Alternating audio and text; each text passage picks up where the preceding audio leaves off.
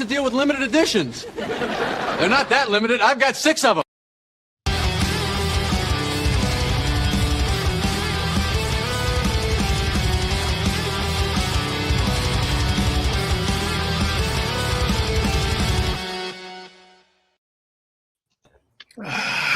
Welcome back to the OCA podcast. I'm your host, the Anime Collector. Joining me tonight is Greenline. Hi, welcome back to the center of hell. Brant. Well, apparently that's still not working. This guy, the real Green Line. Green screen. Also, Reese, the birthday boy. Yay. Happy birthday. You remembered. Yeah. Oh, happy birthday. I forgot. And Footnum. I'm the real Green Line. No, you're the real Reese. Reese number 2. Oh. Happy birthday, Reese. Dang. Okay. Yeah, hold on. We got to fix something. There we go. We had to fix Reese's 2's name. It was incorrect. Oh, got it. Oh. It's in lowercase. So The inferior Reese. You are only a copy. okay. So I'm screen sharing the wrong way. Let's fix that right away. That is not how we do things in this house. There we go. Once again, you'd think I would be good at this by now. All right. So this one. There we go. Life has a way of making it feel like you are simply... Am I on the right mic? I'm not on the right mic, am I? Jeez, I'm so bad at this. Life has a way of making it feel like you are simply treading water sometimes. And it's like sometimes you gotta, you know that you need to get off the treadmill and do something else and get behind a little bit. Because doing so is going to have long-term dividends where you will catch up and get into a good place. That was this weekend for me. So we're coming into this kind of late and less prepared than usual. But still heterosexual. Again. Yay. He's So- cut out. Oh, no, that's unfortunate. You guys will never know what I was building up to then. Damn. If you guys want to support us, there are many ways to do that. Head over to ocapodcast.com/support, where you can help us to get into the black by the end of March, for at least for this month, this month's worth of needing to get into black. Although it did seem like it went down. That's good. Whatever did that, yay. Probably those memberships. Thank you, Seb. So you guys can donate to us directly via PayPal using this widget. You can do it monthly or just once. You can also fund us over on our Patreon. You can fund me on the Anime Collector Patreon. You can also fund us on Subscribestar or Ko-fi and our affiliate links. Now, once again, I don't know if it cut out or not, but I did fix Stealth Weeb. This is not a drill. It is working. Hooray. That means you can now check out and your orders will go and get processed properly. Everything happens automatically. I'm a happy boy. There will be future merch coming to Stealth Weeb. Hands down. I have a lot in the backlog I could make.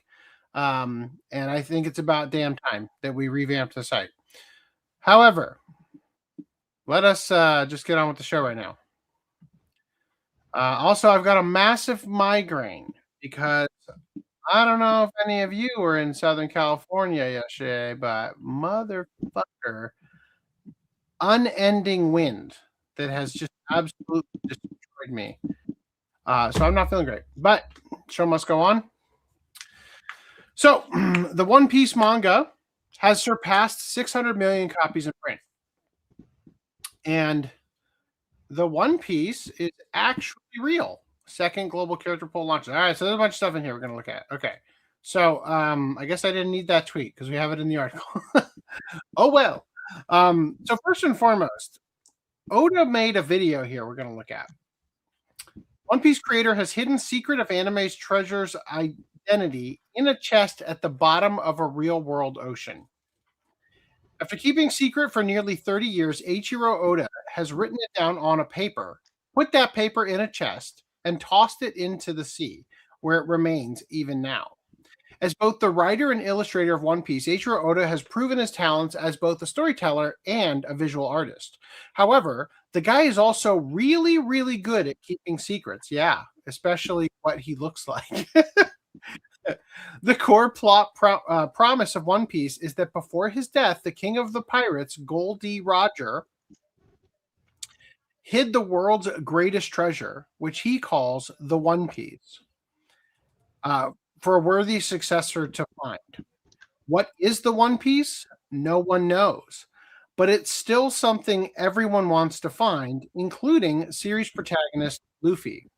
However, the journey of Luffy and his Straw Hat pirate companions meanders enough that it's often geopolitical conflicts and personal struggles for redemption that are driving the storyline, not treasure hunt. That's led to speculation that even Oda himself hasn't really decided what the One Piece is, and that when the series finally does come to a conclusion, Luffy and crew will discover that it never really existed in the first place, and that, to quote the common fan prediction, the real treasure was the friends they made along the way. Yeah. If there is any show for which that statement would apply, it is this one. Because there are so many goddamn characters who become honorary members of the crew throughout the entire series. But as asserted... But he did say that that's not the thing. Yeah. It's the pussy you smashed along the way. Unfortunately, nobody's got any. Actually, no. It would be funnier. It's not the friends we made along the way. It's the enemies we made along the way. Buggy is the One Piece. All right. But as asserted in a new video celebrating the One Piece manga having sold 600 million copies worldwide, Oda had decided on exactly what the One Piece is from the very beginning. Way back when the series first started serialization in 1997. It's crazy to think that it was 97. Like, it feels like it predates Pokemon to me. But that was like, what, 95? Well, The anime came out in 97. Here's the weirder thing. Pokemon came out in 96, but technically didn't come to the West until 98, 99. So technically, it would have been before you knew about One Piece, Pokemon. About Pokemon. But sure. It didn't come. The One Piece anime didn't come to North America until 2004. Yeah. So it would have been after Pokemon at that point. But the weird thing is, when I think back to 2004, I'm like, I feel like I was older, I feel like I was younger when it came out than 2004. If I were to would have been like 15-ish. If I were to think about like how old I was like, oh, I thought I would have been younger, but like in elementary school, kind of like, you know, first grade, something like that. Yeah, but I guess not. I guess I was older.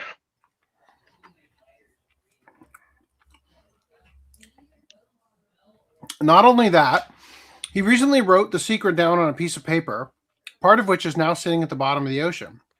Right, Can't we just read it and find out what the One Piece is right now? What is the One Piece?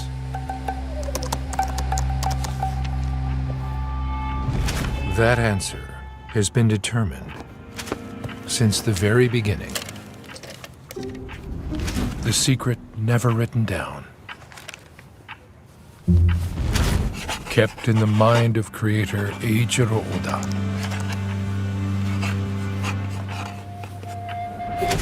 At long Listen last, for the brush strokes. it has been inscribed on paper.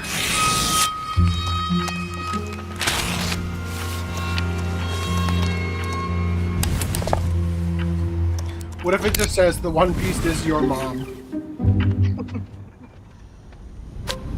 One Piece compost from 99.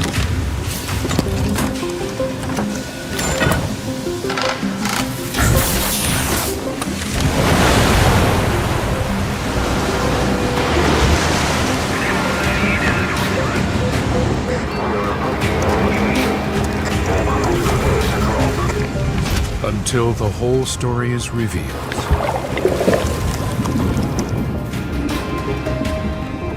The truth will rest far beyond anyone's reach.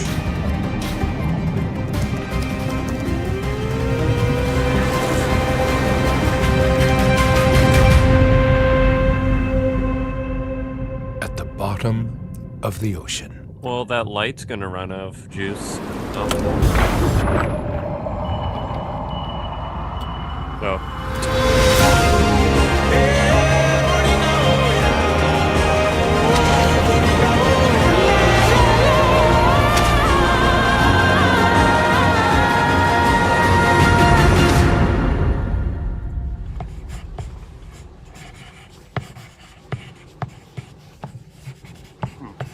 Do you think those GeoGuessr guys are gonna find it? Yeah. And I think that the One Piece is going to turn out to be Luffy's mom. Calling Well, it it's now. only half the secret, right? They can't find the full secret. I don't know. What did he write on the paper that we saw on the video, though? What does it say? Yeah, you would know, Brad, right? What it says. It says Monkey D. Luffy. It's gay. Mm. That was the One Piece the whole time. That's the right door. It was the Monkey D. homosexuality Luffy. inside you. Wa gay des. That's the real D inside of you, monkey. All right. Okay. Anyway, so yeah, as you saw in the video, they dropped it down there. It says here, until the whole story is revealed, the truth will rest far beyond anyone's reach at the bottom of the ocean, the video says, followed by the promise that the One Piece does exist, and a final shot of Oda back at work in his studio. Unfortunately for those looking for clues, the bits of text that can be seen on the paper in the video amount to just, as for the One Piece, it is, and then Monkey D. Luffy. It's an undeniably awesome bit of hype building, as One Piece, while not necessarily down to its final chapters, is largely considered to be significantly closer to its ending than its beginning at this point. It's also a clear throwback to Gold Roger's in-manga hiding of his own treasure, prompting commenters to the video to exclaim how Oda himself is now sparking interest in sailing the high seas and searching for his chest. That unavoidably triggered an urge for fans to grab scuba gear and start diving. That unavoidably triggered urge for fans to grab scuba gear and start diving is probably why the chest contains only half of the secret, meaning that even if one were to find it, you'll still have to wait until One Piece reaches its conclusion to get the whole story, huh? But when we find out what is Ga, right? Wouldn't we find out what the One Piece is from the manga, and then who cares about the second half of the note? Mm-hmm. I would love it. Go ahead. It's gonna be a I drawing. would love it the if straw hat. the Japan made like a diving anime for like hobbyists. You know how like they have like the bowling anime, the camping anime. Yeah. If they made like a diving anime and they were trying to find like actual treasure, and like one of the episodes is like, hey, I found Oda's like One Piece thing. I'll throw it away. That's junk. Yeah, they're gonna make it the week that the anime ends, and it's gonna be a tie-in episode. Right. All right. So hold on. Yep, So we're still continuing with this topic. uh, If you want to, okay. you can chime in if you want, but I'm just letting you know we're not leaving it just because I closed the tab. Angry that this is not working. I was trying to get a mask. Yes.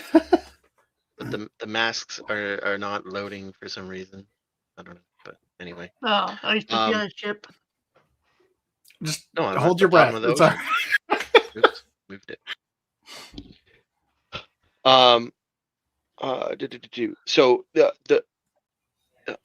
two things. One, there is apparently some interview where he said that basically when we find out what the One Piece is, that will be the end of the anime. And some people are taking that very literally.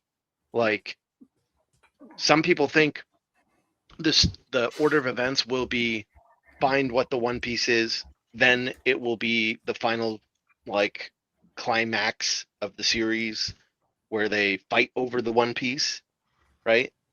But if it's literal that when they find the One Piece, that's the end, then the final fight climax will happen, and then they'll go and get the One Piece, and then that'll be the last chapter. No, the final boss battle is the One Piece.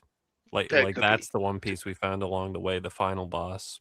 I mean, I doubt it because Roger found the One Piece, and that didn't look like the final boss then. So, so depending on how literal that is, I don't know. Also, what if the One Piece are the Epstein files? Right? Like, to take down the world government. in terms of in terms of him writing it on the piece of paper, and then like, well, once we figure it out in the manga, why would it matter what he wrote on the piece of paper? Yeah. If the way it's worded, it's like the secret will remain hidden at the bottom of the ocean until the end of the series. So if that's so, it might again, if taken literal, he might end the series without showing what the One Piece is, and then show what the One Piece is when After he everyone goes found and picks this out of the ocean. You know. So you're thinking that the series is going to end with Luffy dying, and then it's going to be like, well, that I was never that. did find the One Piece. No, it's going to literally. I would bet money that it's going to end with Luffy in the same exact position as Goldie Roger, getting executed and hyping up the next generation of pirates.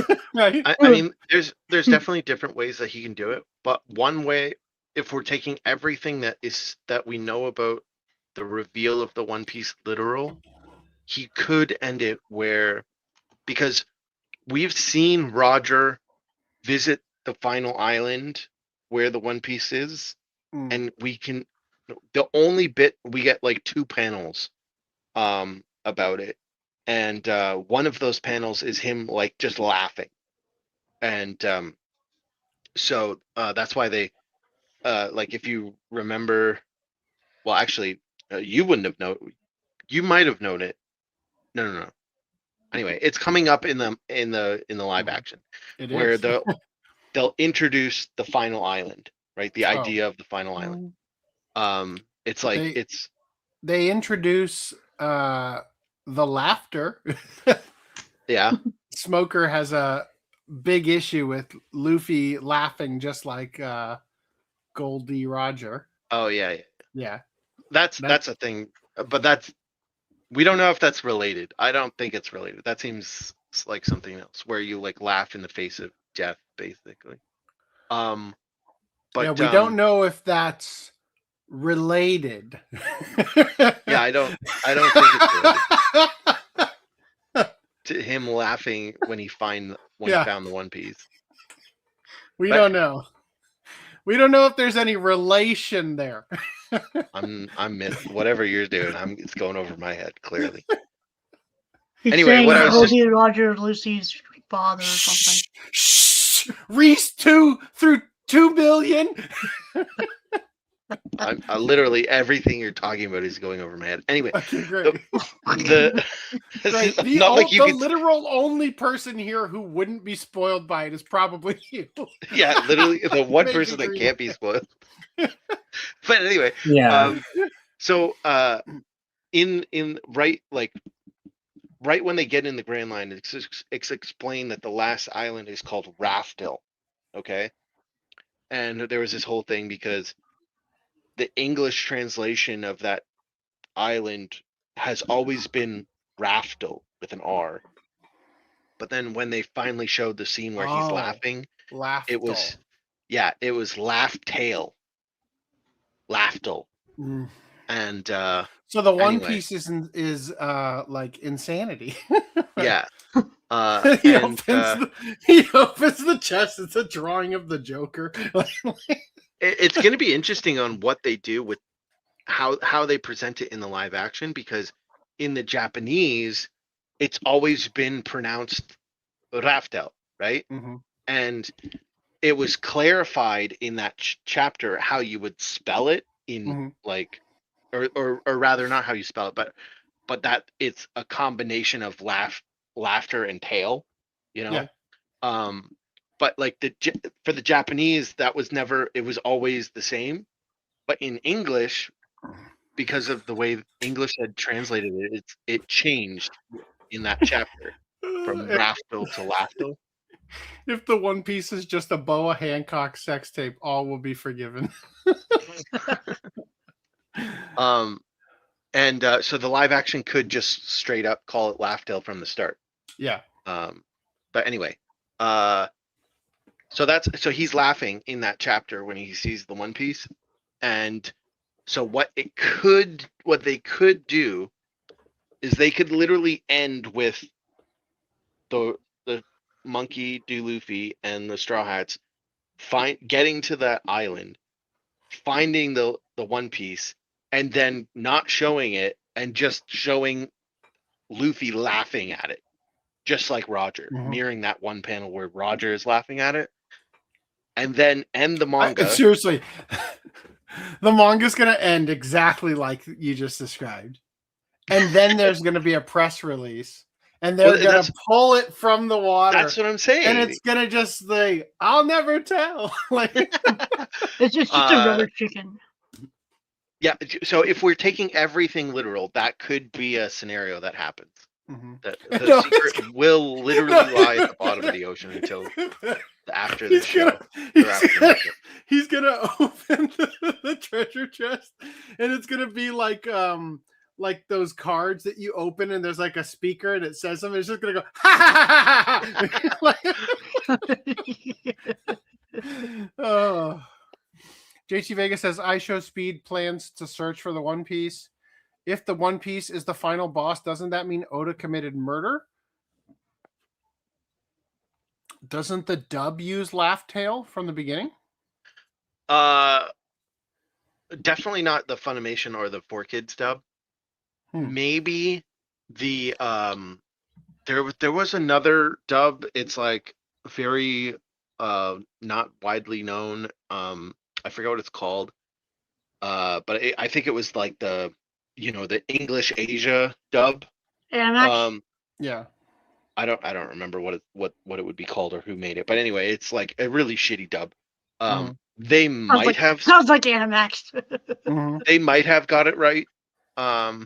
But yeah, getting Vietnam War flashbacks. I think they also went with Roofy instead of Luffy, so they got that one wrong. Did they go with Zorlo? I don't remember. I'm not an expert on that dub. Better. Yeah, I can't help but think of I forced myself now to say Zoro because it's just in that zeitgeist now. But whenever I thought of Zoro when I first was getting introduced to the actual pronunciation, it's I can't help but think. I'm sorry, but I can't help but think of Antonio Banderas. I'm sorry. Yeah. It's funny. That's literally the point to think of Zoro. When I went to the red carpet premiere and the stars came out onto the stage before the screening, and they were fooling around and stuff. I don't know why I thought that Iñaki was going to start singing the One Piece rap. And I was just like, I'm here for this. He didn't end up doing it. All right. Mirage says, hear me out. What if One Piece pulled a SpongeBob moment and the actual One Piece is just a single coin in a toy treasure chest at the bottom of the ocean for the final episode? How pissed would you be? That would induce laughter. The insanity kind. It sounds like the friends we all made along the way kind of ending. Mm-hmm. All right, so my legitimate thought of what it's going to be is a storybook, a literal picture book drawn like in a really shitty way. It's going to be Luffy's, drawing of him and his dad that he pinned up on the fridge, and it's his most prized possession. That's what it's going to be. Like, there's been a number of scenes where Luffy has drawn something really shittily. Like he drew their ship's sail, or the flag. He drew a picture of a fishman. He's done a couple different like drawings, and then he'll show the crew. What was the name of the fish guy you were talking about before? Oh, Jinbei. Yeah, so like you open the thing and it just says just a drawing of Jinbei's blue dick. Like, yeah. So I think it's a storybook in that kind of like shittily drawn kid sketch style, and that makes kind of like how they depicted they haven't gotten there yet, but like the Nolan stuff, if you know what I'm talking about, Random. Probably even like shittier than that, but yeah. Probably it could be, yeah. It's just gonna be like all the fan letters he's gotten over the years stuffed in a little chest. Okay. It says here, the stunt means that even if someone somehow found the chest, the secret will remain hidden for now. The reveal is intended to happen only after the story officially concludes. Oda has previously confirmed one key detail. The treasure is a real, physical reward, not a symbolic concept like friendship. Beyond that, the creator has kept its true nature secret, fueling decades of fan theories. The project also was also tied to a major milestone for the franchise, which has surpassed 600 million copies in circulation worldwide, cementing One Piece as one of the best-selling manga of all time. Allegedly, internet sleuths have already found the location of the chest. One Piece fans have reportedly found the location of One Piece after just 13 hours. So I'll pull this up in a minute, but they point out that it's the Japan Coast Guard, right? So we'll look at that now. So it says, let me break this down as much as I can. Clue 1, we'll assume off the coast of Japan in Japanese territory. From the ship, the crew, and the fact that this would be illegal to dump in the ocean, I am guessing Oda has gotten permission from the Japanese Coast Guard, and the treasure has tracking so they can find it later. This is substantiated by the red and blue, which are the Japanese Coast Guard colors, and Jams Tech being mentioned in the description of the official video.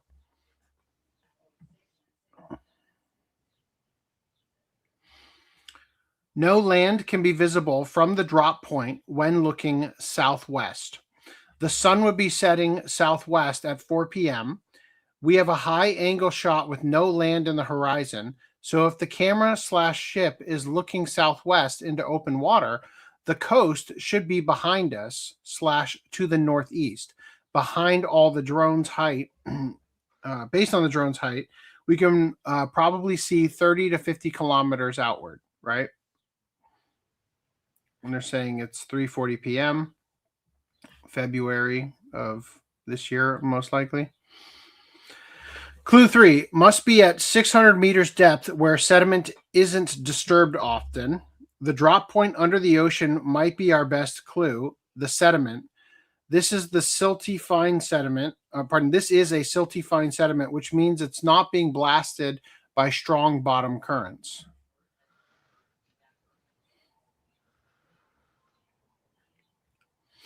Best guess, Suruga Bay in Shizuoka, close to Tokyo where Oda lives, fits all the clues, easy to get to, easy to retrieve, no strong bottom currents, no land could be seen if you were looking southwest, and familiar testing ground for Jamstech. Extra notes: the map pieces could be just art pieces, but they could be real clues. Also, I didn't rule out that the footage may be fake or doctored, but let's assume it's real so we have something to work with. If we find the One Piece, I vote we destroy, just like in Stampede. That cringes me so fucking hard, that thing. Like, for backstory, there's a point. You look great, by the way. Yeah, thanks. You like it? I can't wait to see you try and dive in waterboard yourself in the process.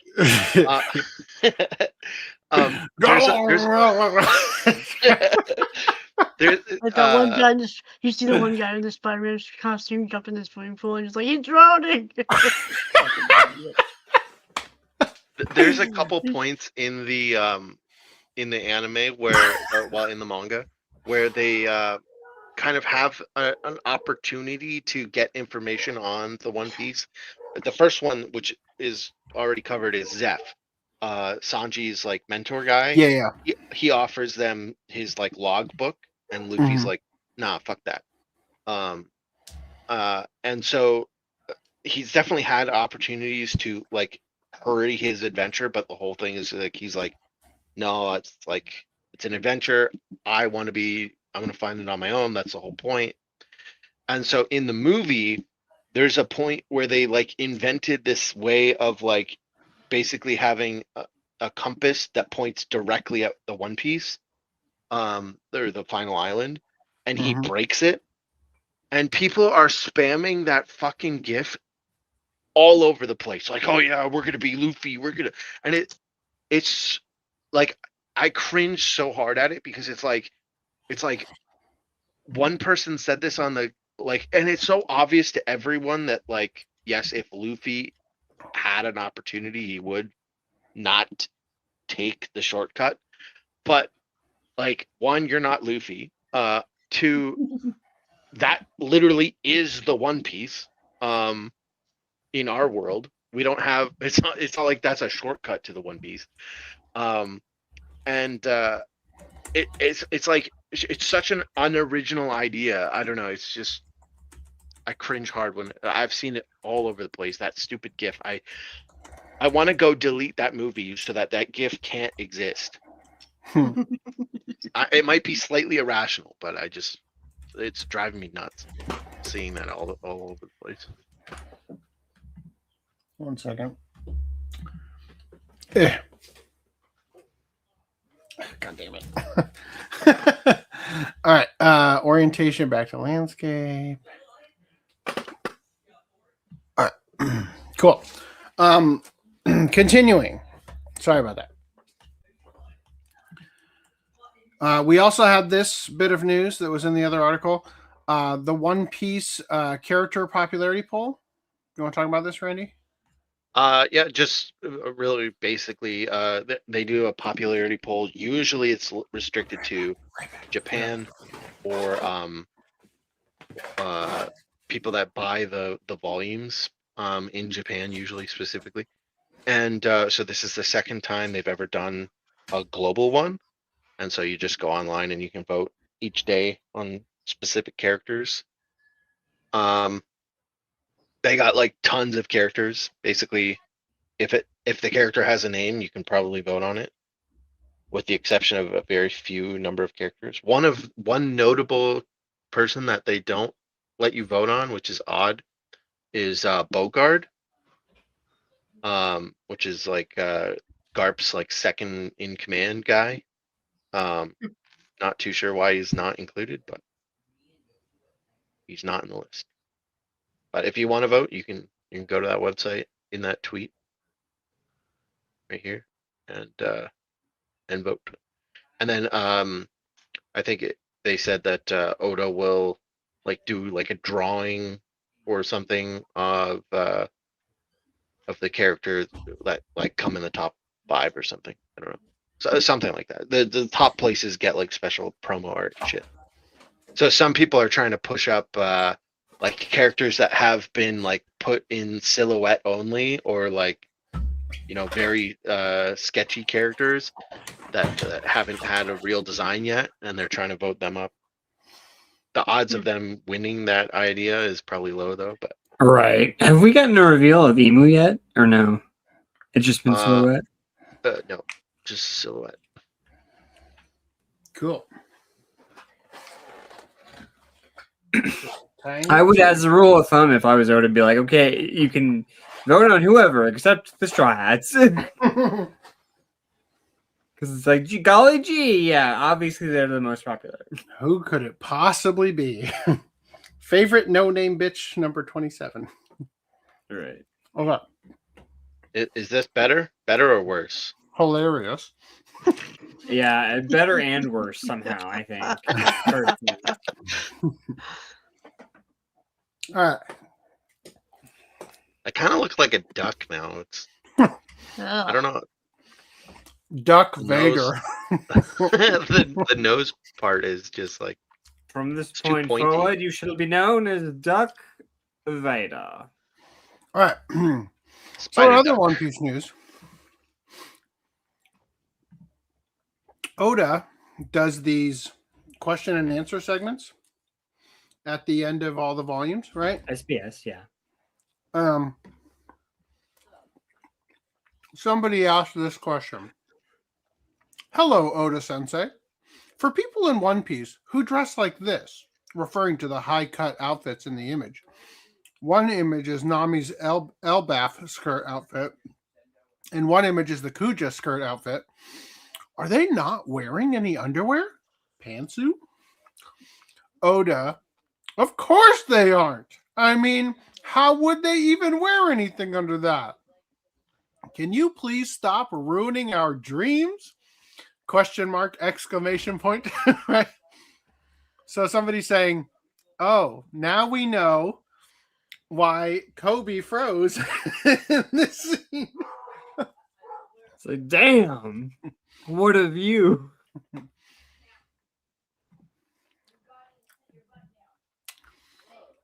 What was the comment earlier about the sex tape or whatever? Yeah, the Oh, sex it's tape of sex Boa tape. Hancock. The Bella Hancock is the One Piece is Bella Hancock's sex tape. Mm-hmm. So she hasn't worn underwear since the bloody time skip. That's nasty.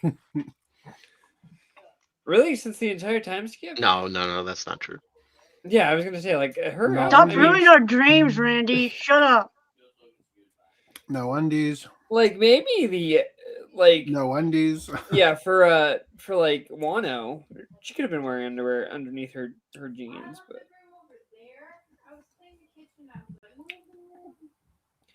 Right? you know. Now, meanwhile, Meanwhile, the West. holy shit. How could she not wear any underwear out at that 6 o'clock? Yeah. Meanwhile, the Chinese have been censoring One Piece all this time. And I don't think this is true. an alarming amount of people are acting like this is a good thing.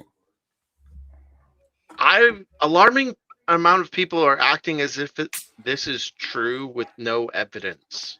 Right. Like you remember, it could be true. I'm not sure. I just haven't seen any evidence except this one image, Mm-hmm. right? And like there's like with 4 kids, you people that like post the footage, right? You can see the whole scene of them, like censoring it, not just like, oh, here's one image.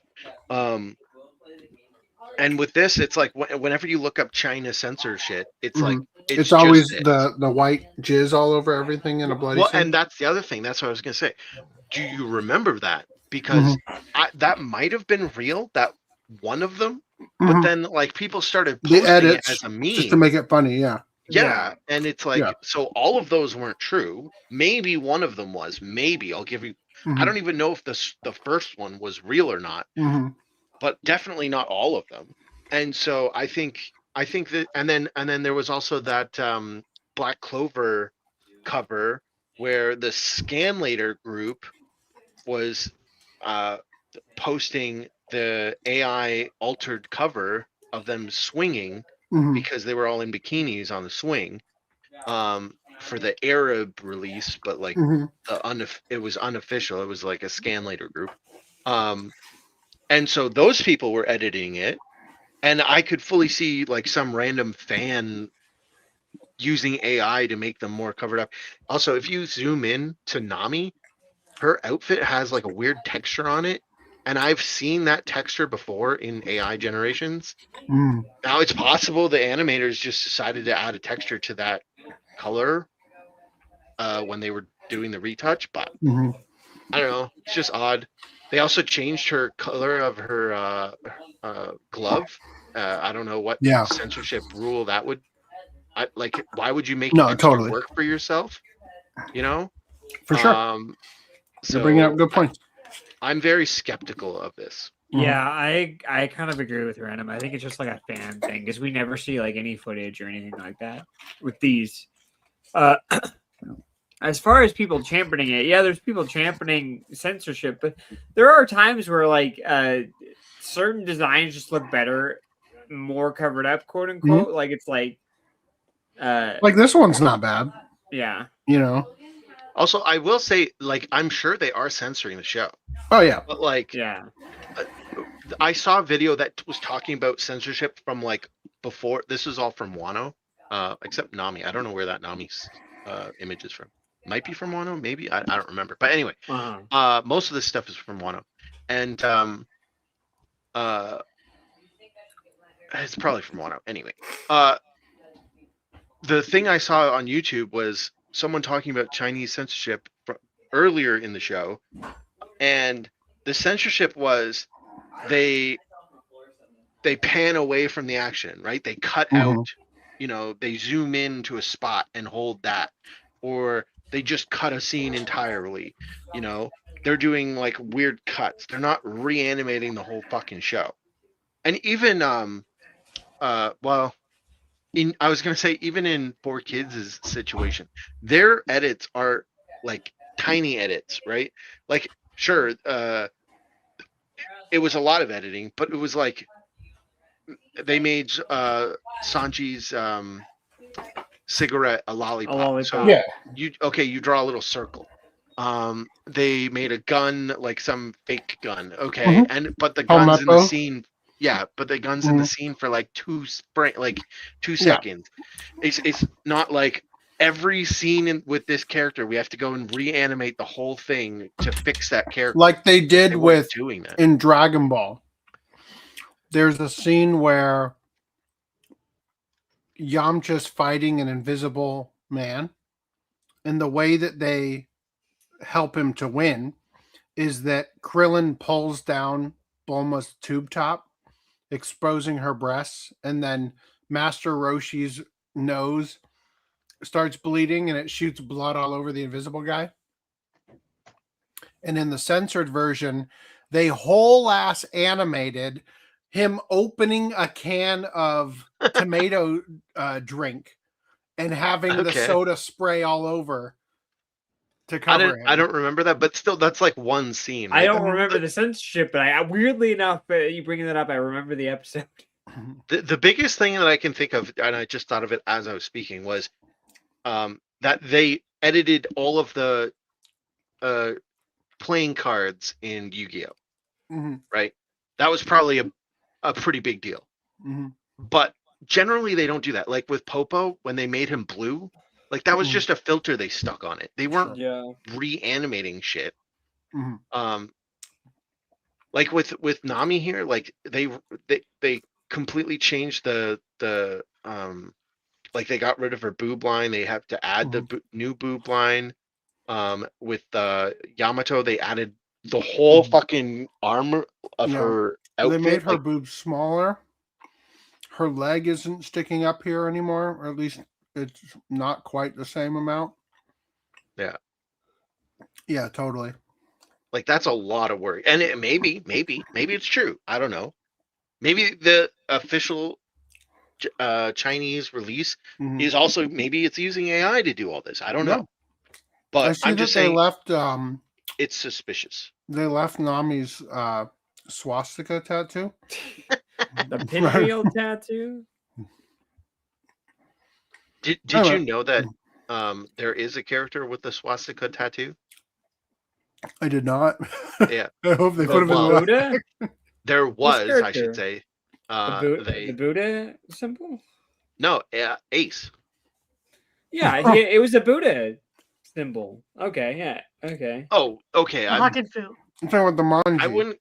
I wouldn't call it a Buddha symbol, but yes, it's a manji, and yes, I just called it a swastika because everyone knows what that is. No, Okay. I do remember that. And yeah, I don't think it's in the anime, but I do remember it being in the manga. It's not in the anime. Yeah.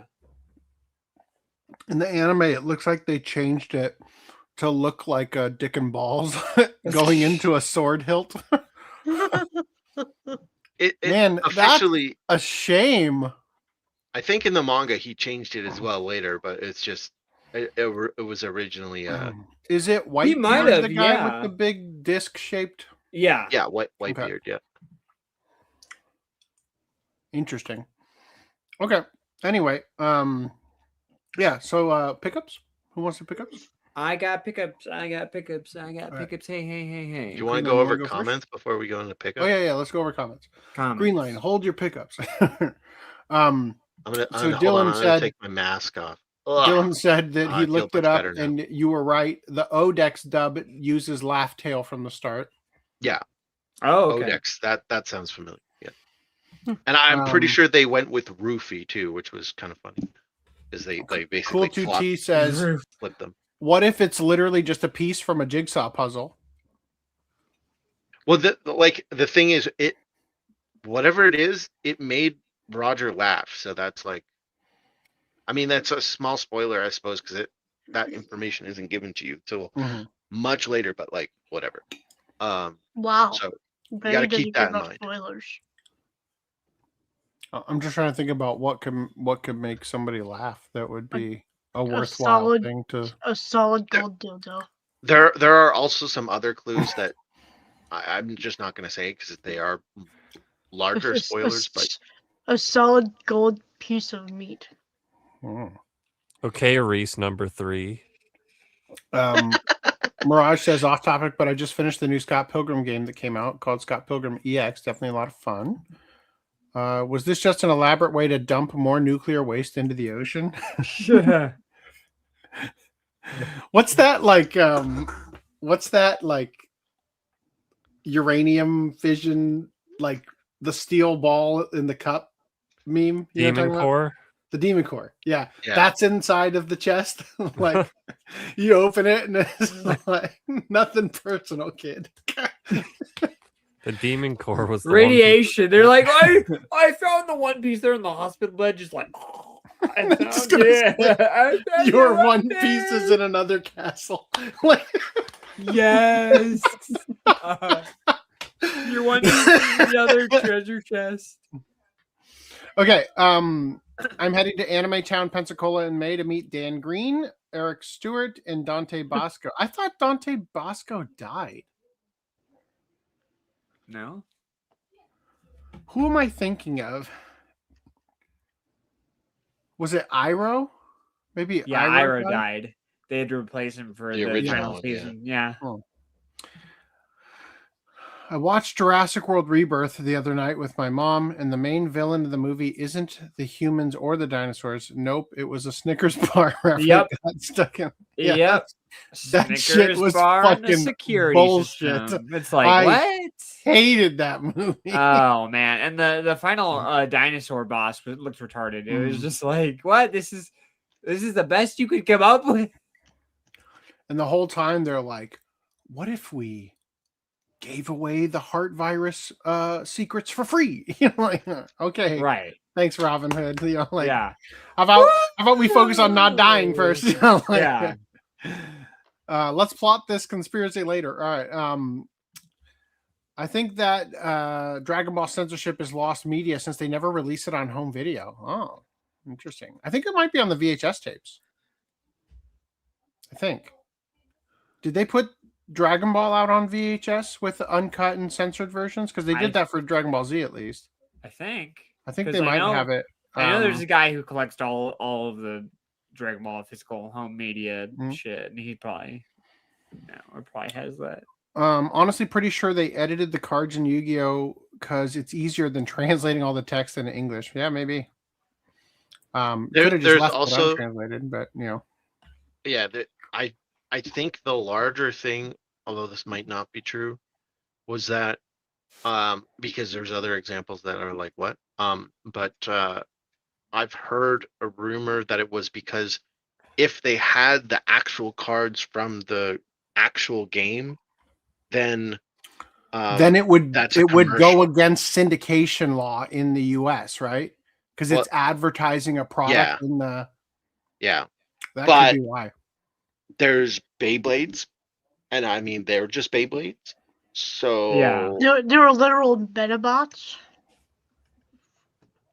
I mean, arguably, I don't know if the Metabot kits were sold in America, but Yeah, we got Well, those. I see. That's the thing, though. It's like selling an action figure from the show isn't the same thing as putting a product for sale into the show, right? yeah. I think when I you're think it's buying a different. Metabot kit, it's definitely not going to come alive and do robotic. Yeah, but the thing is that the law got started while G.I. Joe and He-Man, I think, Transformers and G.I. Joe were airing. And so what they did was, well, actually, no. What happened in that particular situation was a little bit different. The thing that they got in trouble for there was showing ads for products related to the show that was airing at that time. Yeah. So they weren't allowed to run commercials alongside the show that kids were watching that was about those products. Yeah, So you what could they run did is they Transformers just swapped them. So if G.I. Joe was playing, the commercials would be for Transformers. And if Transformers was playing, the commercials would be for G.I. Joe. So it's a little different than what we were describing regarding the Yu-Gi-Oh thing. But it could be the reason why, for sure. And also, they did do an uncut release of Yu-Gi-Oh! Where they didn't do the like card animation thing. But that was home video, so then it For wouldn't 9 have episodes. Yeah, it also they stopped doing it because it didn't sell well. They claimed, but that would also be home video, so it wouldn't have had the same like regulation or whatever. So Enrif says semi-related, but I remember B-Dubs, B-Dub the Anime Master video talking about Naruto releases, and they only put out the Cartoon Network edited version up to episode 135. So I'm guessing what happened is surprise me because they cut at probably after one episode 35 on Cartoon Network. I don't think it finished. Yeah, but it wasn't selling it. Like people who know that an uncut version existed were buying that version. Part of me wants to buy the edited, or at least part of the edited. I mean, I bought the whole Sailor Sailor Moon shit just so that I could watch it with my daughter. You know what I mean? Granted, it's also dubbed. Do you make her watch the end of the episode? Like, what did we learn today? Parts. Always do your homework. You know? Right. When your friend comes to you with problems, listen to them. Sailor says. Yeah, and then it sometimes feels it feels bad when people are mean to you. They didn't release all of the OG Dragon Ball, and you meant to say cut on video, only the early episodes. I'm not sure.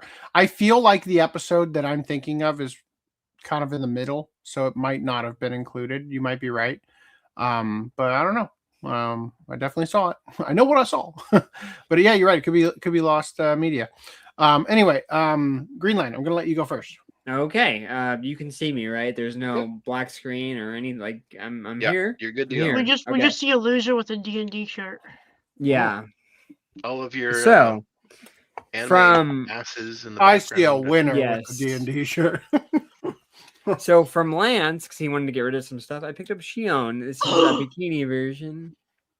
I am shocked. You have your finger in the wrong spot. Sorry, I'll put it like touching that there. Is that what you wanted? Yeah. And it comes with NRiv approved. Comes with a little Oh. get him Rimuru. He's bent because he's supposed to go on. I don't know if I could balance this correctly. Yeah, but yeah. He's supposed to go on her on pillows. her leg. yeah, yep, on her thigh. So I'll try to balance that. And then Reese, is you he were like- saying, Is he like humping her leg? No. Yes.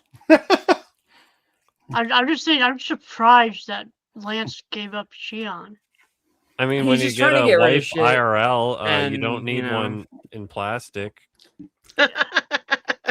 And he's just trying to get rid of some stuff. There's some other stuff that he has for sale. I mean, if Reese, if you wanted he's got the Rimuru chair one for sale with Rimuru on his throne, looking badass. But yeah, I think it also comes with this one, so I think you can swap them out or have both. I don't like having both, even though it's advertised on the box that you can have both, because I never really saw Rimuru like split himself up into two separate gelatins. Well, I think he can for the record, but like not in like you mean him in his human form and having him in his slime form. Is that what you're talking about? Yeah, that's a reference, I think, to one of the promo images for season 2. But yeah, I mean, I think just it's not centered. But there's regular Rimuru or regular slime Rimuru that I like how they turned out. Actually, I like how I don't know, it seems nice. But that is my one pickup for this podcast. Oh, damn it. Was I supposed to be longer? Okay, so I'm not going to bother to get it, but I bought a screen that I can plug my camera into that I'm trying to work out how to mount in my car, because not that you've seen one in ages, but when I filmed the first impressions in the car that I currently drive, somebody is always leaning up against the window and they're like mostly cut off. So the problem is I mount the camera upside down on the windshield and I have the thing flipped open so that I can see and make sure that I see that it's recording and stuff. So now that I don't have to have that flipped open, I can mount it further back, which should allow me to get more in view of the camera so that I don't feel as tightly compacted in the frame. And I'll be able to see that it's recording without being like, is it recording? You know, which is usually how it goes. In terms of actual pickups, though, just in time for our watch club, I got the Eminence and Shadow season 2. Man, I'm so glad we did a watch club and I decided not to buy it. Dodged a fucking bullet. Holy shit. I might have to actually go track it down. Jeez. So now you're thinking about buying it, Randy? Yeah. Although I mean, I do not really like the idea of buying a thing that the books are still being written. Mm-hmm. So in order to get to the end of the show, we have to get through the book. The books have to finish. The light novels have to finish. The manga has to finish. Hopefully the anime gets greenlit to finish. Yeah, and then hopefully the anime's still going by then and can finish. Well, they're doing the movie. No, which is the next thing in the story. Yeah, I'm still waiting for Sword Art Online to finish. Randy, how many things have you bought that aren't that way? That don't have an ongoing story? Pokemon music discs. What do you mean? What do you mean? How many anime have you bought that are incomplete? That are incomplete or complete? Incomplete. They're like Eminence and Shadow. How much One Piece are you enjoying? But I stopped. See, I stopped One Piece at Collection 22 because of this problem, because it's ongoing and forever, and also because the anime sucks after that. And I can't think of anything else that I've got that is still ongoing. But you at least have countless anime that it's like it got one season and then it never concluded in the anime. Oh yeah, I mean technically Nausicaa was like part 1 of a completed series that only got part 1 of the anime. But I mean, I don't know if you want to count that. Tenjo Tenge, I got that. I count that different. If it's been like 20 years and there's like no hope of a season 2, I got No Game No Life. So yeah, I guess there That are. one hurts for a lot of people. That one Yeah. is like, oh, where's season 2? All right. Enrif says, I still love Eminence and Shadow. Fuck you all, except Random. And Reese. Yeah, I was gonna say, I don't understand the Reese. genius. Okay, so I have a Steelbook 4K of Edge of Tomorrow. Just waiting on the one that I ordered that's supposed to come with a slipcover for the non-Steelbook version. And then I got Obayashi's The Girl Who Leapt Through Time. Right? So this is the prequel that follows the mom, right? The ant. The ants. Yeah, who And she so went to and was like, this I had is the something similar prequel happen to me. to where this came from. Make it hard. Right. Oh, the rest of you guys got yeeted when I did that. Sorry about that. Yeah. Oh, now you're yeeted. Okay. Okay. Anyway, so those are my pickups. Let's go into Discord and. Okay. Randy. So, Why is it so tall? Oh, it's a playmat. Okay. Yeah, it's for the Pokemon. I was like, why is your Game Boy so long? Like, I'm a long man. Long man. Yeah, for the 30th anniversary, they released some merchandise that has that Nidorino versus Gengar artwork, which is from the opening scene of Red and Blue. Which is also based off of the opening scene from Ninja Gaiden. But anyway, and then they also released a music player. Did we cover that? we did. Were We covered releasing? it last Yeah. podcast. So I got it. I don't. So far, I'm keeping it sealed, including the tissue paper. Yeah. I got it. Have a look. See. But I did Real hard. purchase it. Yeah. So Seb put the thing you're talking about, and you put the Ninja Gaiden version. Yeah. Reese, you've displayed your. Yeah. Also, there are 2 pickups in this picture. I also picked up the complete Grimm's Fairy Tales and the complete Sherlock Holmes. Complete. Nice. Like movies, or are we talking about like the book series? That's These a are book clearly- right there. Clearly books. Clearly, he says. But let me go onto my anime shelf and show you a bunch of shit that should not look like it. Like, This is not my anime shelf. okay, but like you get what I'm a saying. rude way to answer a question. Jesus Christ. Damn. Excuse you, dumb fuck. These are books. On a bookshelf with a book nook. It's called a bookshelf, idiot. Right? Like, It's a bookcase. Nothing- Look it up. Nothing else could ever be put on a bookshelf, okay? yeah. It's specifically made to hold books. Yeah. See this, Reese?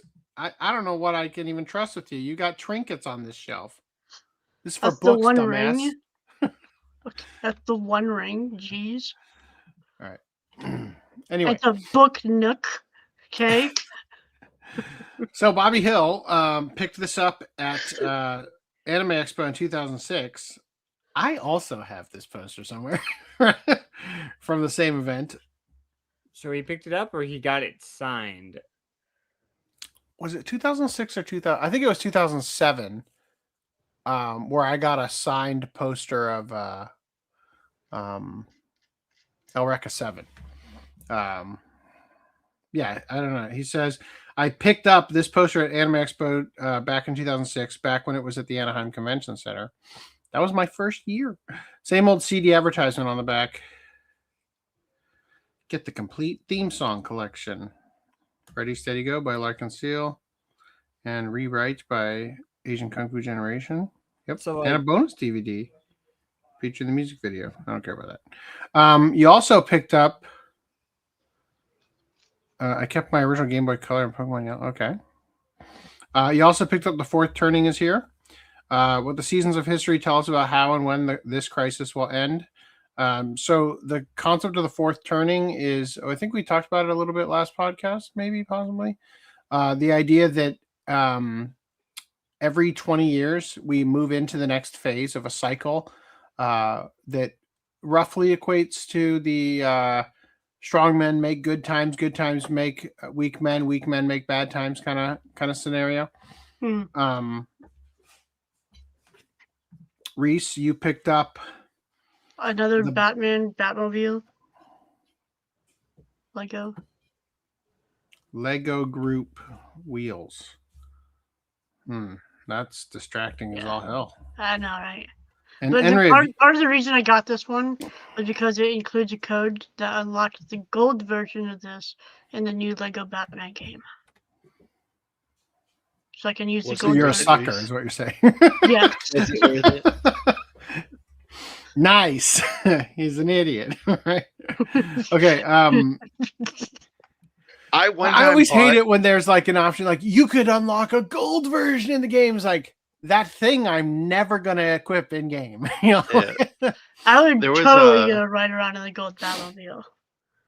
There was a Nerf gun that was in partnership with Halo Infinite. Mhm. And if you bought the gun, you could unlock the same color of that Nerf gun in the game. And the Nerf gun was like the BMR, no, not the BMR, the assault rifle. It was the assault rifle as a Nerf gun, right? And then it was green and white and shit, and you could unlock that color in the game with the code. And so then I bought it, and I'm like, okay, I unlocked the code, and then I was like, the fuck am I gonna do with this giant fucking Nerf gun? I'm just gonna return it. And so I went back and I returned it. I'm like, listen, I opened it, I used the code. But I don't want it. Did they take it? Yeah, and I was like, oh my god. No, it gets even worse, Reese. I was like, I'll take even 50%. Give me 50% store credit. I'll take it. And they're like, oh, no. We'll give you 100% returned on your credit card. And I'm like, are you sure? I used the code. And they're like, yeah, no, we don't care. I was like, okay, well, I'm not going to complain about that. Thank you. In fact, here's 10 more codes. Knock yourself out. In fact, we will tape it up and put it back on our shelf for some other 10-year-olds to buy for the same reason. Fuck that kid. So lastly, it won't come with the code now, but yeah, that's what's saying.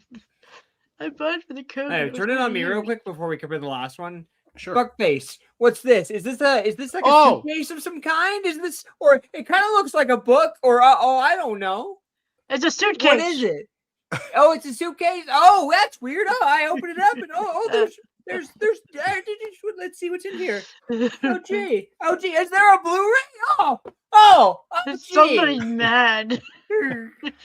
I just want to point out, Reese, that you were such a dick that you made a crippled person crawl over to their shelf just to shut you up. Achievement unlocked. He's like birthday success. Wait, I'm sure Brad, you have a stupid anime thing that looks exactly like a book. Fuck yeah. I got tons of them. I got too many of them. Didn't Black Butler come in a book? And it's right next to Black Clover, which comes in a book, right? Agent Magus Bride. Yeah, Agent Magus Bride has one. There's a shit ton there. They're so overdone. Sherlock Holmes cover. Almost never does it even make sense for them to be a book. Yeah. It's just the stupid motif they chose. The spines are flat, whereas but there are some editions that have the rounded spine. Yeah, and that's worse. Okay. Enriv said, last things I got from Crunchyroll's warehouse sale. Season 2 was the only one on sale, but I got free shipping with Season 1 alone. Muyo and Roji's Bureau of Supernatural Investigation. Let me know how you like it. I haven't seen it. I might. It's You know what? All right. Now that you mentioned about the sale, the fact that they're you know how we covered that they were doing the oh well, if it's a slow seller, we're not going to buy anymore. I was talking to someone about that, and I was basically saying, oh, it's kind of stupid that they're doing that, because like, what if you buy it expecting it to come in, and then it doesn't come in, and you could have bought it somewhere else, but then by the time you realize they cancel it on you, it's sold out everywhere. Mm-hmm. And the person was saying like, well, yeah, obviously they would do that. It would be stupid for them to not do that. And I'm like, if you want to do that, like make something called a wait list or something, just to like get a notification when it comes in stock, as opposed to like selling it to you and saying, oh, it's expected in like a couple months, and then canceling it. Yeah. And I didn't win that. I didn't convince this person that I was right.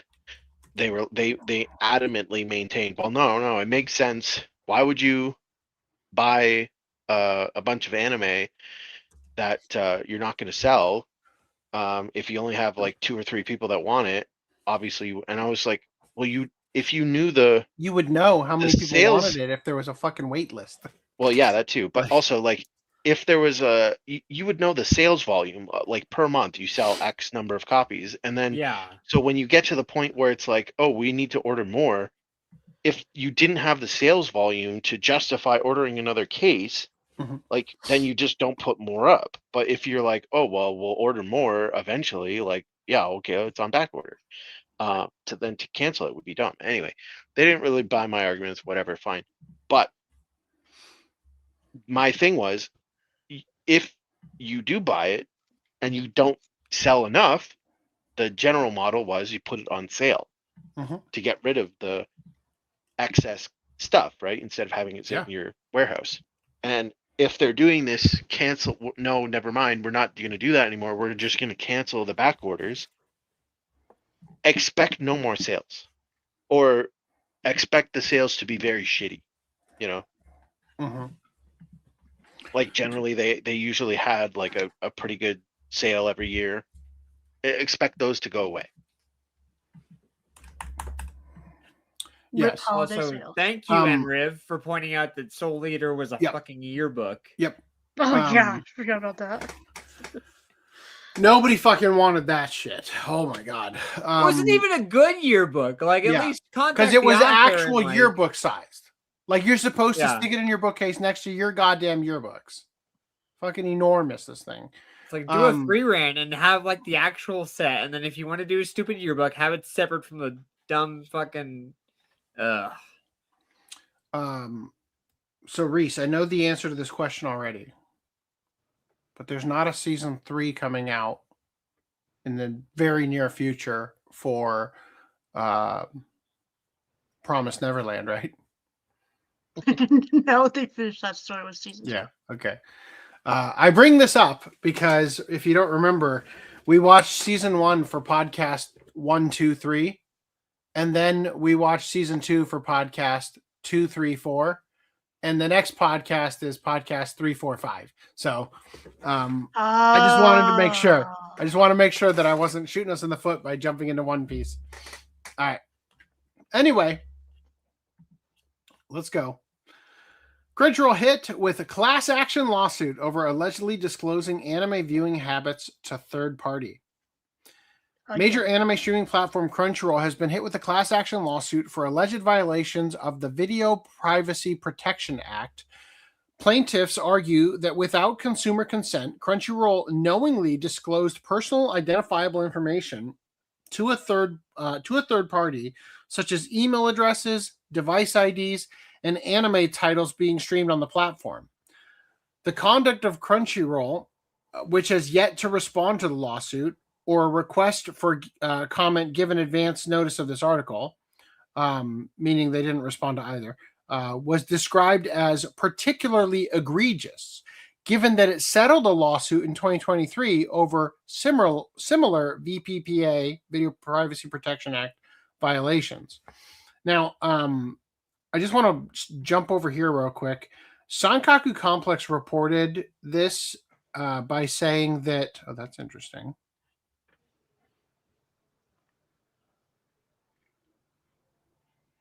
I don't know what they're circling here. I guess it's just the code that shows that they're tracking the device ID to your Gmail or your email account and what episode and stuff. I mean, I don't know how that proves that you leaked it to other people or whatever. But they said here that in 2023, Sony and Crunchyroll agreed to a $16 million settlement in a separate privacy case that accused the platform of sharing subscriber viewing information with companies such as Facebook, Google, and Adobe without proper consent. Coming back here.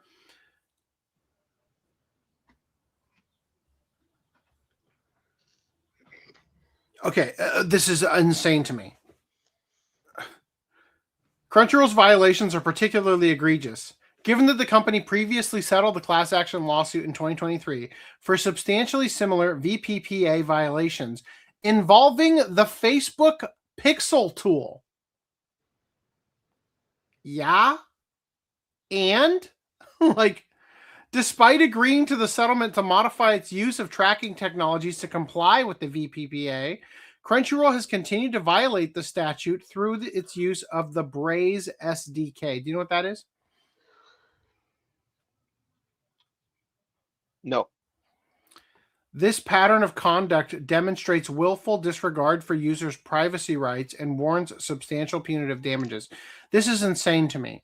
Of course you have a Facebook pixel tracking user behavior on your website. Fucking of course you do. That's how you market to the people who are watching One Piece that you also sell One Piece merch. Duh. That's how this shit works. This is like alarming to me that all of a sudden there's like a, you know, like why isn't Facebook being the one sued? You know, like specifically the lawsuit alleges that Crunchyroll violated VPPA through its app, which embedded a software development kit from a marketing company called Braze. Basically, that the Crunchyroll app includes app development tools from Brave that support it for custom operations such as marketing. No fucking duh. Braze enables companies to send notifications, in-app messages, and email campaigns. The lawsuit alleges that Crunchyroll has been disclosing information without consent since at least 2022. The VPPA prohibits the disclosure of video rental records containing personally identifiable information except to the consumer with the written consent of the consumer pursuant to a federal criminal warrant, an equivalent state warrant, a grand jury subpoena, or a court order under specified guidelines.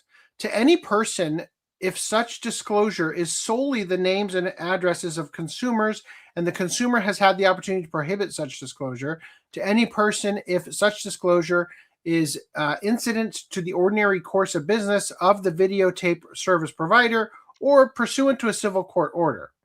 Some of the plaintiff's arguments that Crunchyroll did not abide by these exceptions are below. They said Crunchyroll did not obtain informed written consent for the disclosure to Braves or plaintiffs and the class members' personal viewing information in accordance with the requirements of 18 U.S.C. subsection 2710B2 and capital B. Crunchyroll's disclosure to Braves of plaintiffs and class members' personal viewing information did not occur within the ordinary course of business. The disclosures to Braves were not incident to debt collection activities, order fulfillment, request processing, or transfer of ownership. This is absolutely insane to me. Do you think that this other third-party company, Braze, is actually doing literally anything with the info that they might obtain through a client using it? They make their money off of the subscription of the client. I actually don't understand how this is even a thing. The only way that this is a thing is that Crunchyroll wasn't smart enough to put in their terms of service that there are some forms of tracking for marketing purposes, so that you accept the terms of service, right?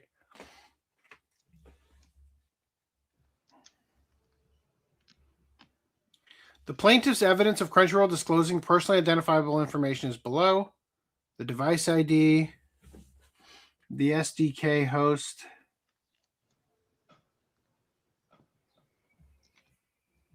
The highlighted parts argue that Crunchyroll sent data to Braze, formerly known as App Boy, that included details like device ID, email, and the name of the anime and episode being watched. The plaintiffs go on to argue that Crunchyroll must have known it was disclosing the information to Braze, as it was using Braze's services to send targeted notifications and marketing messages based on their specific viewing history.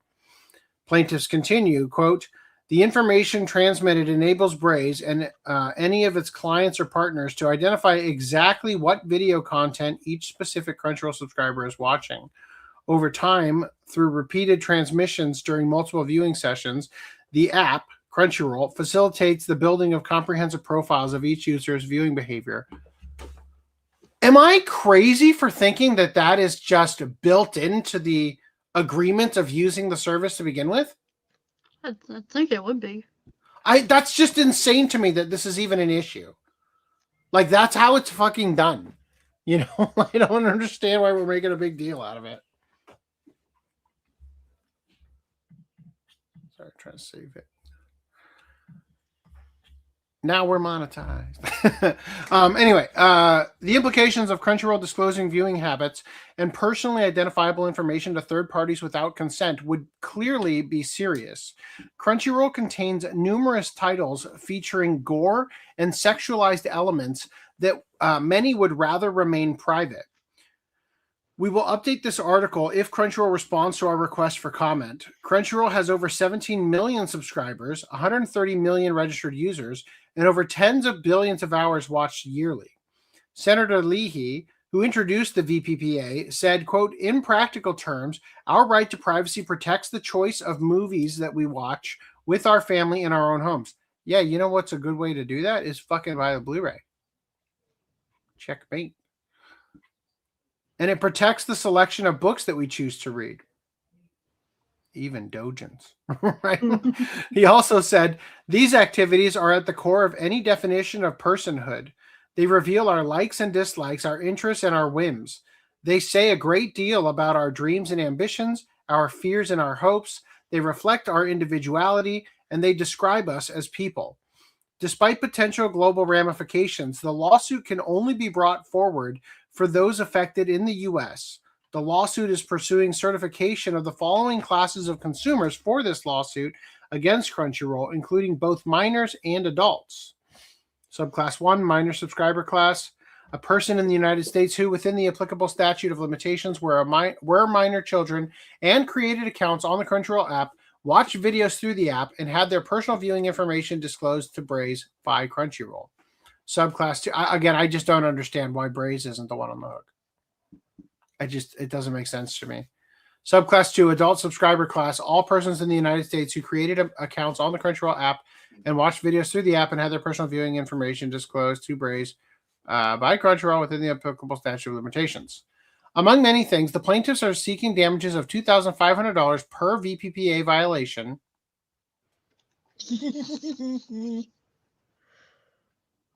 Holy shit. We're going for bankruptcy, are we? Like, last time we got $30 a piece. No, but seriously, you don't understand. It's per violation. Yeah. To me, that means every fucking episode you watched. Right? It would be the funniest thing, honestly. It would be. Poof! Like, Crunchyroll's gone. Sean Kleckner says, thank God I never sold that warehouse. Manifesting the future, podcast magic, let this happen. Reese gets $30,000.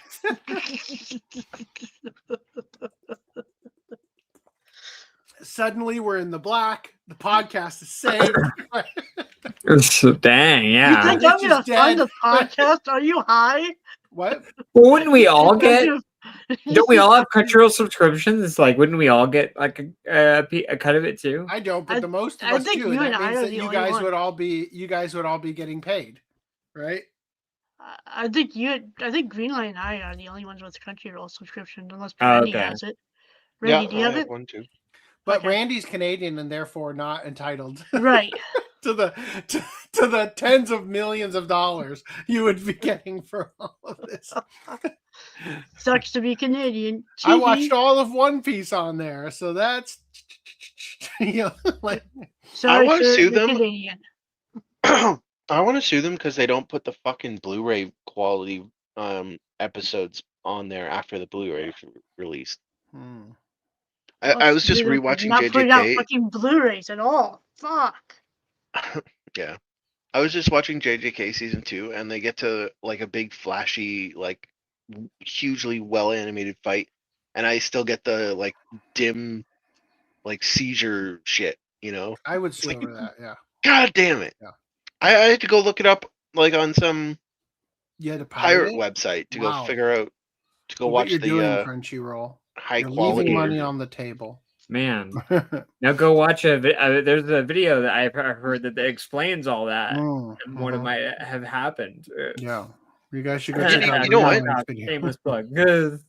I think that if there's a law that says that companies have to have that seizure shit in their TV shows, they should repeal the law and force TV manufacturers to just not be able to display a contrast change Honestly, that largely. It feels like something that should be built directly into the broadcasting part of it, right? Like notices change in brightness over the next couple frames and automatically dims. Yeah. You know what I mean? Like that should be built into the broadcast so they don't even have to make that shit on the actual production side. True. All right, so they're seeking damages of $2,500 per VPPA violation and reasonable attorney's fees and other litigation costs, injunctive and declaratory relief, and punitive damages in an amount to be determined by a jury, but sufficient to prevent the same or similar conduct by the defendant in the future. While this would run into the billions if Crunchyroll were found guilty, there's always the chance that the judge would side with the defendant. Companies also litigate aggressively, dragging out the process for years. Settlements are often reached for much less, such as when Crunchyroll settled in 2023 for $30 per affected member, or $16 million in total.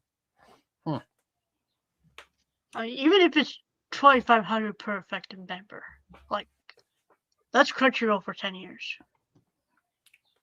Yeah. You know, for me. Anyway, moving on from here, we've got Senpai Secret failed. I can't believe it. God, why? Handmade Not like lingerie was not meant to be. Oh, Say goodbye to man. all the outfits you were definitely going to wear. All right, moving past that. Gun Nose has 7 days left, and it is doing very well. Does not currently look like it's going to make it to the $400,000 it needs in order to get a Switch port. But you can already get the physical version on PS5 and Xbox. So not a bad, thing to have. Yeah, Nintendo Switch 1 and 2 port, 400,000. We'll see. Keep an eye out for it. All right. Yes. You don't have anything there, but did you want to bring up the fact that Vic's going to Comicon? Vic's going to Comicon? Yeah. Yeah. Today, Give me an article about this. Canada comment. Well, he just had to post.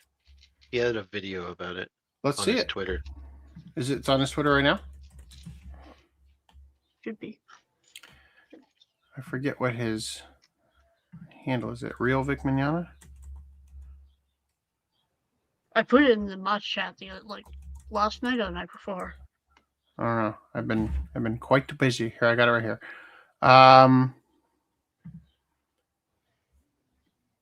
Big announcement. That one? I'm not sure. I think it is. Oh, yeah. Let me download this video real quick. Perfect timing to bring this up. Thank you. Yeah, the thing that says big in big red letters.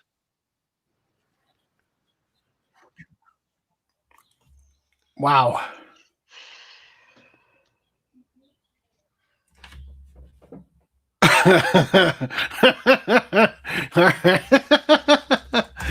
Okay, let me test upload this to make sure I'm not going to get hit with that song real quick. So just to preface the video, he's going to Comicon, which is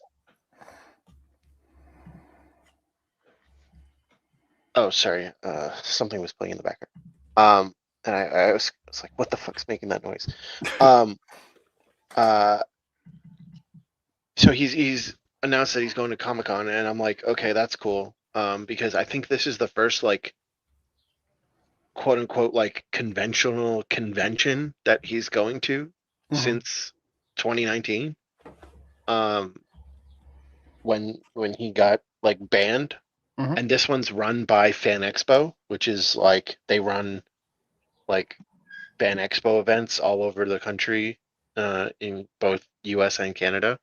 And Fan Expo Toronto is like the largest convention in Canada. So if he can start getting like, to be fair, Comicon that is run by Fan Expo, is like the shittiest convention in in Canada. Not really, but like of the like corporate conventions, it's a pretty shitty one. But at least it's run by Fan Expo, so it's a foot in the door for coming back to the larger conventions. Yeah. All right. I want to upload this, but I think I'm out of spaces. If I get, I'll just do a screen share. How about that? All right. Looks like we got no restrictions, so let's just pull it in here. And let me screen share with audio.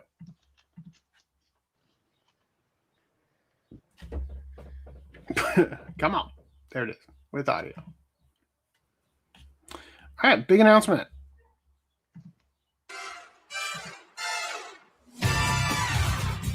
Toronto, here we come. I'm so excited to say that I'm coming back to Toronto. I can't believe it's been over 7 years since I've been up there. So many of you guys have written, when are you coming back to Toronto? We'd love to see you back in Toronto. Well, that time is now. March 20th through 22nd, Toronto Comic-Con. During my time as a regular guest at Fan Expo Canada, I met so many of you amazing people, and you always showed so much support and kindness, and it meant the world to me. And I'm asking you to do it again. Come on out, show your support. It's important. I can't wait to see so many of you familiar faces and maybe even see some new ones as well. And even though this is a Comic-Con, let's show everybody there all of the love and enthusiasm that is the anime family. Well, maybe you're thinking, well, you're already there. Not quite. But in just a few weeks, it won't be pretend anymore. Please make your plans to join us, whether you've been there from the beginning or whether you've just recently discovered my voice work. And you know what?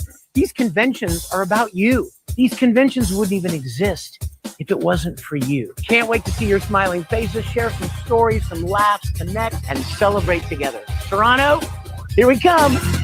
Okay, what the fuck? What is this, Vic? Like, I mean this in the nicest way possible.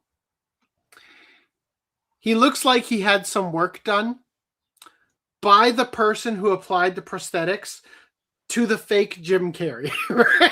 Like, I don't know if anybody understands that reference. Yeah. I mean, hasn't he always looked like that for a hot minute now? He's looked like I don't know if it's because he's like looking into the like studio light or something? I think that's partly like, but like, because he doesn't look like he's being lit by a typical Such studio. a bad frame. Get off of there. All right, I got the point from it. he's just a step away. I know He's dying. exactly. He's dying. I know exactly what's going on the thumbnail. Save frame. Hasn't Holy Vic shit. though, Okay, like anyway. had that look work done though before? It's just he's squinting. Yeah. into the You know, light. I don't know. It's not a great look. His face looks full, like swollen. It looks like he just had Botox or something, and like, you know, the face gets kind of like inflamed immediately after, right? Like that's kind of the process of the botulism or whatever. So yeah, it seems like he's having a bad reaction or something, and was contractually obligated to film this video, which I think is hilarious because he clearly at some point looked like a normal person again. Anymore. Please make your plans to join In that weird bit where it's like you. These conventions. right there. Why does he look so different? Did his face get like better with the swelling or whatever right before he finished? He's like, let me go get an insert shot right here so people know I don't always look like that. Poor guy. Holy shit. Anyway, all right. Cool, awesome. I'm happy for him, and I hope that this goes, leads to future events and everything.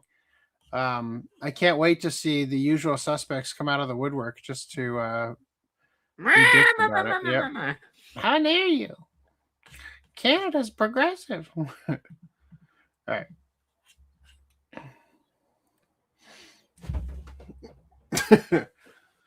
Yep. She's gonna say, "Excuse me, Fan Expo or Toronto Comicon. I have an 11-hour video showing you why this is a bad idea." Watched a video of like just some guy who didn't even know about anime and stuff responding to her video, and it's like it's weird that you would spend 12 hours. All you've done is like mention things that you hated about the guy to actually like bring up like any substantial like credible shit. And it's like even people who don't even give a crap about Vic. I haven't even watched it yet. Like the plan was finish the manifesto first, and shit's been getting in the way. By the time we cover it, she'll have died from diabetes, right? Anyway, that was great. Thank you for bringing that up right there, Randy, because now it's not going to be weird in the doc. In other news, live action One Piece Season 2 flexes its powers in final trailer. Let's watch it. I haven't watched it yet. You kind of did watch a 1 hour trailer for the whole series. It was actually more than an hour, if you can believe it. Oh, really? Because they showed a part of a future episode at the end. Ooh. And I think that the reason that they did that is because the actors who were there included Charitha Chandon, and she's not in episode 1. so they showed a little snippet of the reveal of Vivi in order to get her. There are 100 of us. And only one of you. That's not going to be a problem. Let's go! My friends, we've come a long way from They're the East reusing this song. What's up? This is the theme of season 2. Really? Not like the actual like in show music, like for the actual like the opening song or whatever. Yeah. But it's like the motif that they use throughout the promotional stuff for the whole season. Like this is locked to this season.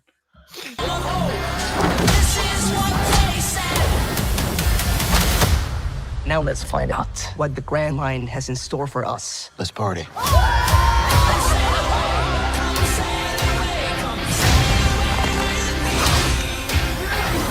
Monkey D. Luffy. World government wants your head. Sorry, Smokey, but we're kind of in a hurry right now.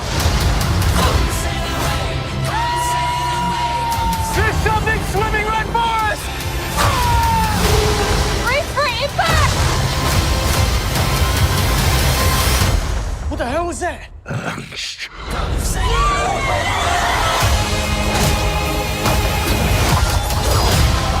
We're about to begin!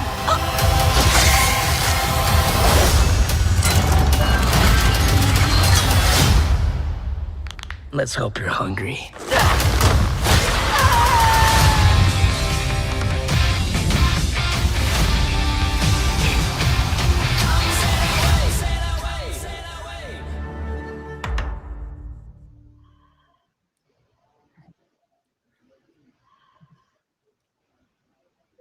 Hold on.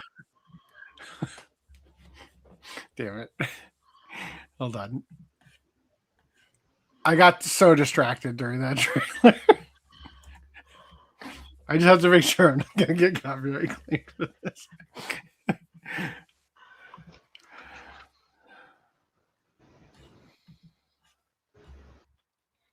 Where is it? I was doing this side project where I was editing this logo to include some extra words for the One Piece wiki. And I used a version of the logo from season 1 and they fucking changed the logo. They made it like more, they re-rendered it out. Anyway, and I was pissed off when I saw that. I was like, God damn it. They have a different logo in every single episode. Yeah, I know. But like this main logo here, the season 1 version of it is more rough. I don't know how else to explain it. And like it's, the blue parts are still like how would you call it? Like like it's in from the rim of the letter, indented, right? Like recessed. Yeah, recessed.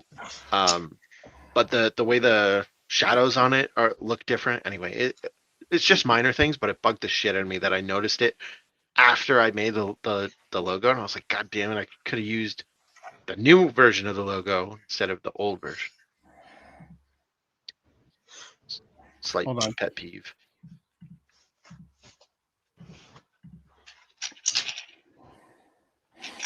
One second. That is not a pretty face right there. This is the only thing I can think of when you brought up the song. No way, dude. I can't stand to leave things unfinished.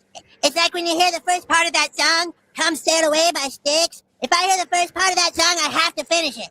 Really? Yeah, I can't do anything till it's done. I'm sailing away. No, don't. Set an open course for the virgin sea.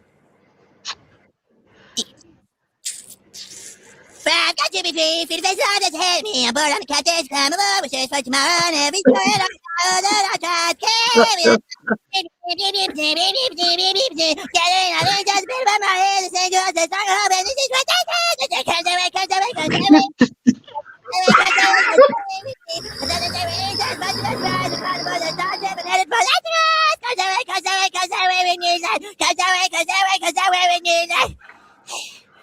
They should bring this back as like a just like a random gag that shows up in the show. Like I'm sure they had to pay to even use it like that, but like just pay to have it in one other episode and just like bring it back as a new reoccurring gag.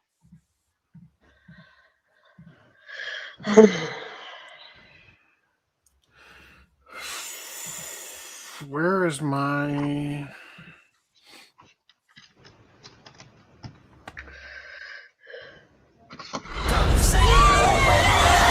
Sorry, I lost the screen. I was screen sharing. Here it is. Okay, that's why I can't find it. It was on a different window. There it is. Okay, got it. Finally, Jesus. Okay, yeah, back to this. Sorry.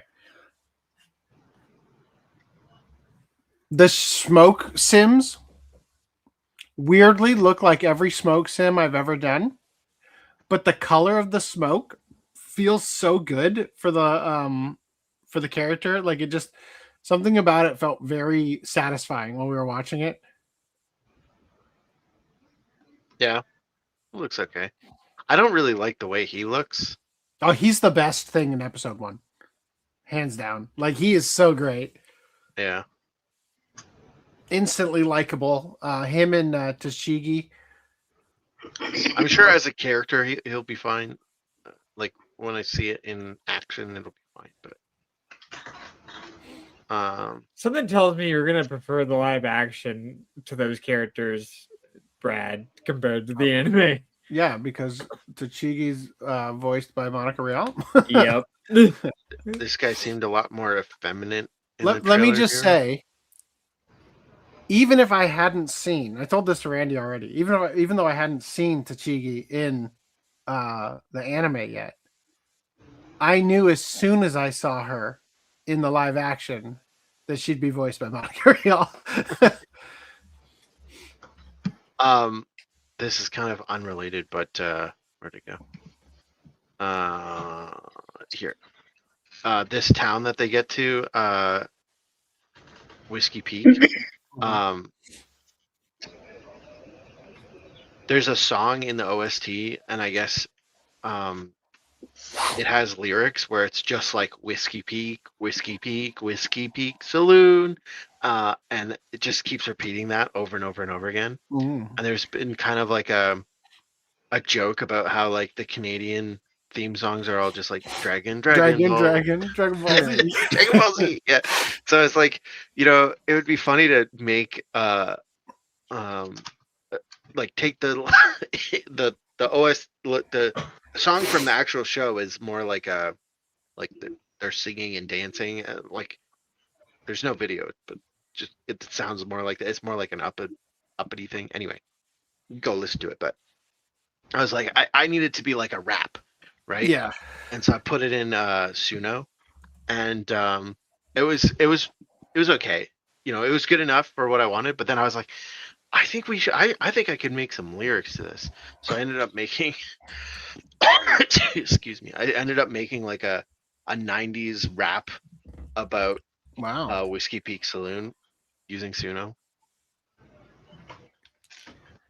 Okay. Cool story. Allow me to show you. This is what. These are the vibes Tachigi gives off in the live action.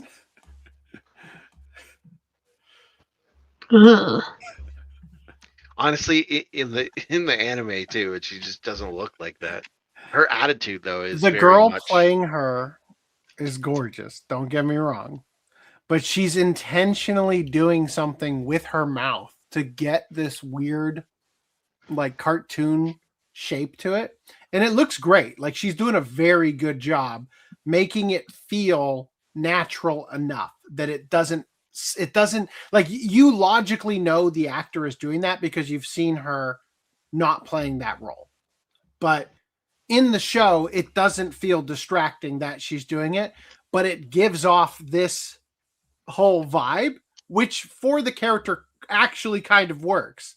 But that's specifically the thing that gives off this Monica Realist sort of vibe. Yeah, I was not a fan of her character at all.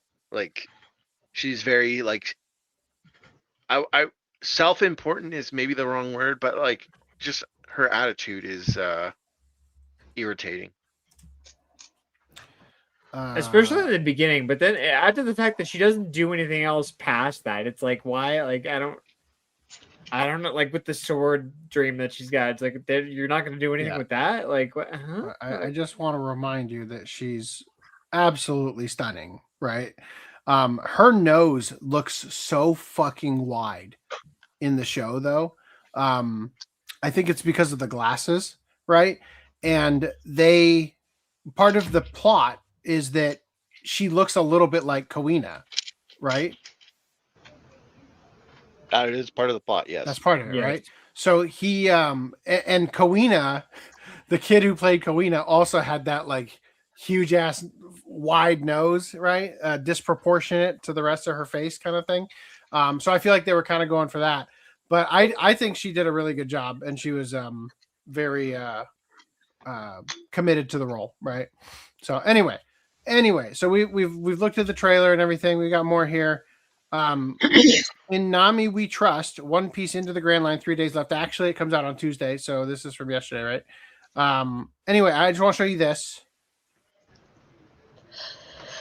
Whoa, psychedelic, totally 70s. Okay, so if you're wondering if it was going to be anime accurate, it is not, because I clearly see some underwear. Oh no.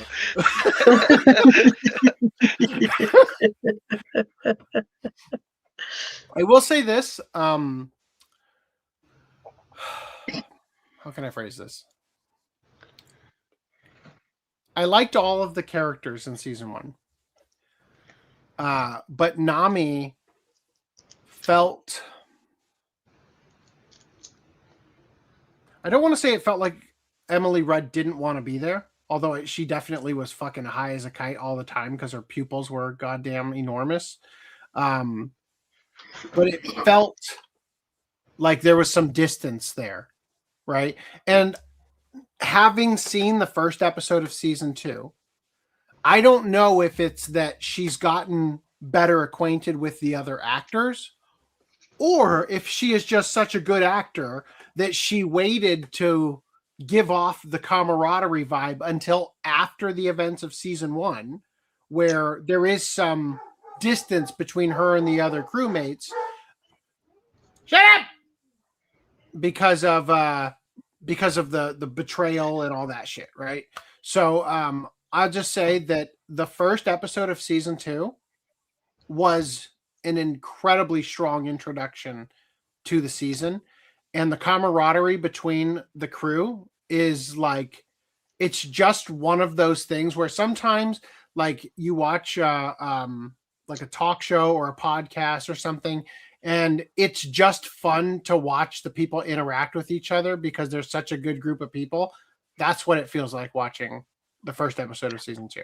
So I'm really I was really impressed with how much she sort of came into the role, and it was nice to see her happy and enjoying herself rather than how she was in the first season, which again was part of the plot. Moving past that, early screening reviews for One Piece live action season 2 are out on Film Marks, which is the letterboxd equivalent for the Japanese, and it's currently rated 4.3, which is considered very high. For reference, season 1 was rated 3.9. And Netflix's One Piece live action makes a huge straw hat change in season 2.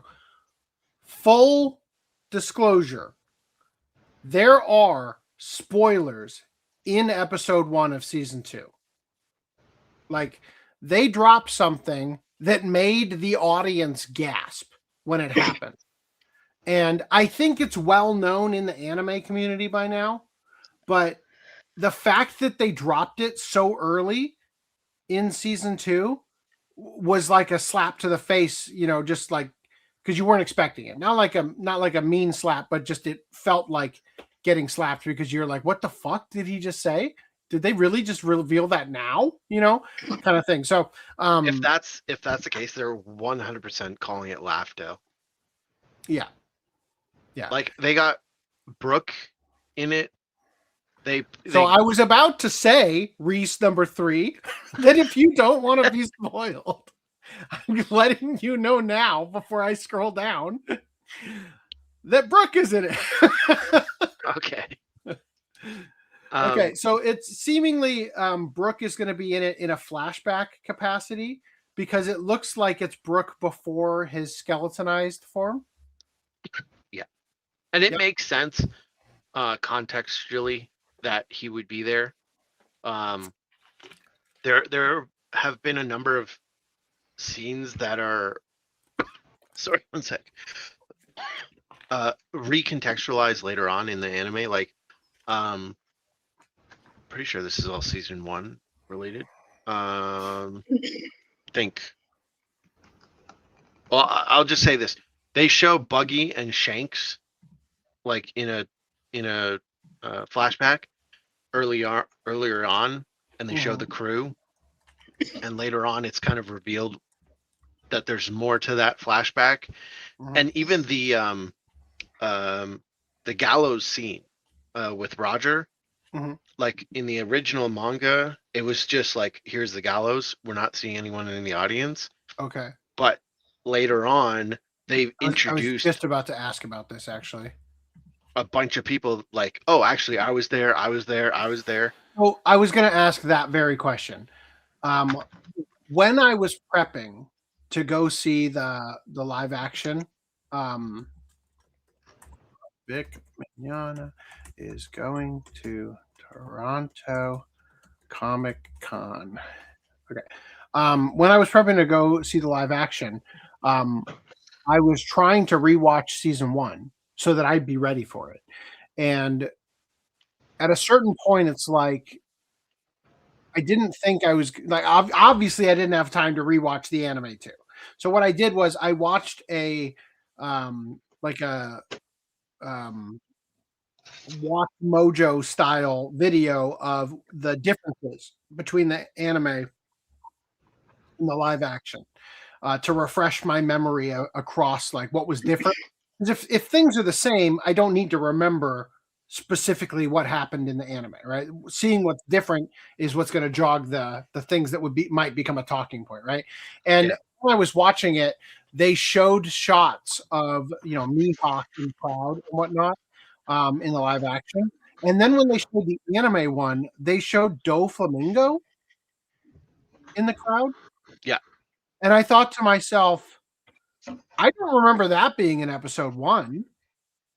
And I thought maybe later on in the series they animate characters in that crowd sequence that weren't already in there from episode 1. Yeah. Is that correct? Is that how they handle that? That is correct. Cool. They've gone back and shown that scene a couple times and have added more people to the background, basically. So I will say we're also there. And also just quickly, in season 1 of the live action, like they put in a bunch of people. One of those people was Buggy, if you remember, but he was cut. He's like off screen. They pan to his like shoulder, and you can tell that it's Buggy. And that was right after you saw Dragon or whatever. It would have been around then, but anyway, so Buggy was there, and but in the live action, they for some reason like mostly cut him out of the scene. Not and sure you why. were there, and you were there, and you were there. So I will say this. This might be a minor spoiler, but all of the characters that they cut to, where they were like the focal point of the shot, because you're right, Buggy was supposedly there, but they didn't really show him up close. I think what they probably thought was, we want him to have a stronger first impression in season 1. And so they waited until he was revealed, like in the course of the show, to have him have his introduction, because he has a pretty strong introduction in the live action compared to the anime, I felt like. And so all of the characters that they highlighted, which are Mihawk, Shanks, potentially Dragon in female form or whatever. No, Crocodile. That's not Dragon. Fuck me. My video is fucked beyond belief because I cannot get it straight. Which one is Crocodile and which one is Dragon? Yeah. Okay. So fuck. I think I might have actually unfucked it actually by you saying that. I may have just corrected. I was like thinking I was going to have to edit around a whole bunch of shit, but I might actually have been right. I'm pretty sure Dragon is also there, but so Dragon shows up in episode 1 of season 2. Yeah. But in my mind, I'm thinking of the character art of Crocodile.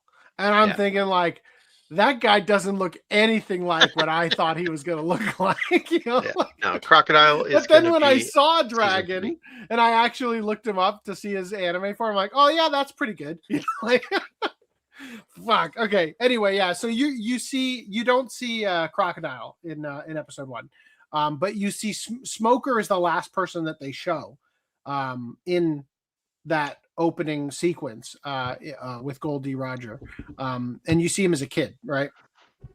Anyway, moving past that, Brooke's going to be in it. So what I was going to say was, to bringing this back to this, there's a flashback. It'll probably be in episode 2, maybe episode 3, but where they go back and they're talking to a pirate that's like with Lupin, and they go to this flashback, and Brooke, we later learn, would have been on the ship that he's on, but we don't learn that till later in the anime. Yeah. And so it makes sense that they put him there.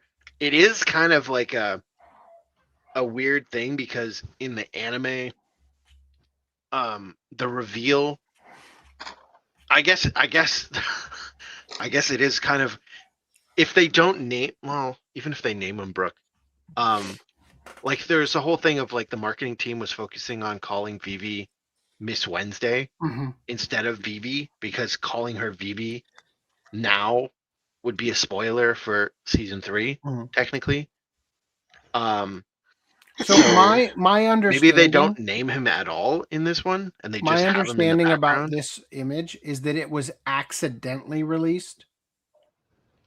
This Well, image that's was fine, but, supposed like- to be. Hold on, maybe it won't change anything, but just so that it's established, this image is one of those like cards that you see on Netflix when you're scrolling through shit, and it accidentally got published early.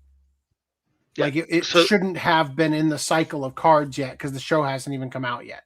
Yeah. Right. So if they have him in the show in season 2, and they show that, and they name him Brooke, then that kind of spoils the reveal later on. Okay. Because then you're gonna, when you see him again, Yes. as the Brooke we know with the skeleton, then it's like, oh, it's that guy. Yeah. Yeah. But if they don't name him in the flashback in this season, then technically it could be like a Miss Wednesday Vivi thing, where it's like, yeah, we're not going to tell you it's Brooke, so later on when we introduce a skeleton, you're not going to put 2 and 2 together until later. This is fucking hysterical. I don't know. But they might also just be like, well, everyone knows the crew now, so why keep it a secret? I don't know. All right. You know what's really weird about this? When you look at this, would you say that this is meant to be in universe? I mean, I can see the trailers. I can see a blue screen. Oh. Yeah. Oops. It's definitely a not finished image. You can see the guide wires too, of like. Yeah, there's like a crane over here or something to make sure he doesn't fall off the ship. It's probably not for him. It might be holding up a heavy part of the set, because it's probably not like a really fully built boat kind of thing. Well, I mean, there's a line directly going to his back. Well, I don't know if it's going to him or if he just happens to be standing in front of it and it's actually going. Maybe. Yeah, it doesn't seem like it's. I think that's a safety thing. Like he's so this is probably anchored, and then there's a pulley up here off screen that it's looping through for him to like jump down off of the boat or something. I just think it's hilarious how badly this is clearly a set photo without any tweaks and polish. Maybe Brooke will be a skeleton when they're done. All right, anyway, that's enough of that. Okay, so I saw this, so we're going to watch it for a brief second here. Oda apparently has a point in mind where he wants the live action to reach. That is coming off of this shout out to the movie podcast. I like knowing that in a crucial, high stakes situation where you're talking to very important people who have a busy life and schedule, that I wouldn't be the only one to have dandruff all over my fucking shoulder, because that would definitely What a happen. moment, guys. Honestly, like, was there something that you guys read or heard that just really resonated with you the most, that made you so excited to get back into season 2? Something that we read or that we heard, like Yeah, like fan reactions or even praise that you guys got. I do. Oh. And it's from the great Oda Sensei. Oh, we love. He has a vision to where he wants to end. Not end, but where he wants us to take Oh, understood. the live action too. And we all know about it. Yes. We all know where he wants to go up to. So we do, yeah, that hyped me up a lot. Do you? Of course. I mean, yeah, there's a specific arc he wants us to go up to. Yeah. So, which is no, of course not. Of course we can't say it. That would just be troublemaking. They're going to kick us out of this room. Anyway, thoughts? I think time skip. That makes sense, right? Like that. I think if you know the arcs, I think it would be greedy for anyone to assume the show is going to go past Eni's lobby. Mm-hmm. And I think there's a good that would be a good end point for the show. But obviously, you could pick other ones. The time skip would be a big one. But I was kind of doing the math of like how many seasons would we need, and like based on the rate they're going, and like trying to fit it in like a well, they're not going to have like a really big fight in the middle of the season and end the season off on like a setup shit. So like trying to make it fit to that, I guess like it would take them to 8 seasons to get to the time skip. And I don't think that Netflix is going 8 seasons with this. I just cannot get over how awful the lighting is. We were looking at this before, and Usopp looks like he looks like in He's dying. He looks like in It's Always Sunny in Philadelphia when Mac goes to see his dad in prison. like Usopp has got some strong incarcerated felon vibes coming off here. Oh, no. I do think he's looking a little old in that photo, in this video. But I weirdly think this lighting works for Nami though. Like she's the only one who looks better here than in the show. And Yaki looks about the same, but like the rest of them all just kind of like, especially Usopp, man, holy shit. Anyway, yeah, so we're thinking they were thinking what do they call it? Marineford? Yeah. Right? Well, the end right, of right at the time skip. The end, if they finish Marineford, it would be you're basically at the time skip. There'd be like maybe one episode, like it would be the end of Marineford, one episode of like, all right, we'll settle shit down, and then it would be the time skip. So can you help me understand?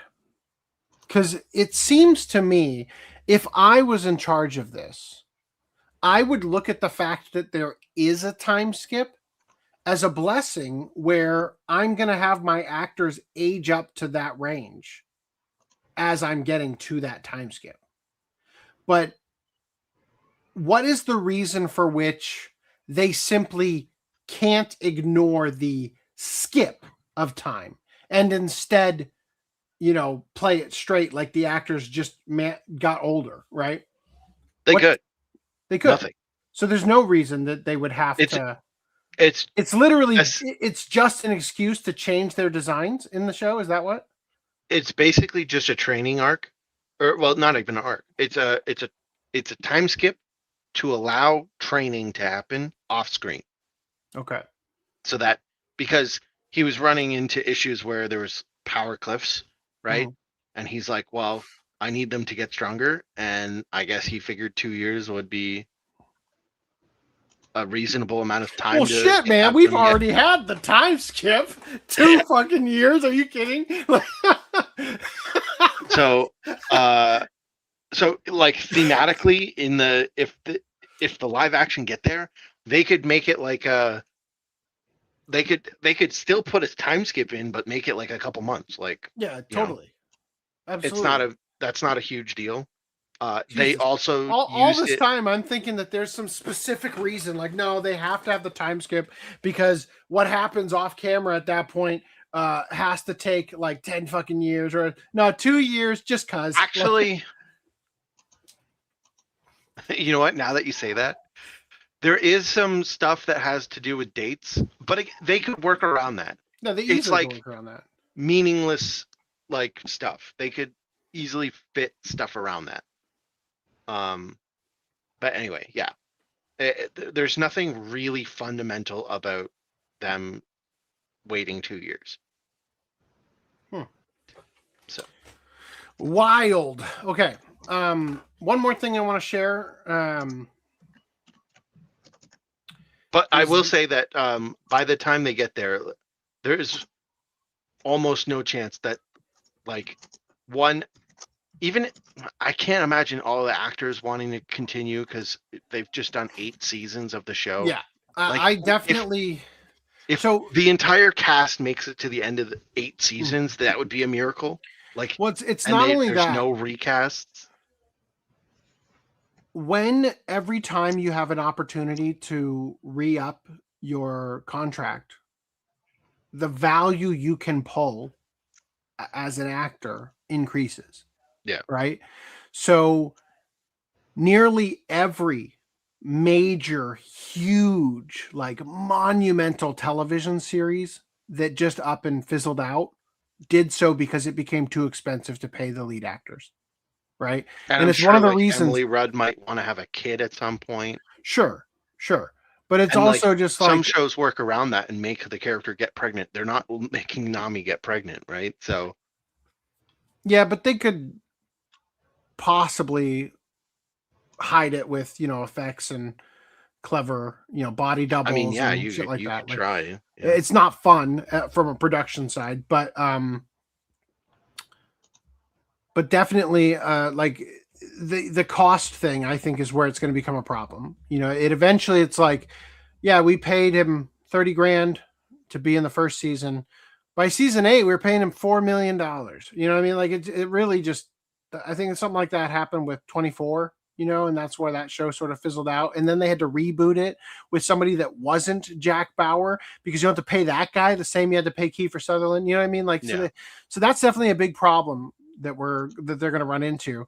It's also the most expensive series that, I mean, possibly season 5 of Stranger Things overtook it, but when season 1 came out, it was the most expensive series that Netflix had ever produced. Right. Yeah. And when you watch it, you can see why, because the sets are enormous. It takes place in a fantastical world with all sorts of giant creatures and whatnot. So it's very difficult to get that to feel grounded without really putting in a lot of work. Right? Add to the fact, granted, there's effects and stuff, as you previously mentioned, but like add to the fact that it's not like a sitcom where they're staying in one location. They're constantly moving. Every episode is a new set, a new, like everything. To be fair, the later seasons won't be like that, but like Alabasta for season 3, it's all going to be Alabasta, and I'm sure there'll be different sets, but they'll be able to, it's a desert. Well, I'll say this: just count how many fucking sets there are just in episode 1. I mean, it's crazy how many places they go to. And I just mean, like, you might be physically going to one place, but at that singular town, you go to this shop and that shop and different buildings, all sorts of shit. And it's amazing how much they put into just episode 1, right? So, offsetting it though, the cost of VFX is about to dramatically drop due to AI integration, right? Things that previously took you a shit ton of time, a shit ton of money to do, you're going to be able to click a button and get 90% of the way there. You know what I mean? So, so maybe they can offset it. I don't think they'll be able to offset it enough to justify the cost for the actors, especially because this specific show has a big problem of an ever-growing cast. You know what I mean? And each season, and Chopper alone, right? Like Yeah. every scene he's in, that's CGI. Yeah. So I don't know. I want to see it go the distance. I very much enjoyed season 1. I like that it's one of the very few live action series where I get to watch it first and experience it that way first before seeing the anime. So I want to see it go the distance because I want to watch more of One Piece, and I don't want to sit around waiting like, are they going to do another season? You know, am I going to have to wait more? You know, so anyway, that's the like nicest thing is that Oda very clearly wants more. Mhm. So it's just whether or not, it's not so much whether or not like, oh, are they going to do it? It's how fast are they going to do it? You know? Yeah. So in semi-related news here, you can actually go and see the first 2 episodes of One Piece season 2 in theaters. And having seen episode 1 at the red carpet premiere in, you know, basically a theater environment, I absolutely recommend going to see it in theaters. Episode 1 was great, but I think episode 2 has Reverse Mountain. And from what I've heard from people who have seen that, it's a fucking experience. I legitimately want to see that in theaters because I want to feel like the chaos of that situation in surround sound and, you know, larger than life experience. So I'm going to try to get to see that on Tuesday. But in order to do that, I got to get my my family caught up on season 1, which is not a small task, you know. Especially since that's like do that tomorrow on Monday. You know, that's you got some homework to do. Sit your ass down and watch One Piece. Yeah, so it's gonna be on March 10th, which is the first day, the same day that the season's dropping on Netflix. The first 2 episodes of season 2 are sailing onto the big screen for social fan screening, and you're invited to climb board. It's going to be in more than 200 theaters in the U.S., Canada, and Japan. Showings in the U.S. and Canada will be held at 6 p.m. local time. Well, that fucking makes it impossible. Fuck. Okay. Yeah, so the tickets are already on sale. You have to go to a specific place. They said it here in the video. I think it was... Oh, it must have been before that.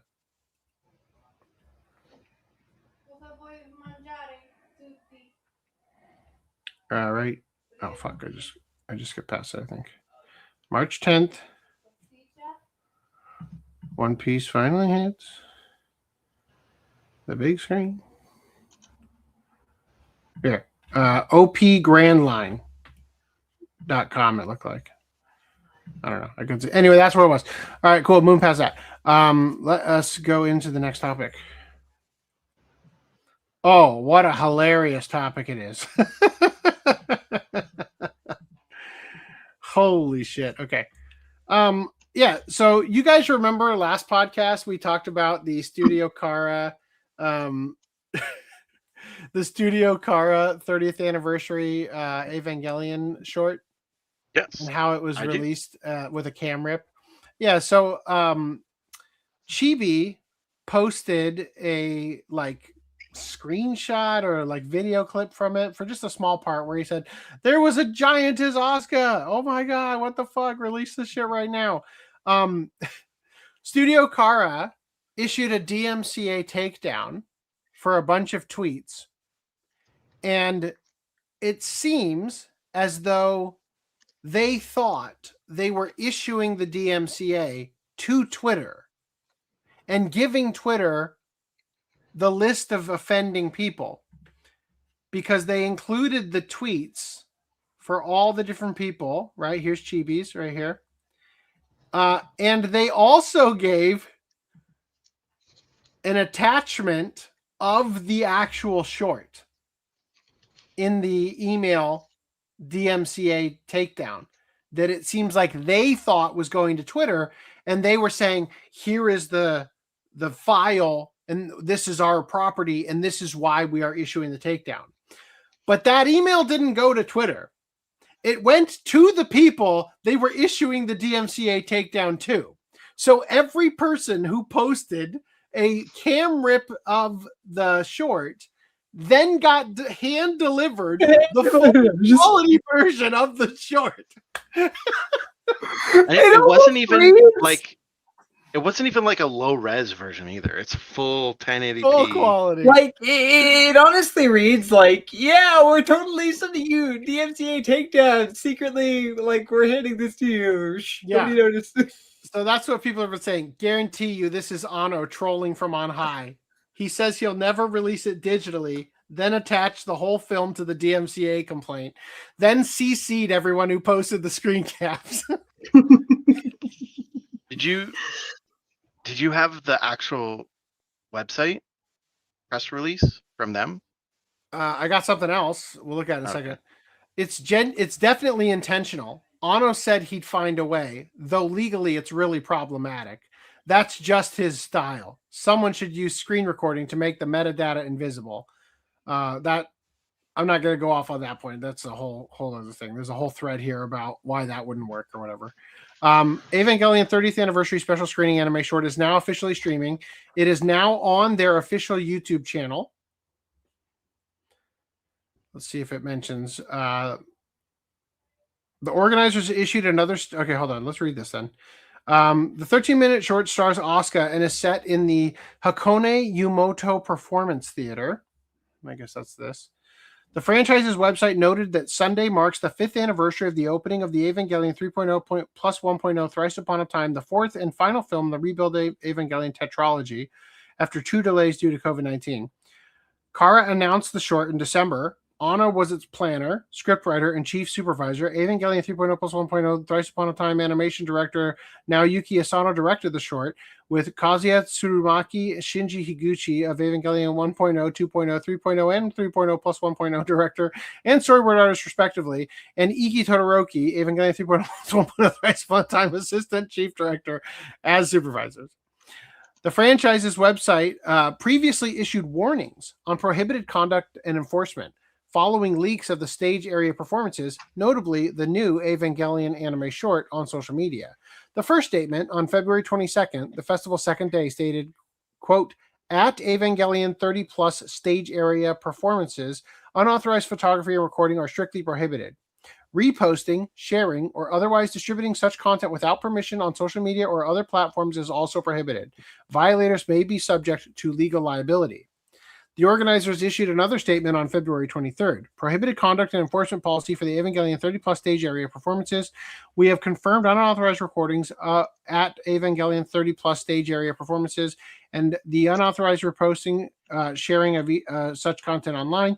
These acts are strictly prohibited and may result in legal action. As the organizer, we will review posts and take strict measures as necessary. Thank you for your understanding and cooperation. Evangelion 30 plus 30th anniversary of Evangelion event management. The Evangelion 30 plus 30th anniversary of Evangelion Festival took place at Yokohama Arena. Blah, blah, blah. I don't think any of this is mattering. What are you talking about from the press? I posted it in the private chat. It's just their official announcement about the fuck up that happened. You don't have to read it, but it's basically just them saying like, "Yeah, we fucked up. And we're gonna look into like how we fucked up." Of course, we're reading it. You're insane if you think we're not. Khara Inc. has been working to remove illegally recorded footage of the short animation Evangelion 30th Anniversary Special Screening, which was screened at the Evangelion 30 Plus Festival held February 21st, 23rd, 2026, celebrating the 30th anniversary of the series. The animation was prepared exclusively for screening at the event venue, and unauthorized filming and public distribution had been strictly prohibited. However, following incidents in which some attendees ignored these rules and recorded the screen and uploaded the footage illegally, we've been submitting takedown requests for infringing posts on social media since the evening of February 21st. During the process of submitting takedown requests to Twitter, information included in our report to demonstrate ownership of the video's copyright was disclosed to the account that had posted the unauthorized recording due to the platform's reporting system. As a result, official data that should never have been provided outside of the company became temporarily accessible from external sources. The individual who had uploaded the illegally recorded footage downloaded the data and subsequently spread the official footage across social media platforms, including Twitter, in the early morning of Saturday, March 7th, 2026. Godspeed. Upon discovering the situation, we immediately deleted the exposed data. This incident resulted from human error during the reporting process and from an insufficient understanding of Twitter's takedown request system. Khara Inc. takes the matter extremely seriously and is currently taking urgent steps to address the situation. I love this. It's like, we take it very seriously, and we will be punishing Khara, the company who did it, for their mishandling of the situation. We regret any concern the situation may have caused. We sincerely apologize to all parties involved and to everyone who has supported the Evangelion series for the concern and inconvenience this incident has caused.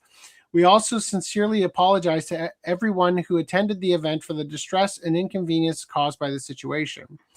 We are treating this matter with the utmost seriousness and are currently confirming the facts and conducting a thorough investigation into the cause of the incident, while also considering measures to prevent recurrence. Moving forward, we will continue to work closely with the relevant parties and take appropriate action. Damn. And our response to this is we're going to put it up on YouTube anyway. Yeah. So I'm not like, it does say that it was intended for exclusive screening at the event, you know, but I'm still not sure. Like, when I was a kid, I used to watch trailers, and in the trailers it would always say like only in exclusively theaters. in theaters. Yeah, and then it's like, I'm like, you know, Mom, we got to go to the theater because this one's not coming to home video. My mom's like, no, that's not how that works. You're a fucking idiot. So, you know, I don't know if when they say, well, it's exclusively screening at that theater or at that event, but we were still going to put it publicly elsewhere. You know, I don't know. But I want to live in a world where they weren't going to show it, you know? And then because they did this fuck up, they're like, okay, just put it I on think YouTube. that is, Yeah. That's how I'm reading it, at least. It might be. I will just live in that world. And I don't want someone to tell me I'm wrong. No, you're wrong. You're Alex. right. It's your truth. Right. Yes, my truth is that they released it on YouTube just because they fucked up and gave it to people on Twitter. Yeah. Yeah, they're like, you know, at this point, it would just be stupid for us. Yeah, that's what I said. That's why I said, fuck it, let's just put it up on YouTube. When I post Yeah, no, seriously. Like, I think they're cutting their losses. Like, we might as well put it up on YouTube because get the ad everybody's going to get it. We might as well get some ad revenue or some shit out of it, right? Yeah. The one annoying thing is they didn't put the auto AI dub feature on. So, like, you have to do the AI subtitles, but that's it. You can't do the AI dub. They didn't even have the AI subtitles, and when I looked at it.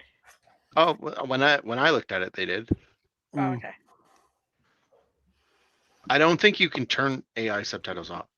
So, Enriv said, I stand by. Sorry, I just didn't address this one. I should have.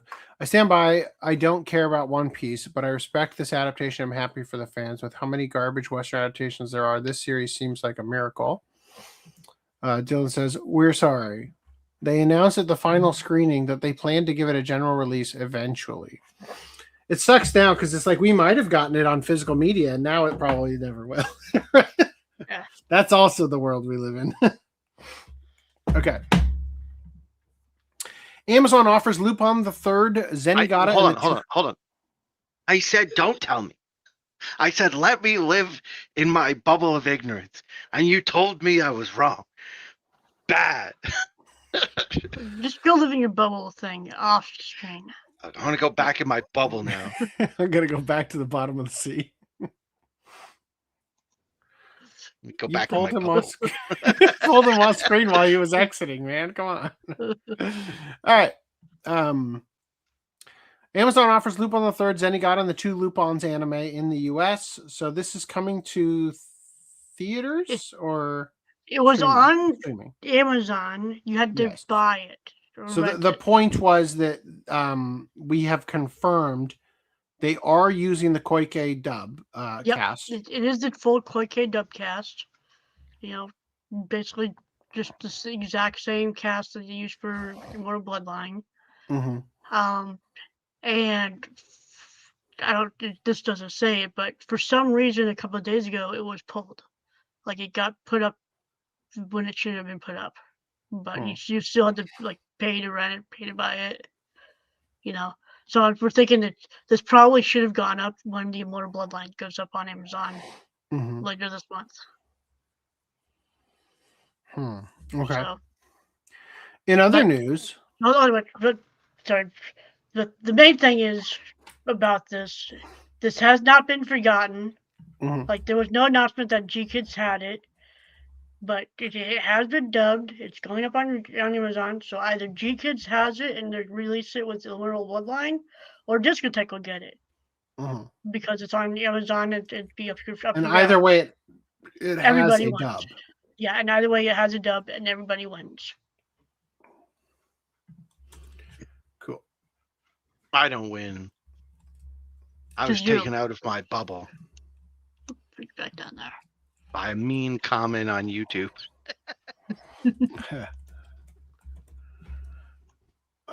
Statement. Oh, fuck. Sorry. I'm updating that. Oh, my God. Spell it correctly. All right. Okay. Closing that now. Closing that now. Closing that now. Closing that. And that. And that. And that. And that. All right. Here we go.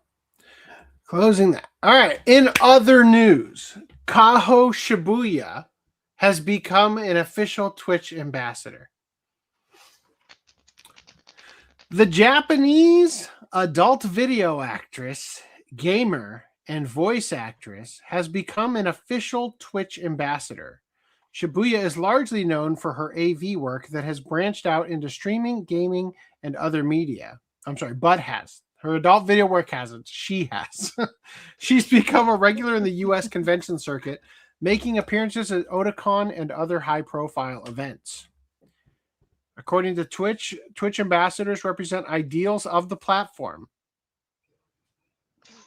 such as fostering collaboration, positive change, and brand advocacy. You know, important. Yeah, I was going to say, I feel like I have long been snubbed as Twitch ambassador for my contributions to the Twitch meta, right? Did we not delete that? Of course we didn't. We still use it from time to time. All right. Anyway, so the Twitch Ambassador Program empowers a dynamic community of passionate leaders committed to fostering collaboration, driving positive change by amplifying the voice of our global community and brand advocacy. Ambassadors embody the fundamental values of the program's pillars. So I love this because Twitch rivals tweeted out, "Let's celebrate International Women's Day together." And this person said, Twitch, why did you pick a cooking game for Women's Day? And Pippa says, Burger King, women belong in the kitchen. So I just want to really make this clear. On International Women's Day, they promoted a cooking game and made a porn star Twitch ambassador. Happy International Women's Day. They made an international woman ambassador. Oh. All right. Study claims YouTube Shorts and Instagram Reels are hurting attention spans. What? Real? How? To the surprise of no one. A scientific study has found that heavy consumption of short-form videos like YouTube Shorts and Instagram Reels is linked to lower attention spans and reduced self-control, lending real-world backing to growing concerns that endless scrolling may be affecting how people think and focus. According to a study conducted by researchers at Zhejiang University and published in the journal Frontiers, frequent consumption of short-form video content is associated with measurable declines in attention and executive control functions. So I couldn't help but notice that they didn't measure TikTok. Chinese TikTok doesn't lower your attention spans, right? The study examined 48 participants who regularly use social media and watch short-form videos. Researchers measured factors such as self-control, impulsivity, attention, and brain activity using questionnaires and cognitive testing, including EEG brainwave monitoring. Results showed that participants who reported higher levels of short video use tended to perform worse on focus-related cognitive tests and demonstrated weaker activity in the prefrontal cortex, the area of the brain responsible for attention, impulse control, and executive function.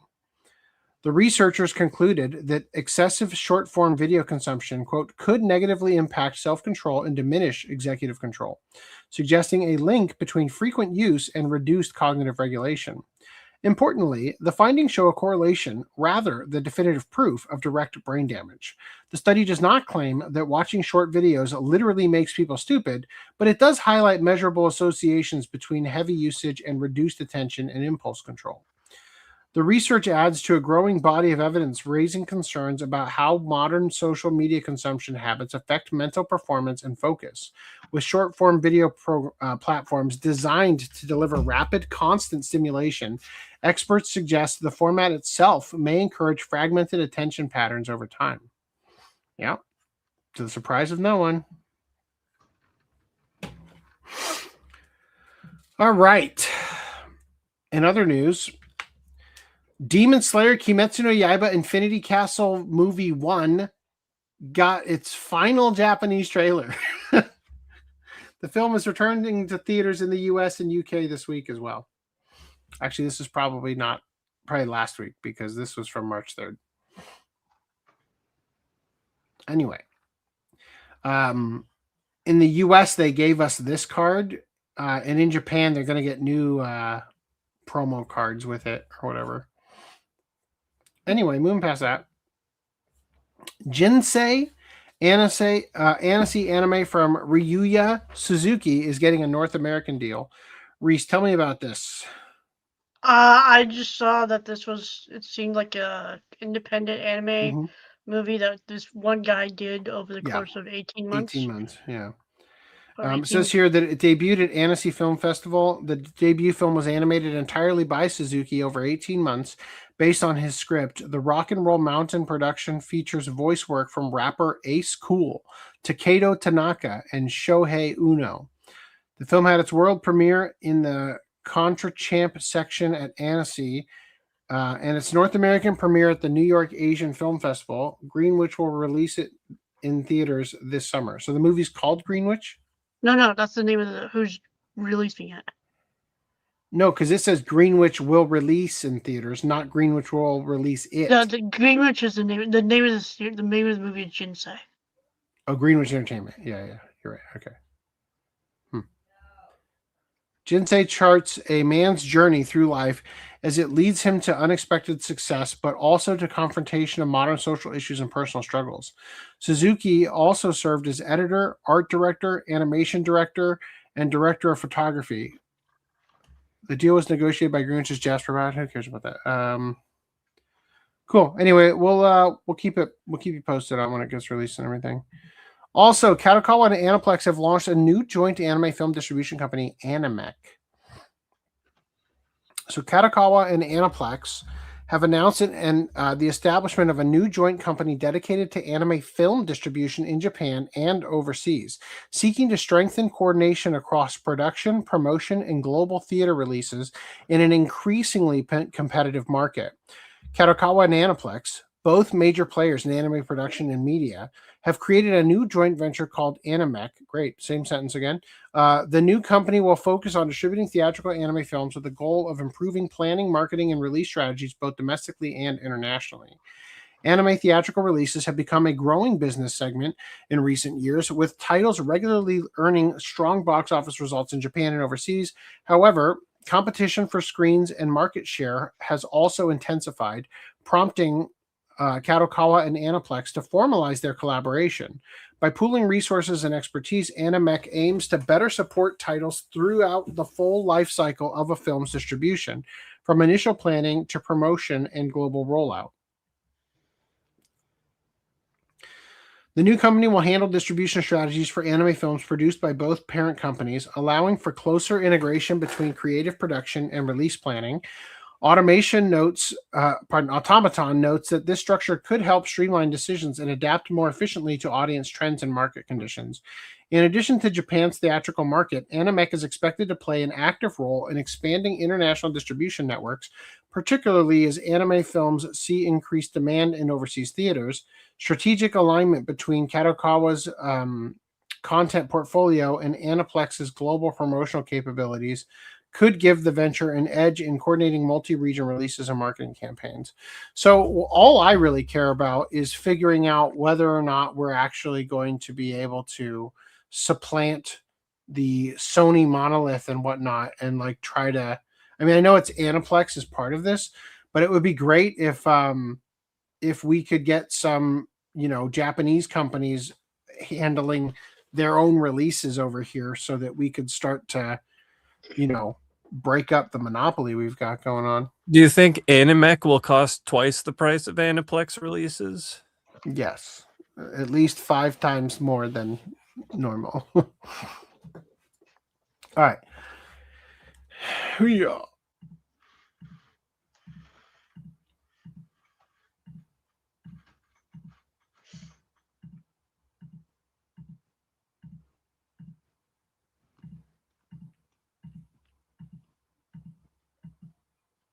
All right, here we go. Kadokawa has also announced a new studio hub in downtown Ikebukuro. Kadokawa Toshima City and Sunshine City announced at a press conference today that Kadokawa will bring its animation and film production to Ikebukuro Sunshine City complex this fall. The complex, to be named Studio One Base, will house a few of Kadokawa's in-house anime studios and bring production administration and planning under one hub. This move comes days after Kadokawa and Aniplex came together to form ANIMEC. What a convenient article for me to cover here. That was completely accidental. This joint company promotes the distribution of anime films in Japan to bring more anime, whether movies or TV series, to the big screen for large rollouts and even special events. Alongside housing Kadokawa's anime administration and production teams, the new Studio One base will also contain anime studios. Example of anime produced in brackets. Okay. Oh, okay, I see. So they're going to bring in the anime studios Engi of The Medalist, Studio Karan of Gamera Rebirth, Raging Bull Inc., the in-between animation for Fire Force and Pokemon Horizons, Bellnox Films for the Darwin Incident, and Chiptune Inc. producing composting? You mean compositing on Penguin Highway? And that time I got reincarnated as a slime. According to Kadokawa's press release, bringing the studio together will foster collaboration among the teams while allowing creatives to focus on production. It will also let Kadokawa consolidate various administrative functions. Toshima City and Kadokawa have been working together for years with the Ikebukuro Halloween Cosplay Festival. Sunshine City regularly holds exhibitions and events for Kadokawa titles, as well as having stores for various popular anime and anime-adjacent titles, including the One Piece Mugiwara store, Pokemon Center Mega Tokyo, Studio Ghibli's Donguri Republic, and the Bandai Namco Cross Store Tokyo. Ikebukuro has quickly become the new home of anime in Tokyo. The area holds the Tokyo Anime Award Festival in March, a Costa anime event throughout the year, has the world's biggest anime store with Animate's main store, and has historically been the location of Otome Road. Anyway, that probably doesn't mean anything yet, but maybe that'll become relevant for us to know in the future. All right, Dragon Raja 2, The Mourner's Eyes, Dong Hua, got a Japanese dub teased in its teases finale and new trailer visual. That's great. Look away if you don't want to be spoiled on the finale. Also, we're not going to be watching the new Japanese dub. We're going to be watching the perfectly appropriate YouTube auto AI dub. Are you really shamey now? I promise. If I see you again, I'll tell you all my secrets. Senior.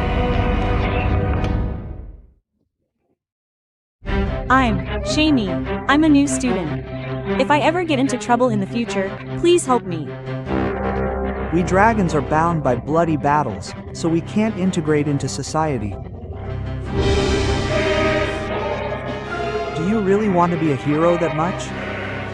Do you understand? Even if you try your best, it'll be too late if you regret it. If you do that, you'll really die. Senior, please stay safe. That rainy night has returned. You can't escape. You're already trapped. This time, the two of us will succeed in our mission. This won't work. It can't be helped. I've been waiting for this reunion for all these years. You really are a dragon. This time, I will definitely not run away. Please stop. I'm really going to die. As long as Senior Koto's dragon is alive, the mission will not end. Brother, this time has come. I killed the Dragon King. Shaw, you must be. Surprise. I will bring back the mythical era in this place. My name is Dragon King Yaw.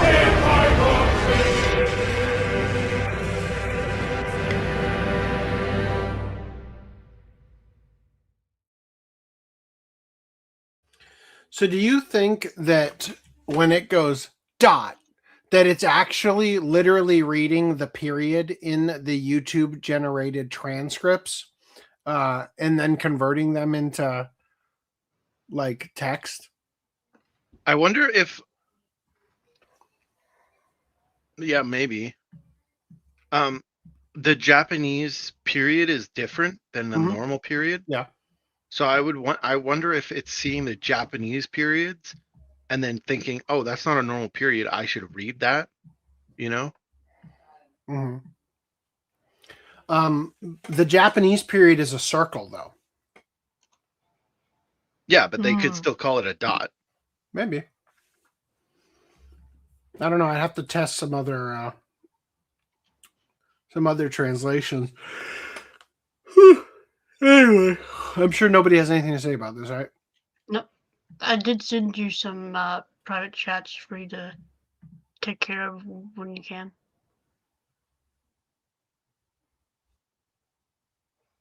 What? What did I fuck up? Should be starts, not stars. Oh, fuck.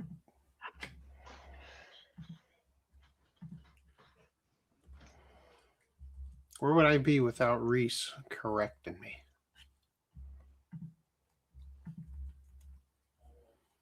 Fixed. Save changes.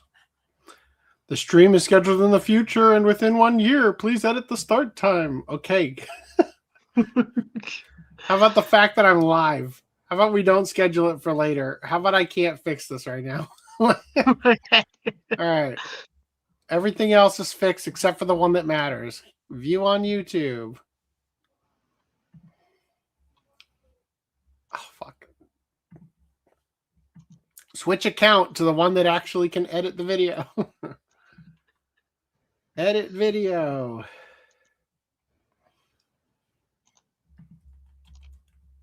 Save.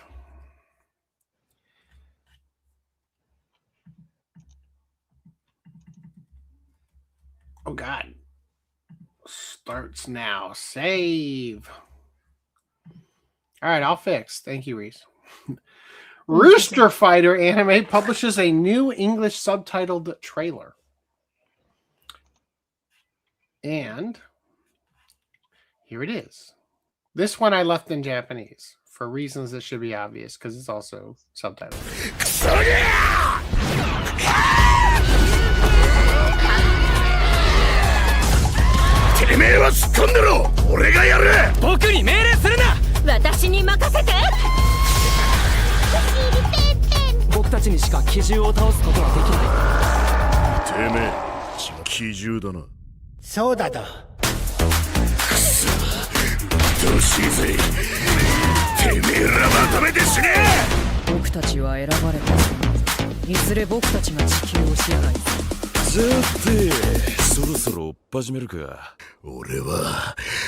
諦めが悪いんだよ。クソった誓い。絶対に諦めない。さあ、思いっきり遊ぼうぜ。本当に強さ。最後まで自分を信じ抜くこと。てめえだけは絶対にぶち殺す。つまるぐちゃぐちゃの民事にしてやる。超かけかっここっちの口ら鶏ダンスだ。あとっけあとっけ。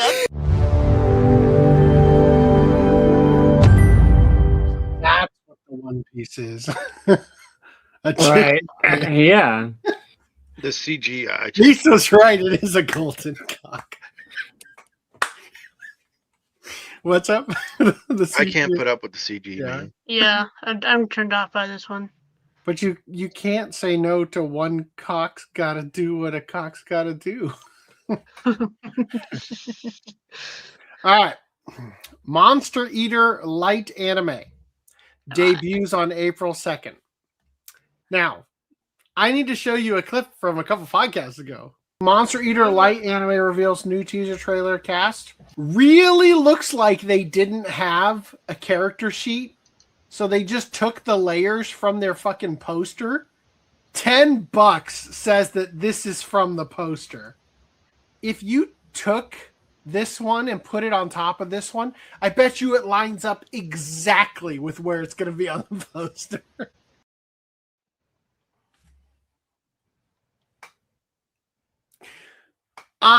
Did anybody disagree with you? Like everybody here on podcast was like, yeah, that's what they did.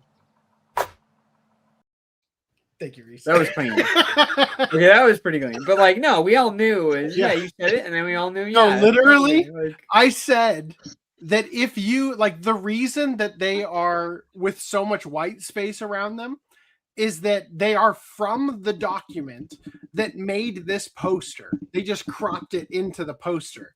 Right. So literally you could take the image of her and put the image of him on top. And I am dead serious. It lines up exactly with the poster. Anyway, let's watch the actual trailer here. Oh, by the way, the reason they don't have any of that shit and they're so cheap is because it's a light anime that's going to look like dog shit with terrible animation. Haha. I'm going to turn dark if monster meat is this delicious. Before long, I'll only be able to eat monsters, and I'll be able to acquire the skills of the monsters I eat. Alright, I'll try eating more monsters. I'm Alicia, a former monster. How does it feel to be defeated by your special magic? How can you not drink on such a happy day? Question mark. First, I'd like to know about Rude. Why did you become an adventurer?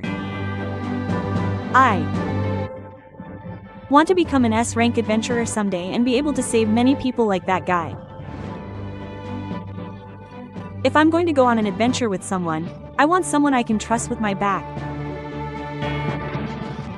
I thought I could trust Rude. He won't form a party with me. And Adventurer on par with a monster. The anime will start airing in April 2026. Done. Imagine porn sites had like an auto AI dubber for JAV like that. How it's funny you mention adult sites because I was about to tell Reese, hey Reese, does that remind you of a certain animation studio that's a bunch of adult work? I don't think this is an insult to Queen Bee. Oh, ouch. Why is it always S-class adventurer? Like, why? Why do they use all the same cliches? Because you know. I want to say one thing about Monster Hunter. Remonster did it better. MAO Anime reveals premiere date, 2 core broadcasts, blah, blah, blah. What's on the trailer? This is from Rumiko Takahashi. I was going to say, it's like... Demon Lord, give me your life. Another Demon I Lord? came from 100 Oh my years in the God. future. Is the Demon Lord from the time of the general? It's been about 900 years since then.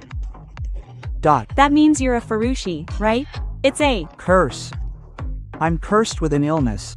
It's written like this. I have no choice but to search for the illness, to break the curse. I'm scared of my hands and stomach, and I'm safe. The sound of the name is Sama, so I fight with the demons and use divination. The Demon Lord's brothers come out, and no matter who comes, they'll just go back. Why can't you die? That's what I want to know. The killing isn't over yet. There's some kind of clue here. This looks like a mix between Rurouni The strange Kenshin changes in my body, and what happened back then. I was wrong.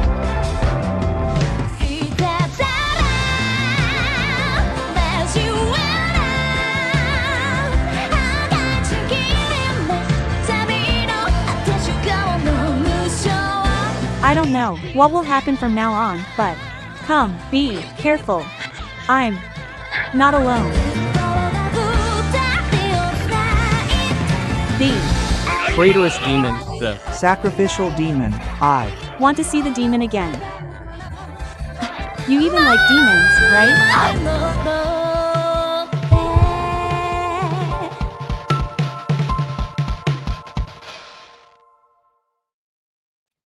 Okay. If they have... Daddy, can I ask you to taste the travels? No, right now. When I come back? No. Take when that. when I she gotta comes finish this. back. Okay. Thank you. So if she can't hear me, right? Like 100%. Okay. So I was gonna say, give them. I will give them the balls if they please hire Ocean Group and hire Richard Cox for the main character. Oh, please close my door. Is anyone else seeing the Rurouni Kenshin meets Inuyasha? I said kind of close do. my door. Now that you mention that, it does. It's definitely Inuyasha. Like the story of, like the plot of Inuyasha rehash, characters reskinned, cat thing. Because they clearly gave up after Yashahime. It's like, okay, Here's your we'll shippo. do something new. Which I wish they would have Probably- continued that with more, but that's a whole What's nother her name? discussion for another day. Is this made by the people that made Inuyasha? It's from Rumiko Takahashi. Yes. Oh, okay. Then Yeah. 100%. Yeah, we just Also- established that before the trailer began. Dude, I don't know the name of those people. You didn't It's say coming- the word Inuyasha before? I did. Believe it or not. Inuyasha, Ranma, those ones.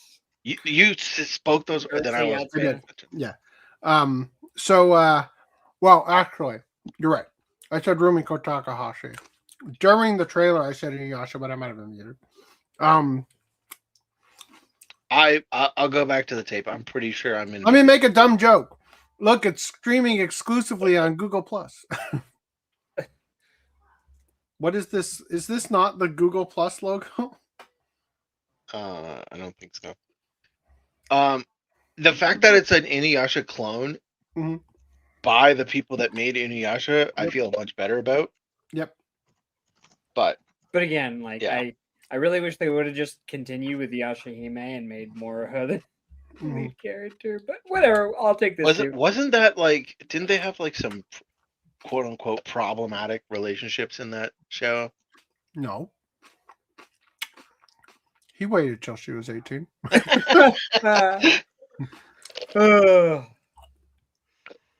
But yeah, Half her age, plus have the 7,000 balls, years. Right. licensing company have the balls to be like, oh, we're gonna hire Ocean Group. No, they're not gonna do that. But like, if Viz Media gets this, good God, hire Ocean Group, please.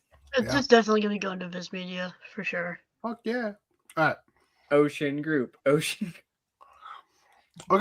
So, the strongest job is apparently not a hero or a sage, but an appraiser. Provisional. All right. Gay AF. but Nice. there's some nice mommies.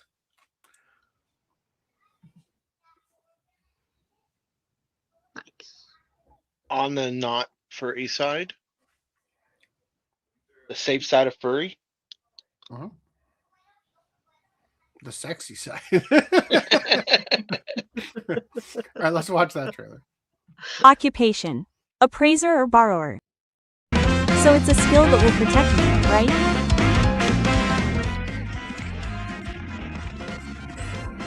I'll defend myself properly so I don't die.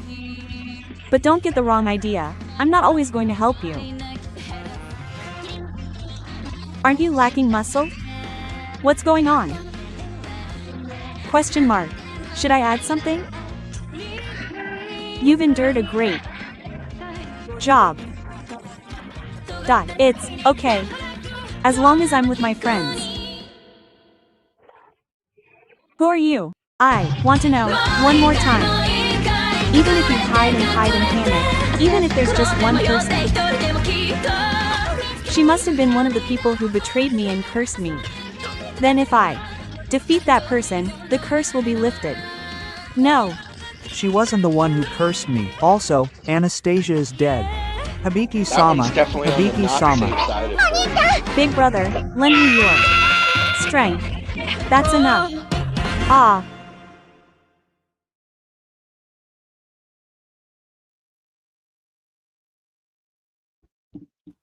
You know, the cat girl in the animation didn't look as good. Gotta say. It's among the gayest premises of a show I've ever heard of, but at least it delivers on the waifus. Anyway, the most heretical last boss queen, from villainous to savior, is getting a season 2. If episode 1 at Anime Expo a few years ago is anything to go off of, it's money laundering because there's no way this got a season 2. Excuse.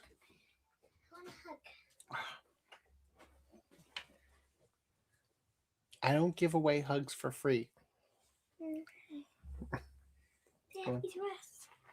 You want to take this back to me?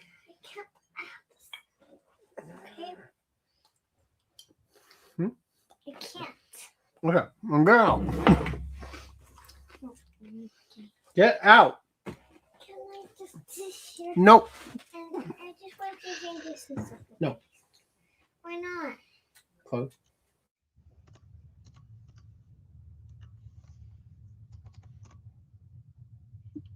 This hasn't done anything with Ocean since, I think, Nana. They just use Bang Zoom now. Yeah.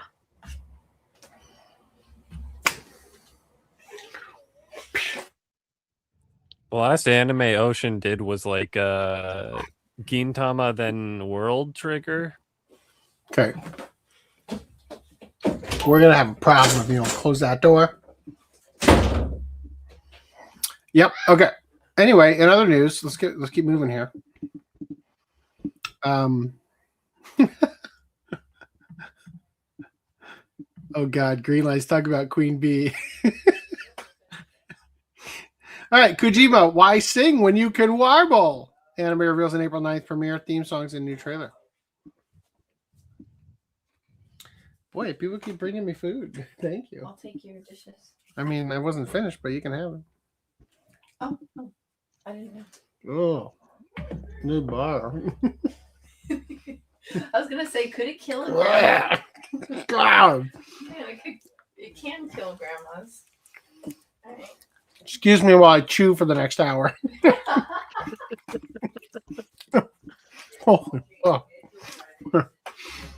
Oh, dry ass bread. All right, let's wash the trailer.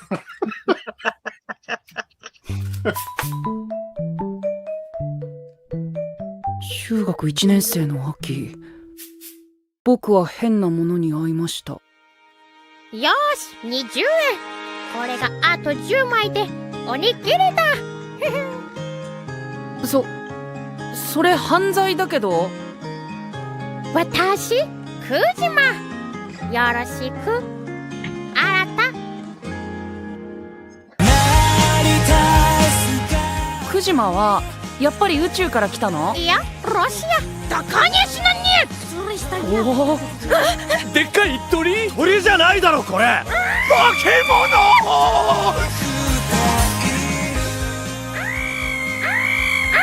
うるせえ！はい、ウリエバチク。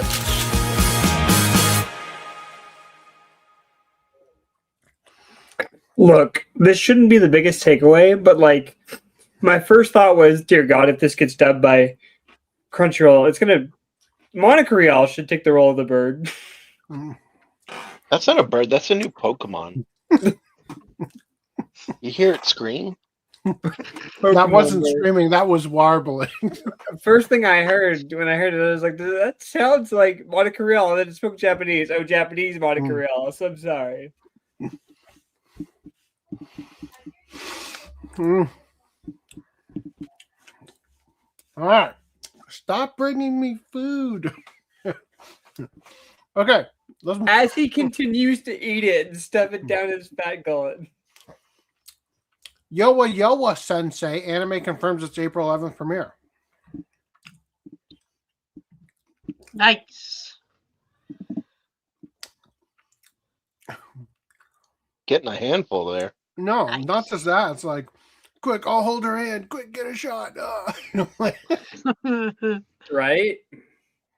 Take my picture like a big titty teacher. I'm gonna take that photo and just stick it in that rock here. All right, share it with the class when you're done. Nah, I don't care enough to do it, but fine, coward, I'll do it.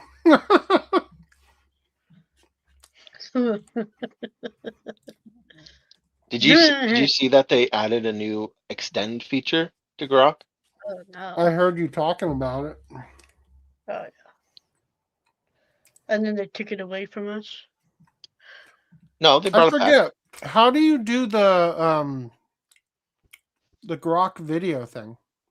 You go to Grok. You go to Grok. Grok's Imagine actual website, right? Imagine. Yeah. Yeah. It's Imagine. Yeah. Okay. I was like, wait a minute, this isn't normal. They have changed it, so now when you upload it, you have to specifically say you want to make a movie, because by default it goes into their like image editing thing. But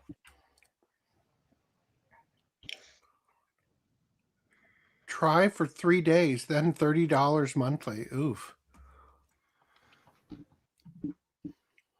Don't click on that. Yeah, that's if I want it 720p. All right. Do your worst, Grok. Grok all over it for us. Warble this image. Warble all over this image. The annoying thing is they've added that stupid resolution thing to the text prompt box. Mm-hmm. So whenever I go to edit the stupid text, it like, and it doesn't permanently show you. It only shows you while you're editing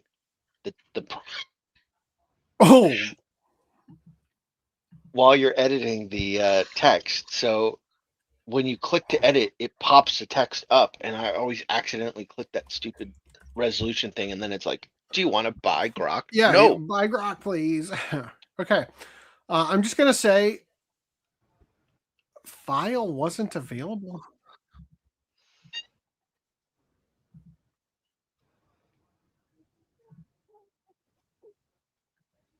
Yeah, that was weird. I tried to change the name of the file when I downloaded it. It didn't like that. Okay. It sure knew what it wanted to do with that first frame. And it's not at all what we thought, but it is acceptable.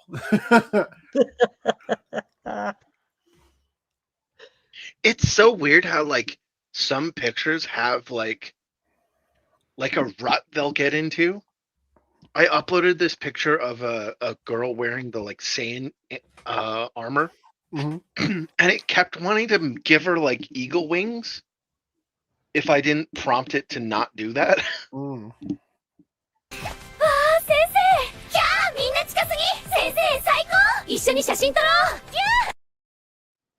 Yeah, that one was a bit far on that one. I don't know when it happened, but in that first frame where her hand came off the boob, she must have taken the bra.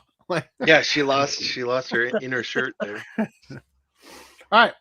The Classroom of a Black Cat and a Witch anime reveals its April 12th premiere in a new trailer. Here it is.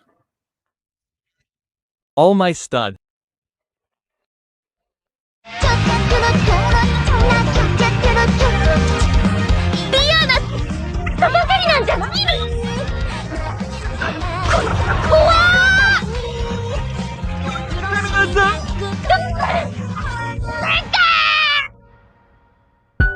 I take it just didn't dub half of this. All my stud is all we get.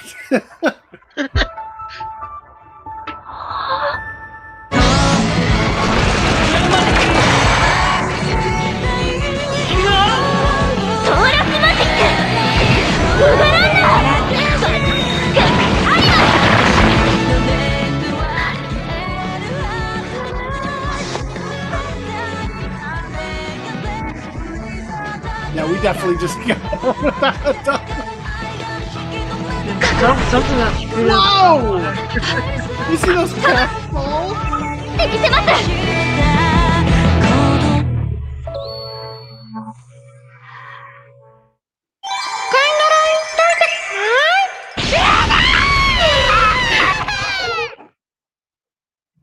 Well, I didn't expect to get flashbanged from this. Oh God! Why is there still of it? Get rid of it. Reese, is this a bookcase or a cat case? It's a desk. There's books on it. But it's a desk. Wow! Thank you. Thank you for that. If you crock the cat balls, do they sway? Oh God! Don't do this. Come on. You know, sometimes I say things as a joke. I don't mean them literally. I live in a world of You literalism. have to be very careful, Randy. I don't know if you noticed how autistic I am, but You're very artistic. While you're being autistic, can you remove that One Piece season 2 thing from the thing down below? In StreamYard? Thank you. We got one autistic and two autistic. how did I end up back here instead of it? I'm back at grok.com instead of Grok Imagine. How did that happen? Well, it's still the same thing. You just gotta click Imagine. Oh, yes, you're right. Okay, there it is. No, I don't want to edit him. Think of all the different things that you could imagine. Autistic 1 and Autistic 2, Autistic 3, like thing 1 and thing 2.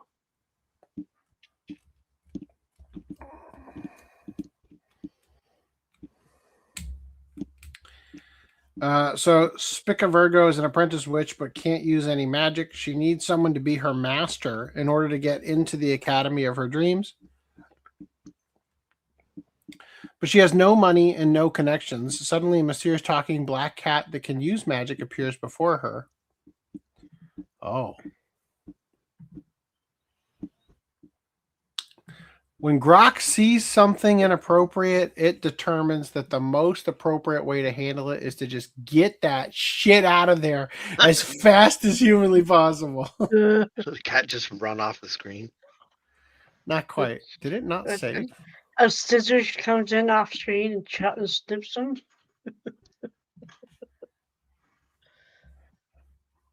Oh. Damn, the context is good. She calls the cat Kudo in the thing. Black. I found that it It'd will be funny read. if she called him the other one. I found that it will read text. So, like, if you put text in the image, like it, like as a speech bubble, it'll like have the character say that. Sometimes. 起きて、クロ。いい子ね。 Aw, that was nice. Okay. Well, what do we got here? This is Gay Sailor Moon. Okay.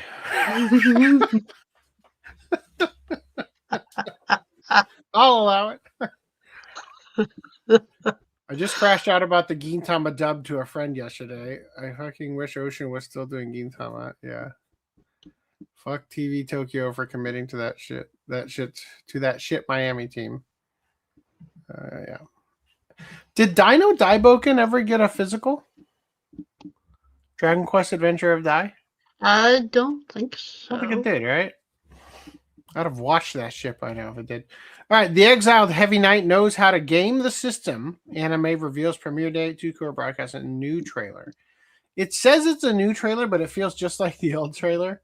I think there are some new shots. It's the one from Studio Gohans that went a little too hard with all the showing off.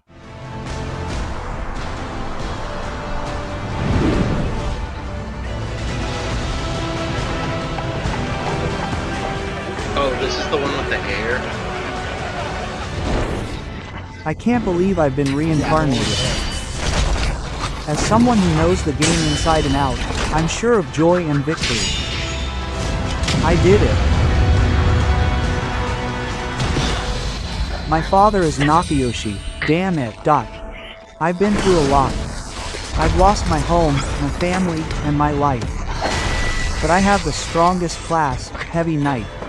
The reason I don't have any attack skills is because I was ordered to use them.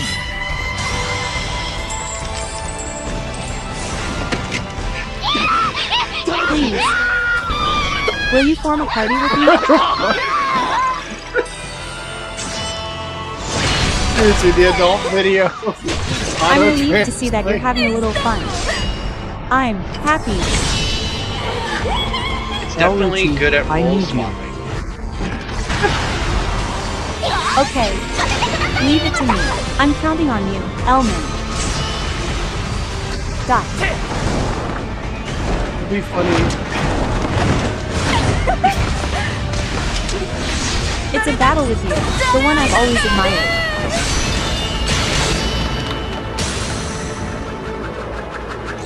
This is the best. It's gonna get so exhausting to watch.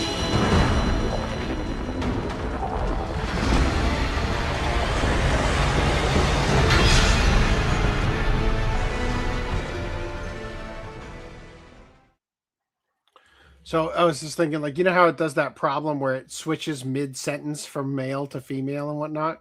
Yeah. You're watching an AV and it's like, no, please don't. Switches to the guy's voice, stick it in my ass. Wow.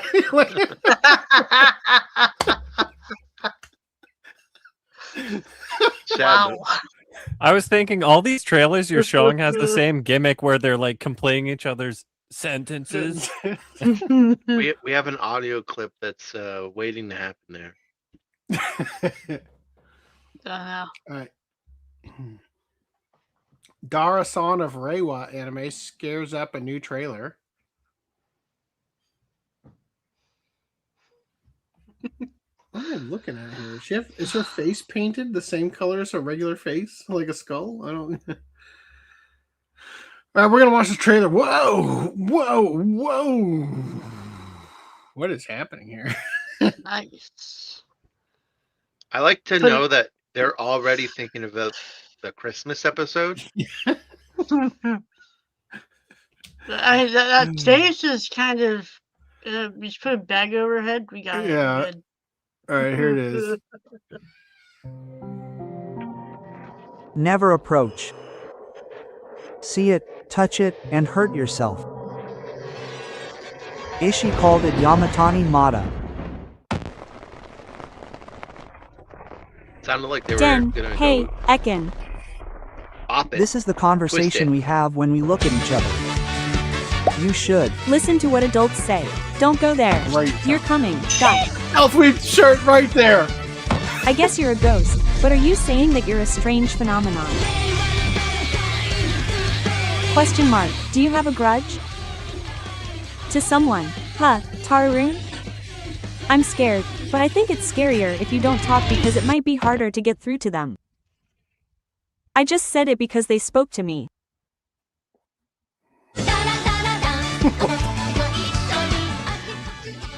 You guys were too quiet in the daytime to begin with. Hey, can't you be a little more respectful? Question mark. It's fine if you call me whatever you like. Maybe. San. Suits me better now. Dot. Let's play some more. Let's go back and forth. Together. It's intense. Dot. We need the glow sticks for the like, you know, like. Donnie, done. Can we go back to that shot where they showed her butt? Right, yeah, it's like she got an actual girl butt, not a snake butt. How does that underwear work? She's just tie it on the sides, or like what? Why? It's kind of disturbing. How do you have you seen Monster Musume? I assume you have. I think I watched it when it aired. So the underwear in that one is like a singular piece. Yeah. You just slapped it on. Bro, you're asking the wrong questions here. The fuck is that part of the body here? Is she pregnant? Those are just really wide hips. Yeah, those are exceptionally wide. Holy cow. Maybe she's actually just getting eaten by a snake. Maybe that's what Wouldn't that be the hilarious thing? Is that the snake tried to eat her, but she was so damn dummy thick that it's like its jaw gets dislocated. Oh boy. Okay, anyway. We're almost through these, I promise. The Cat and the Dragon anime reveals new trailer, key art, and cast. Among the gayest things I've ever watched. Enjoy.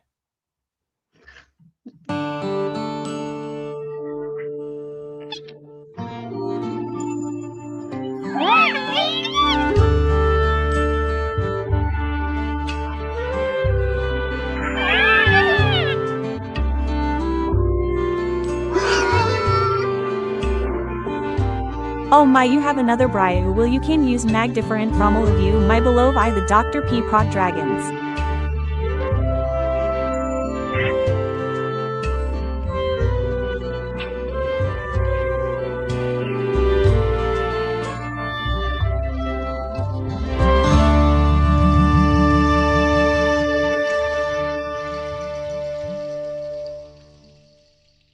Not the Dr. P-Pop Dragons. I think it could have worked as like a 30-minute OVA, but this is like a full series, yeah? I don't know. Okay, I think it could work as like a 20-minute OVA, but end it. Kurobane. Kurotama. Mama Nyan. Shirotae.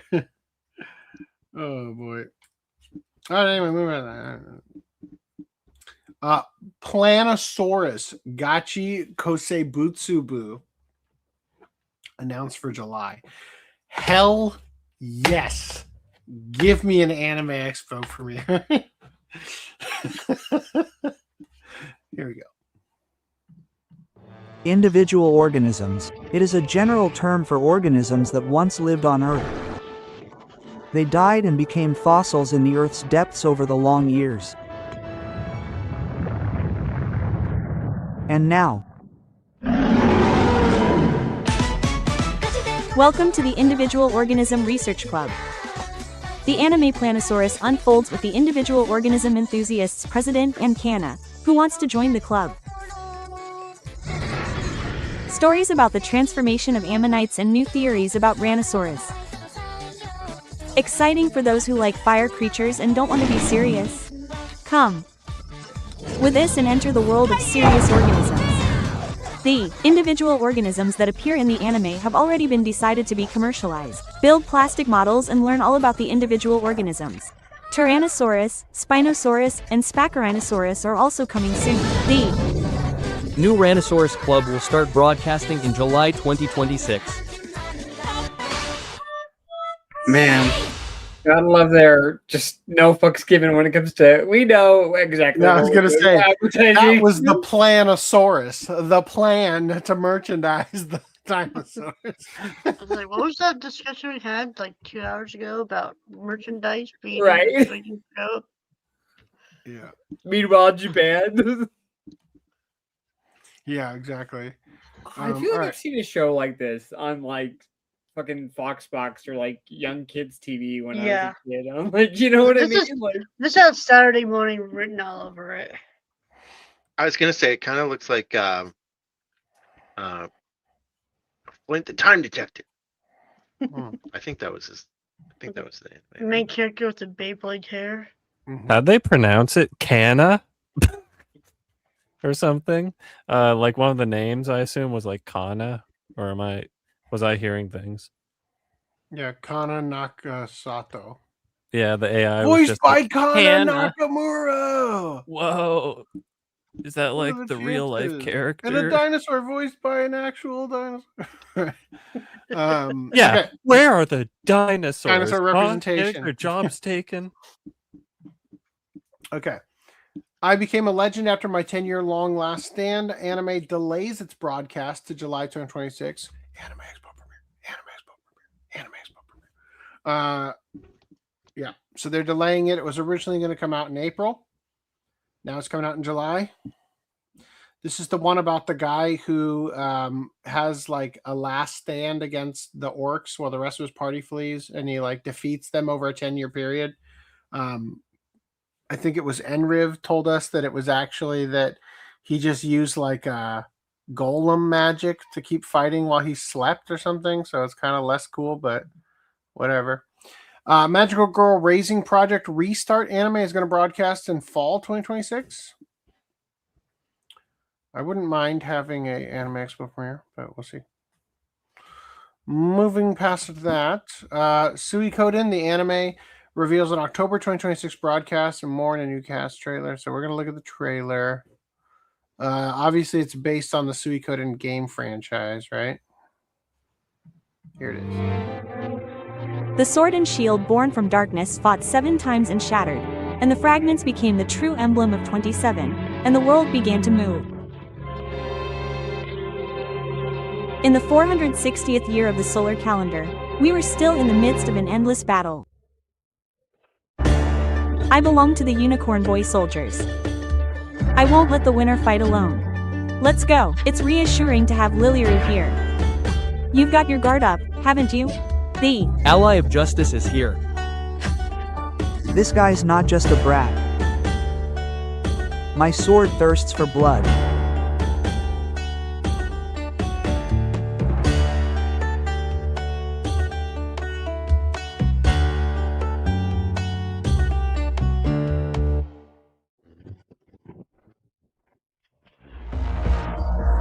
The strong have everything, and the weak have nothing.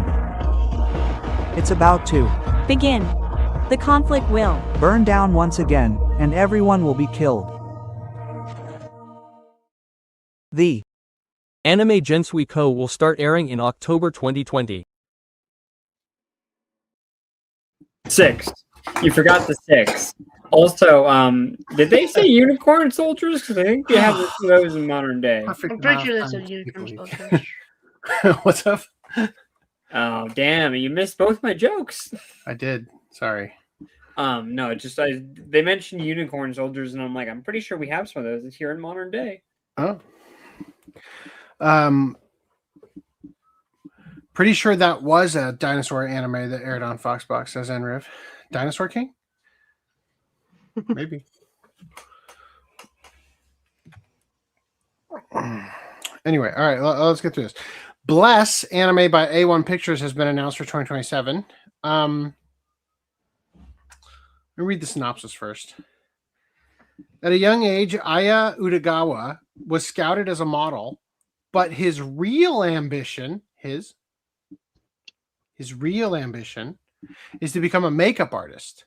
But even as the end of high school approaches, it's a dream he hides inside, afraid of stepping outside his prescribed role as a pretty face.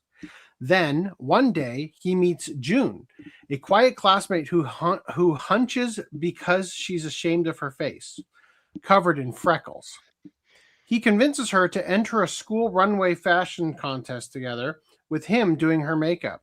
They make an incredible team, with June discovering a confidence she never knew she could show, and Aya finally learning that while it may be tough to open yourself up to failing at the one thing you care about, the difficulties can be worth facing. All right, let's watch the trailer real quick.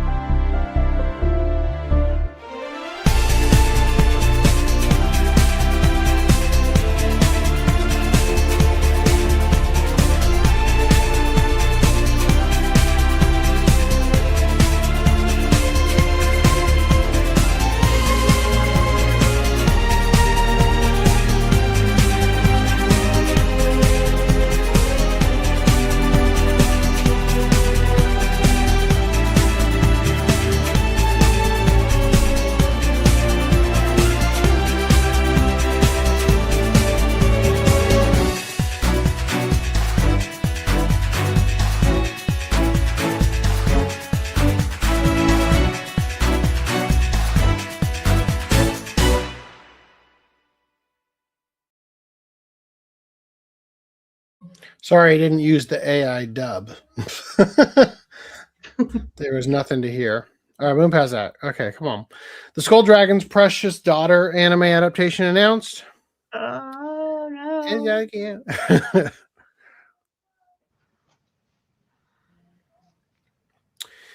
In the Forest of Scraps, a place where all manner of things are discarded, an old dragon sleeps away his final days. That is, until an abandoned child suddenly appears before him. The tiny human is Eve, and despite being only 5 years of age, she has somehow endured the many dangers that surround them. In an act of pity, the dragon decides to raise her as his own, but his time is still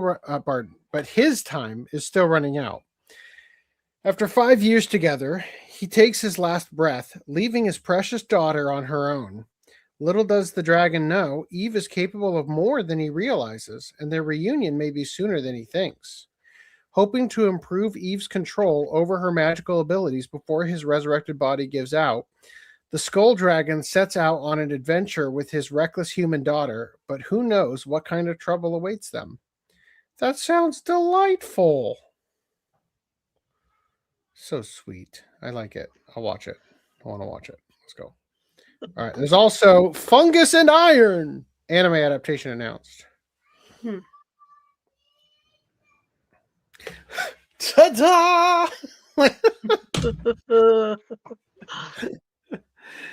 Oh dear. Fungi live burrowed in the human brain, ruling mankind and ripping them from the freedom of thought. But it seems an irregularity has popped up. When the strongest soldier, Dante, meets a girl one day, he decides to stand up and fight against the fungi's oppression. Anything for pussy, right? All right. And a Japanese artist has been harassed for drawing fictional characters in a swimsuit. Oh, man.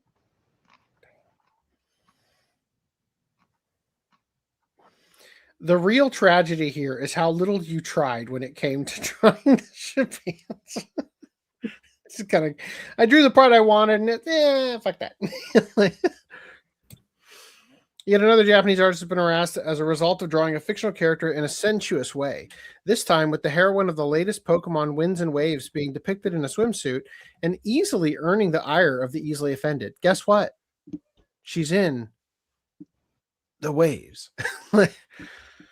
The artist shared their latest illustration online via Twitter, which depicted Pokemon Wind and Waves' main heroine in a swimsuit.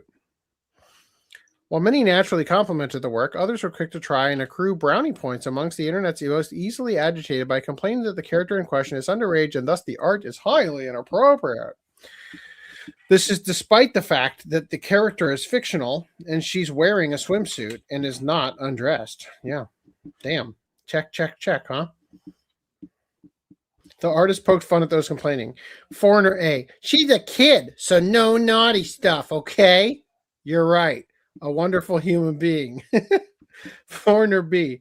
She's a fictional character, so don't mix it up with the real world. You're right, too. A reasonable human being. Me. Drawing swimsuits is fun. Piece of shit. piece of shit and below. I edited it with AI. Only some of the comments angry at the artist for daring to draw such artwork. 23 million likes, and you got dudes who keep on defending these people. This people full of pedophiles, and these bastards don't even hide. The Japanese really have some mental issues. But she has to be 12 years old max. I'd love to hear their response or how they came up with the idea to think of doing that.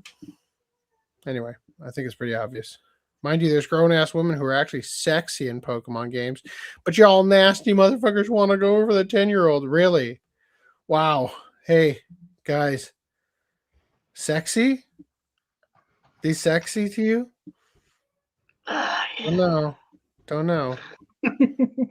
This one's at least passable. This is going to be a constant issue. A what? A constant issue. Constant issue, yeah. You know what? I saw it trending again on Twitter.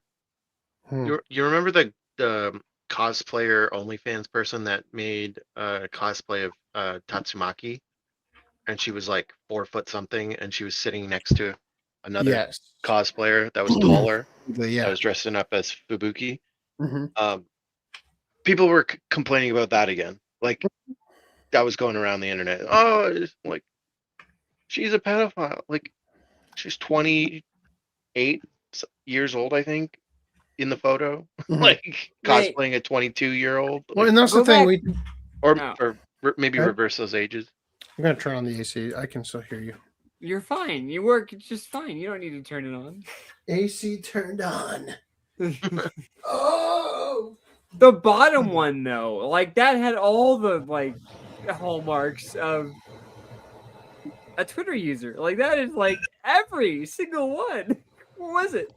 On the bottom, it was, like, BLM, she, they, or she, her, like... Trans, Free Palestine, Kamala Harris 2028, you know, like... Is it like Girl Scout patches? Like, badges?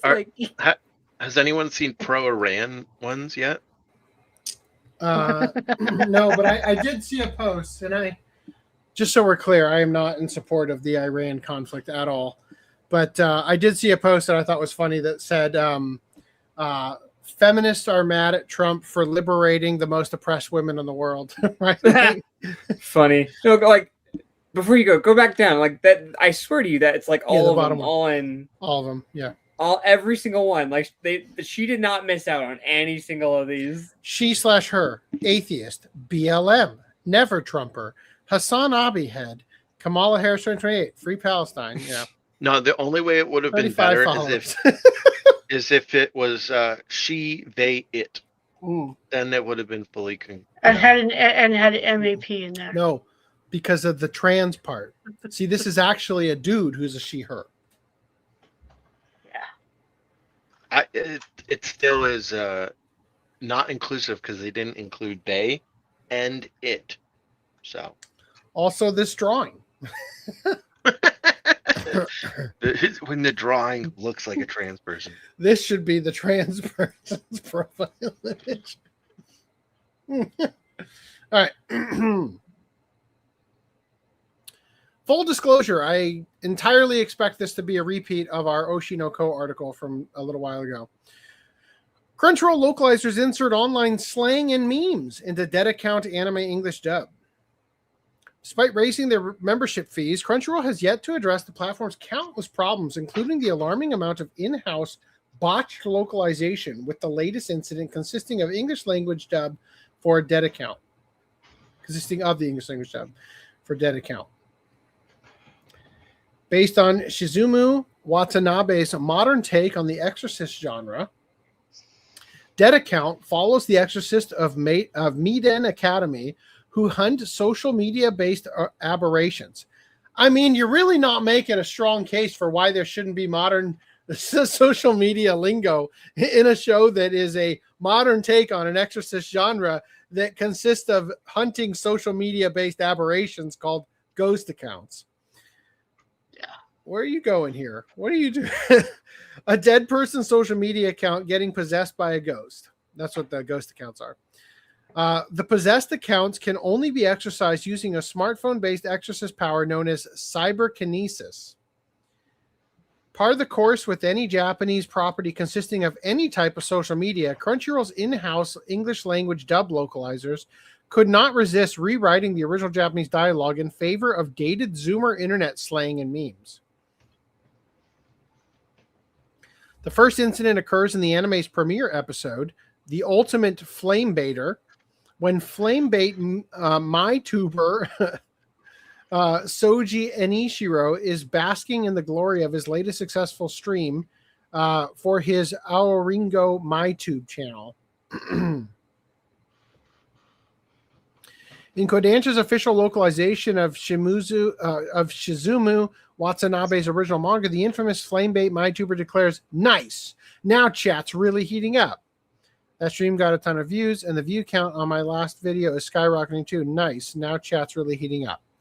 Crunchyroll's in-house English language subtitles are roughly consistent with Watanabe's dialogue, which includes lines like, "Lots of rage burning here." However, the localizers for Crunchyroll's separate in-house English language dub took creative liberties by replacing the flame-related dialogue in favor of chronically Zoomer online slang, "Cope, seethe, and mauled," viewers. Oh, dear Lord. The next incident occurs 1 month following the aforementioned stream after MyTube taking down Soji Aoringo's channel. Among the rumors surrounding MyTube's decision include a passerby who wonders if Aoringo was abducted by the mysterious Miden Academy that has been rumored to use torture techniques to reform smartphone-addicted kids. In addition, those who walk through Miden's door are never heard from again. In Kodansha's official localization of Shizumu Watanabe's original manga, the passerby's companion responds, "That's just an urban legend, dude." Okay. Crunchyroll's in-house localization for the anime's English language subtitles are consistent with the manga. That's got to be an urban legend. The streaming platform's in-house English dub localization team rewrote the script in favor of a very dated internet meme. Sounds like a bad creepypasta. The next incident occurs at episode 4, The Worst Possible Trio. During the tail end of Soji's first team-up mission to clear out the cyber ghost haunting Pig Camera Store with fellow Miden Academy exorcist Kukuru Kasabata and Kiyomi Urusagawa. On the final floor of the building, the trio encounter an unexpected cursed mid-level ghost account, Kirika-chan. After attempting to capture it with her slime, the ghost account breaks out and reaches out to capture Urusagawa. In Crunchyroll's in-house localization for the English subtitles of the anime original dialogue, the electronic aberration screeches "so photogenic." Oh my god. The anime streaming platform's in-house English dub localization team made the creative decision to replace the dialogue with the even more chronically online slang, "OMG girl, slay!" I don't know. I'm laughing. I think it's funny. If that's coming out of like a ghostly voice that's like a horrific, like, you know, screech, like, "Oh my god, girl, slay!" The only thing that could have been better was, "Oh my god, slay it, girlfriend," or something. Yeah.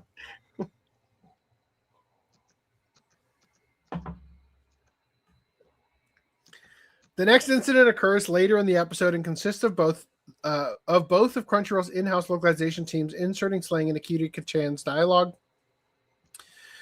The angry mid-level ghost account is retaliating against Urusagawa, calling her ugly by breaking her arm. Oh no. In Kodansha's localization of Watanabe's manga, Kirika-chan shrieks, "Who are you calling ugly? Can't you see how beautiful I am?"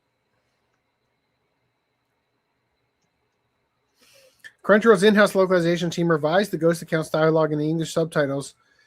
"Who are you calling Uggo? I'm totes photogenic." The animation platform's English dub localization team, however, took it a step further. "That wasn't very nice, was it? Don't be jelly just because I'm serving." Ay, ay, ay.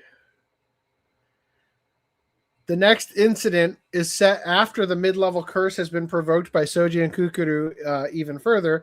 Kidaka-chan threatens the duo with a cruel artistic punishment she has in store for them. In Kodansha's localization of Watanabe's original manga dialogue, the ghost account describes her latest masterpiece consisting of stringing the boys' heads between Urusagawa thighs. Best customization yet, even better than that time I customized a 5-year-old girl. What? Followed by the aberration launching her attack at Soji, screeching, "Dolly!" Crunchyroll's in-house localization team for the English subtitles.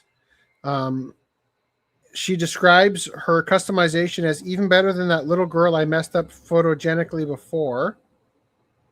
Followed by the aberration launching her attack, screeching, "Let's get photogenic!"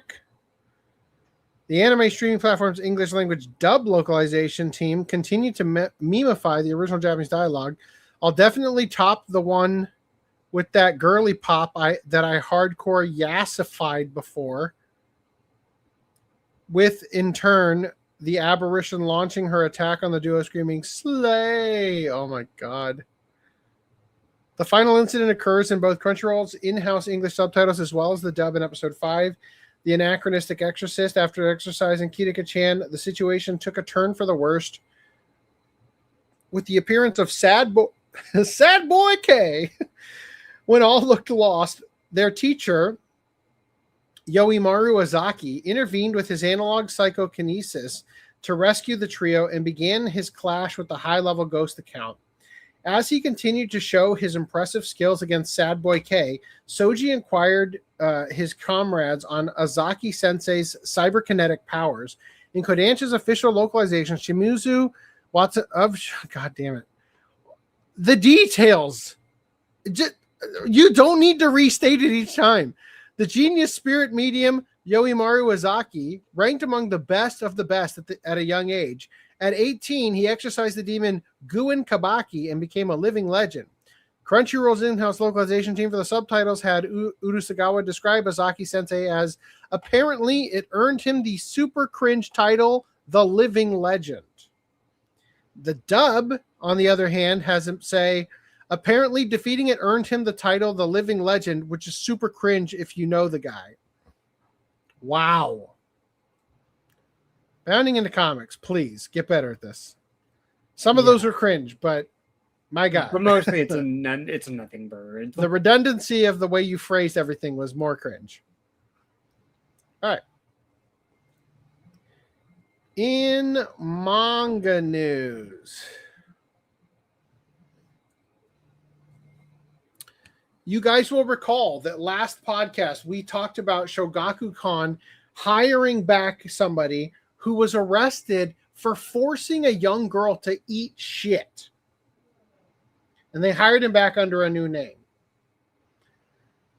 I don't know if it's the same person, but while we were reading that, I had this weird sense of familiarity that we covered that before. And then I saw this. Shogakukan admits Act Age author was rehired under a synonym. Now, you guys might remember, we covered this in podcast 110. Do you remember this episode? With the ride-by gropings? Classic. Yeah. The bicycle-based ride-by gropings, which inevitably is where this meme, not that meme, where this meme came from. Hey, come on! Yeah. Yeah. So that's the Act Age guy. He was arrested for groping young girls in the middle of the night at like 9 p.m., riding around to do a quick little touch and feel, and then ride off into the sunset. So Shogakukan has released an official statement confirming that Tatsuya Matsuki, the former original author of Act Age and Weekly Shonen Jump, Reese, can you look up the last article we covered on this last podcast to see if Tatsuya Matsuki was the name of the guy that we had talked about? Mm-hmm. He was hired to write a new manga on its Manga One platform under a different pen name. The company has apologized and announced the establishment of a third-party committee to investigate the matter. The statement also addresses broader concerns regarding editorial oversight and victim consideration. Below is the full translated statement issued by Shogakukan and the Manga 1 editorial department. Regarding the new author appointment issue at Manga 1 and the establishment of a third-party committee, our company will never tolerate sexual abuse, you did, sexual exploitation, you did, or any form of human rights violation, you did.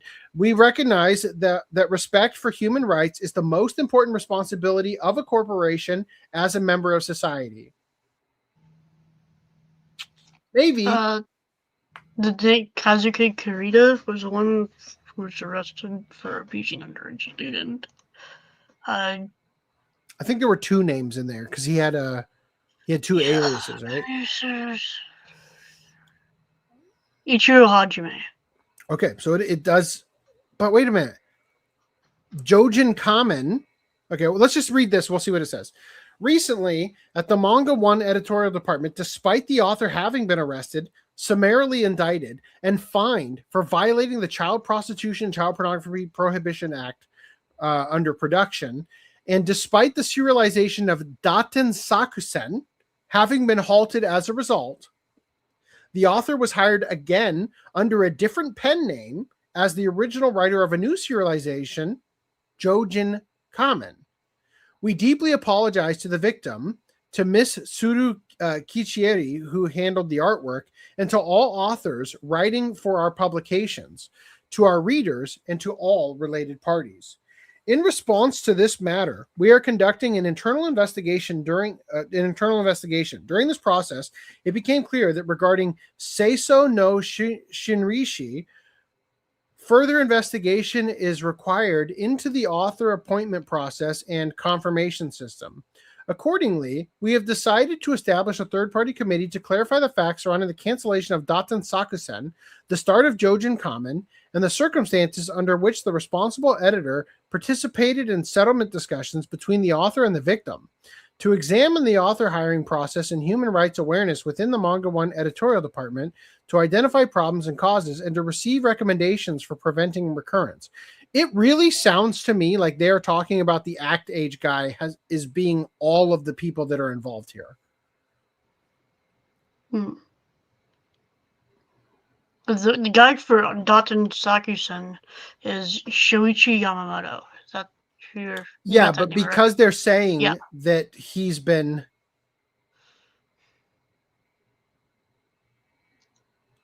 Man, okay, well, let's just keep reading because it seems like they might be addressing two people. I just can't tell yet. Details regarding the third-party committee will be announced at a later date. We once again deeply apologize for the series of events that have caused great inconvenience and concern. We are sincerely accepting the criticism and opinions we have received. We also strongly request that defamation or privacy violations against authors, employees, and related parties be refrained from. Shogakukan. Explanation regarding the appointment of the original author of Seiso no Shinrishi, Manga 1 editorial department. We sincerely apologize to readers, to authors contributing to Manga 1 and Shogakukan, and to all those whose trust has been damaged. We also apologize to all authors whose works and activities have been affected. Sexual abuse, sexual exploitation, and any human rights violation must never be tolerated. Nevertheless, there are problems in how our editorial department address the victim. We will explain that Mr. Tatsuya Matsuki, who previously wrote Act Age in Weekly Shonen Jump, is currently writing Seiso no Shinrishi on Manga 1 under the pen name Itsuki Yatsunami. So it sounds like it is a second, this is legitimately a second person. Yeah. And it just so happens that, look, and I just want to be abundantly clear about this. As much as you would want to have somebody guilty of a heinous crime be destitute forever, they are going to find more work. Everybody needs to survive somehow. This guy's skill set was being a writer. So naturally, he gets fired from Shonen Jump. He goes next door to a company that doesn't yet know of his, reputation, uses a new name, and gets in. I don't think that's a scandal. That's natural human behavior, that somebody who was fired needs to still pay the bills and buy food and live. And they're going to go somewhere else. That's not on Shogakukan that somebody got in, right? Even criminal records or personal information and publicly disclosing them without consent constitutes a serious human rights violation. However, at the request of the Manga 1 editorial department, we asked Mr. Yatsunami for permission to disclose that he is Mr. Matsuki, given that speculation was already spreading. He consented.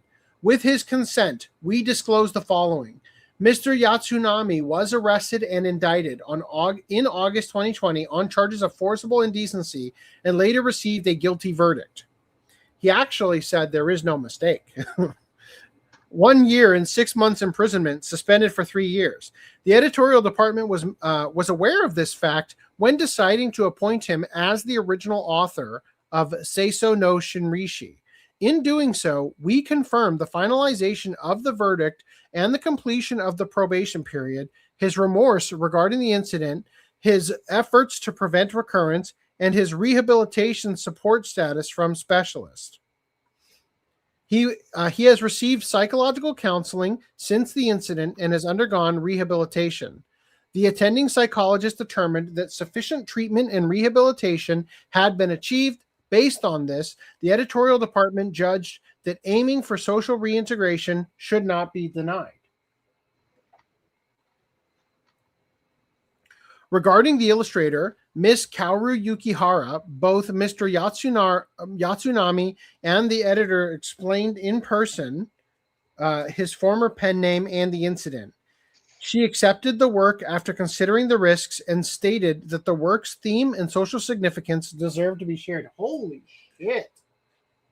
So they're basically saying that when it comes to the Act Age guy, that they knew ahead of time and they all determined that this guy was so fucking talented that it was worth it to give him a second chance. Isn't that what it kind of sounds like they're saying? Yeah. However, although the pen name change was intended as consideration for victims, the editorial department now believes it should have more deeply considered whether this truly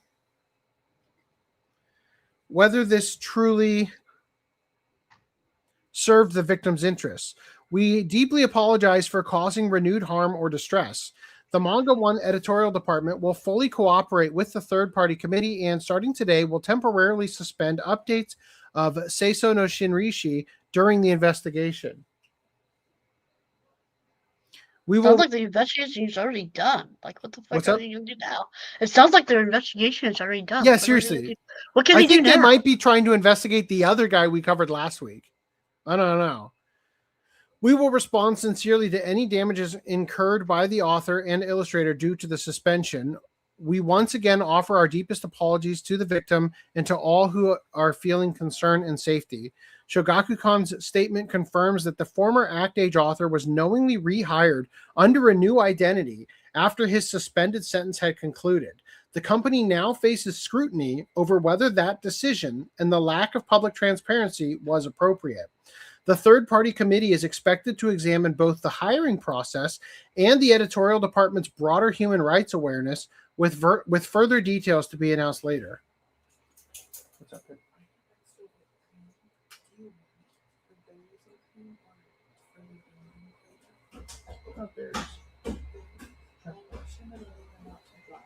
I'm not going to be done for hours. So don't even worry about it, then. Just don't even worry about it. That's not for you. Mom doesn't want anybody eating that candy corn. It has to last till Halloween. Okay. All right. Any thoughts on this before you move on? I'm not sure if I heard correctly, but I heard that Murata from One Punch Man was like protesting the fact that they were being hired or whatever. Yeah, so I do actually have that now that you bring that up here. Chibi said, after the Manga 1 scandal, dozens of authors are discontinuing their work on the platform and will never work with them again. Here's a list of some, not all, authors doing this. Kanehito Yamada of Freerun, Yasuo Otagaki of Mobile Suit Gundam Thunderbolt, One Punch Man, so maybe not Murata, but One. Rumiko Takahashi, Haru Aso of Zom 100, Ryuhei Tamura of Cosmos, Ai Minase of Hachimitsu ni Hatsukoi / Youth Heavy Rotation, Yuki Shiraishi of 99% Succubus-chan, Konomi Tamakata of Neko Hajime Mashita, Miko Mitsuki of Hanato Meoto, Yumi Shimabukuro of Yotogi no Futago, Sumito Odo of Keep Your Hands Off Aizukin, and Kairu Mizuho of Magical Girl Dandelion. So possibly Murata as well. Again, this is not the full list. Is that what you were kind of talking about? Yeah, I might have just I might have just saw One Punch Man. Anyway,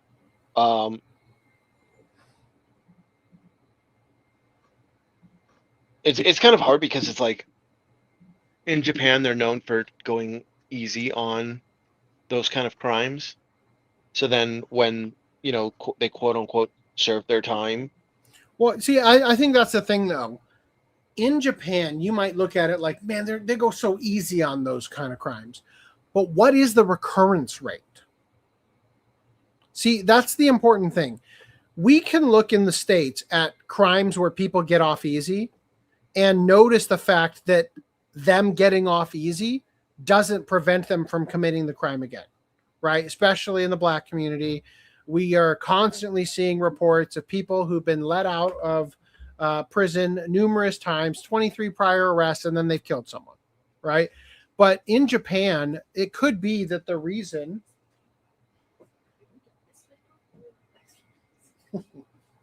the reason that they are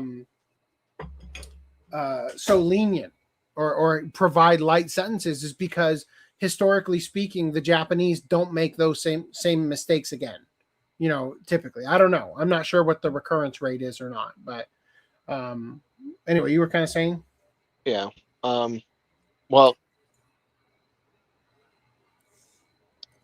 there is also an aspect of like I don't know how to word it, but basically like if the mob doesn't think you served your time, like it doesn't matter about the recurrence rate, right? It matters about did you get sufficiently punished for your actions. I agree. And so if the purpose of prison primarily is to modify behavior to create a safer society when the prisoners are released, or hold people back and do not release the ones for which society will be safer because they are not released, right?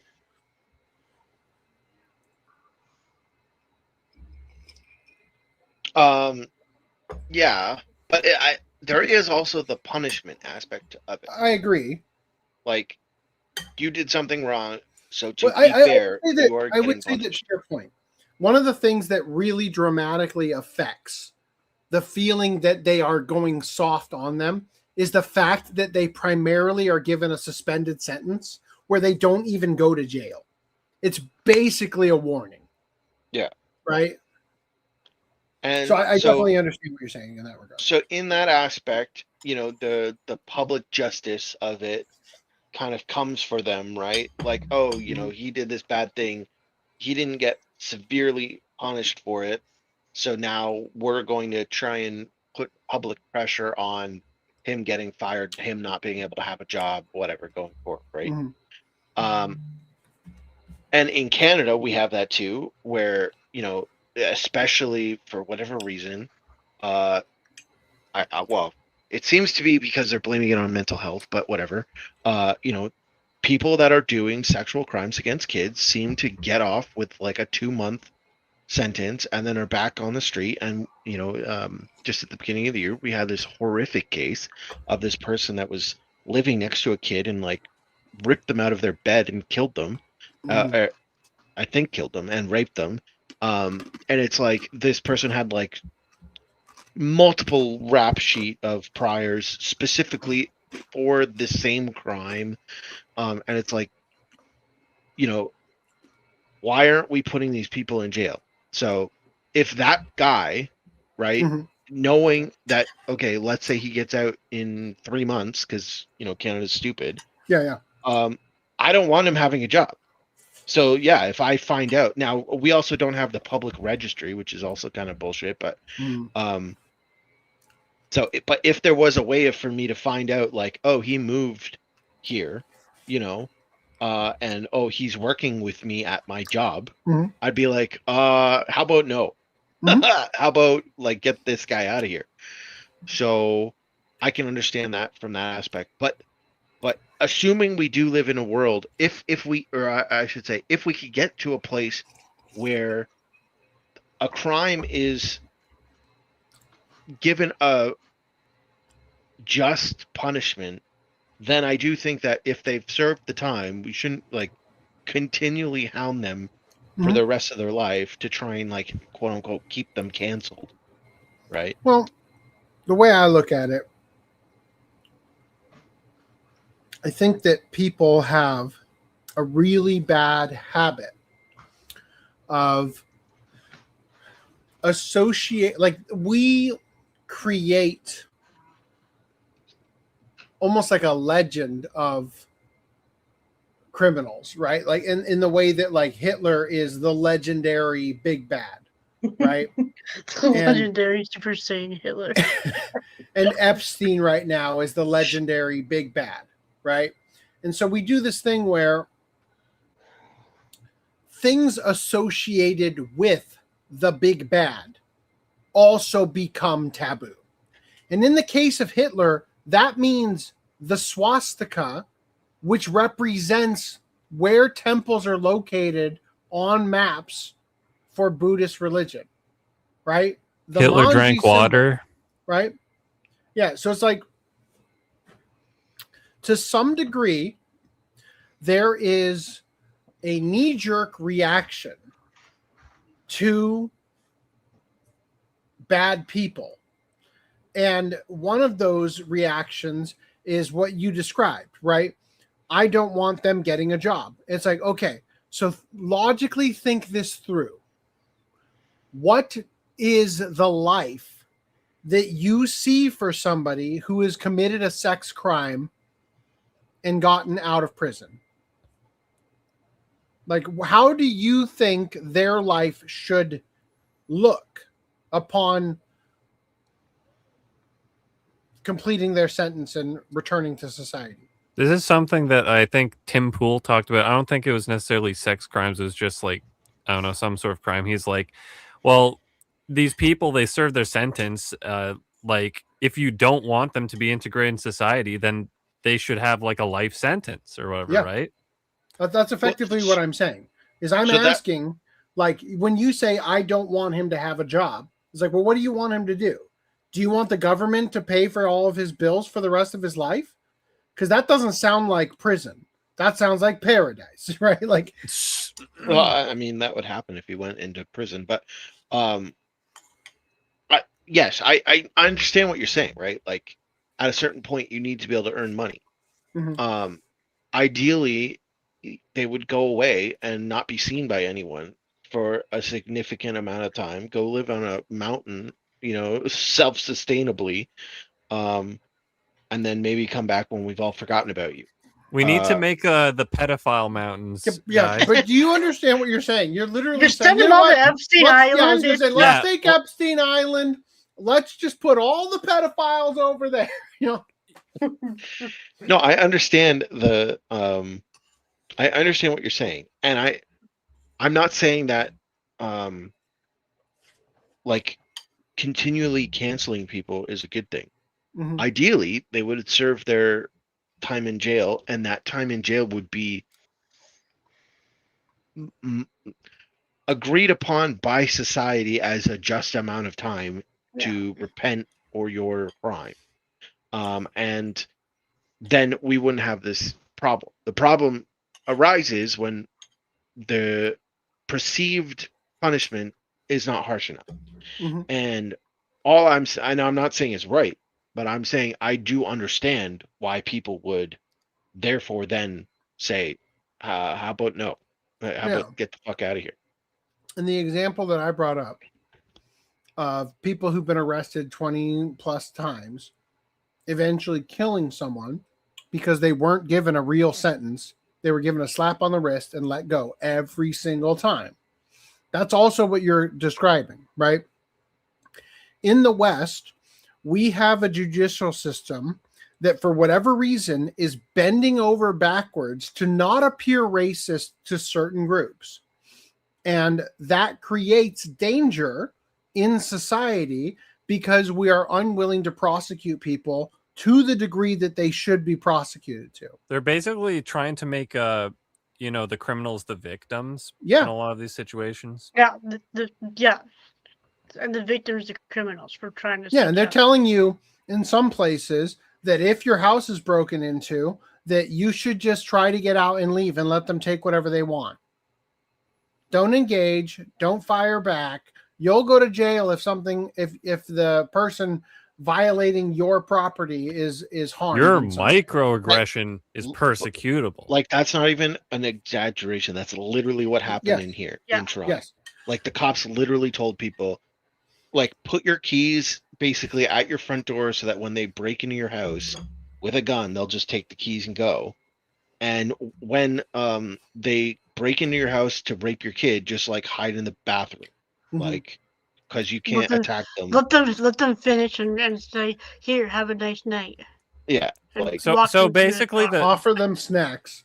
So basically, to sum it up, is well, at least for me, Make I do them a think sandwich. I have another child. Like, would you like some more? Like, I generally think that if you've served your crime or whatever, like, you've served your sentence, you should be let to exist in society. But the problem is we're not diagnosing the sentences correctly. So therefore, people have this, like, animosity towards people that are criminals that get out. Especially the same day bail people.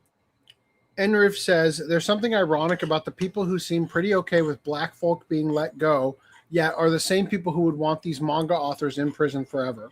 So just so that we're clear, it's not specifically what's it's not in Canada. It's not a race thing. I'll just so that's what I'm trying to articulate. It's not specifically that it's members of the black community. It's that it's criminals who are being let go, and the ones being let go are members of the black community. There is a bigotry of sorts in the judicial system, acting what they call that soft bigotry of low expectations, right? The idea that black people in this situation should not be persecuted to the same degree that their white counterparts would. So the white counterparts are given much harsher sentences. They then don't come back into society and continue to commit crimes. This also is like a self-fulfilling prophecy because it skews your perception against the black community because the special treatment that they're being given for the criminals within that community is creating a perception that they are more violent and less like it actually the special treatment that you're giving them actually perpetuates the opposite that you want to be conveying in your special treatment, right? So but yeah, I think again, I just think that because it is specifically, immigrants, minorities, and whatnot who are being given these sweetheart deals when it comes to getting prosecuted, especially the illegal immigrants, that's the where the problem is, because the white equivalent of the same criminals, people capable of the same types of crimes and the same aggression and whatnot, those people are getting thrown away. They're getting put in, locked up, and with the key thrown away, so to speak, right? So, so you don't ever have those people reintegrate into society, right? Now, look, there is a solution to this, right? But they're tricky solutions, because one solution is death penalty for sex crimes, right? Just get it over with. No more drain on society.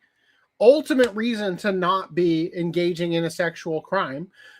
But then the problem becomes, who determines when a crime has been committed? if you were to put that sort of stipulation, death penalty for sex crimes, then all of a sudden, sex crimes become much harder to prosecute, because all of a sudden, women who have previously falsely accused somebody of rape or whatever, for whatever reason, are now causing people to lose their life rather than just be thrown in jail. You know what I mean? And so, like, this is a very significant problem. And because we have people who are not willing to treat it appropriately in terms of the responsibility of, you know, your bodily autonomy, you have sex with somebody and you regret it, you decide to say it's rape, or you have sex with somebody who is not your spouse, and then your spouse finds out, oh, I was raped. You know, like, there's all sorts of reasons why the excuse gets thrown around, and then people actually have real harm come to them because of you know, the false accusations. So we can't put ourselves in a world where we would just go ahead and give people the death penalty, because of the fact that we would be routinely killing people who didn't deserve it, right? So it's very tricky. And this is what I'm saying is, like, there's a part of this where everybody looks like, la, la, la, I don't want to hear anymore. Yeah, he's a sex pest. Don't give him a job. It's like, so what you're asking for is for a couple of years in prison where you're actually fed and housed and taken care of and get to think about your actions. And then the second you're on the street, you're never going to eat again. And then you will starve to death. You also won't have a place to live. You have no money. You have no job prospects. You cannot re-enter society. You know, let's say that you're a rapist and the person that you raped got pregnant, had the kid, and you have an opportunity to meet the kid, and like you're in a situation where this doesn't have to end on a sour note, right? But because of your behavior, you're now put in a situation where you are condemned to, you know, the silent canceling, so to speak, where you can't get a job, you can't rehabilitate. And then what happens, obviously, and this is the big problem, is that a lot of people who commit these sorts of crimes are in a place where they are rejected by and angry at society. So when I come out of prison and I'm already got this chip on my shoulder, and then I can't get work, I can't even feed myself, I can't pay for rent, what do you think is going to happen for somebody who already historically has had a chip on their shoulder about society and a aggressiveness at people that he perceives as slighting them, right? Like we are perpetuating the problem at a certain point, right? And this is the thing, is it's tricky, right? To be able to rehabilitate people and get them back into a functioning member of society. And truth be told, and I'm dead serious about this, like when it comes to a sex crime, you do lose people's trust forever, right? When you learn that somebody you know is into something weird, JT, right? All of a sudden, you can't ever look at them the same way, right? And it can ruin friendships and things, right? Because now, all of a sudden, you're put in a place where you can't go back to the way things were before, right? And I think that every person who is, you know, a sexual deviant or, you know, a rapist, a molester, whatever, there is no redemption for them, because it is like an ontological aspect of their sense of being, right? That whatever your fetish is, whatever you're drawn to, whatever sexually excites you, is something that you don't have an ability to unwire, right? So no matter what it is, you're going to come out the other side never actually fitting back into society either way. Even if you move to another, you know, county and changed your name and did all that stuff, it's just, there's always going to be, there's really just no answer. The only answer is kill all of the sex offenders. That's the only answer. And again, the cost of that is too high, because you can't, the scale and weight of a sexual offense and whether or not the sexual offense is even real cannot be determined before you end up killing somebody who would end up being innocent, right? I just think about the other day about this shit we covered with Farrah, where she tried to claim to be the victim when she slept with Ian James Corlett. But to everybody watching, it's like, you are the predator in this situation. You deliberately did things for the sake of driving up controversy and trying to destroy somebody. You know what I mean? By the way, earlier when you were talking about these like legendary like bad people or whatever, I was just thinking like, when are we gonna get Pokemon Hitler and Epstein versions? They're the legendaries. Grok. Oh no. You gotta have Oh, baby no. Pokemon only No. teams, like Pichu God. and Clefo. Yikes. Grok. Generate me an image featuring the next generation of legendary Pokemon. Pokemon. They are based on Hitler and Epstein. The yin yang, the Jews of the Germans. Holy shit, it's doing it. Whoa!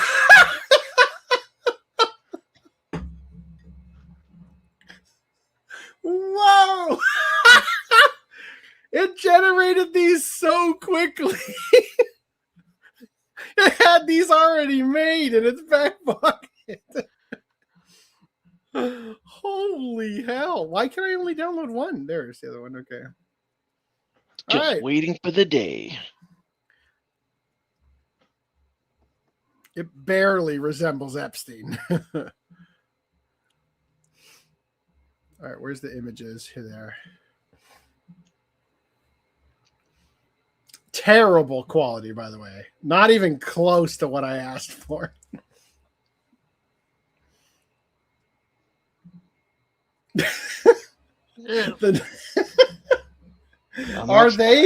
Are they like a fusion of that Pokemon? We're missing the Pokemon aspects to this. No, in the middle there. No, they are the Pokemons. Oh. Which one is Hitler? I guess the one with the mustache. Epstein's the one with tentacles because he can, penetrate. Yeah. Wow. Yikes. Legendary Pokemon shirt. What? Legendary pedophile. Okay.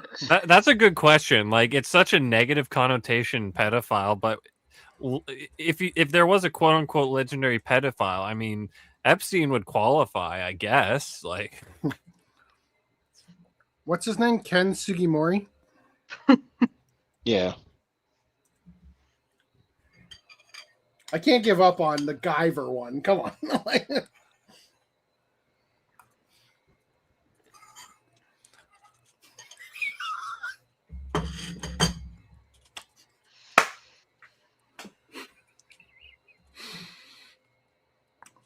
You got me, Grok. That is what I asked for.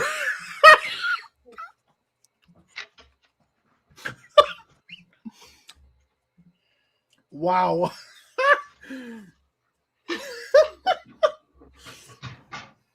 All right, the original Ken Sugimori style.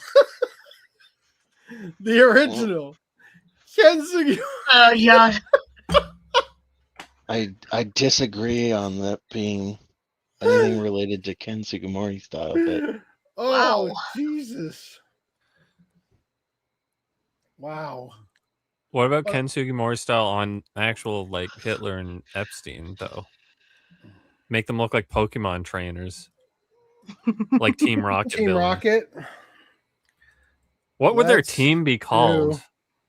Team Hitler Bad Guy and Epstein as members of Team Rocket.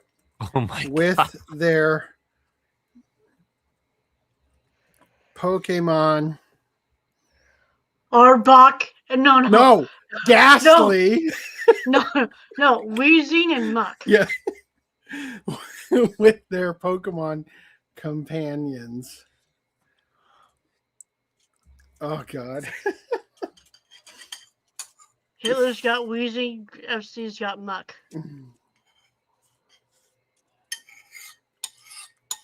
I feel like Ghastly makes more sense.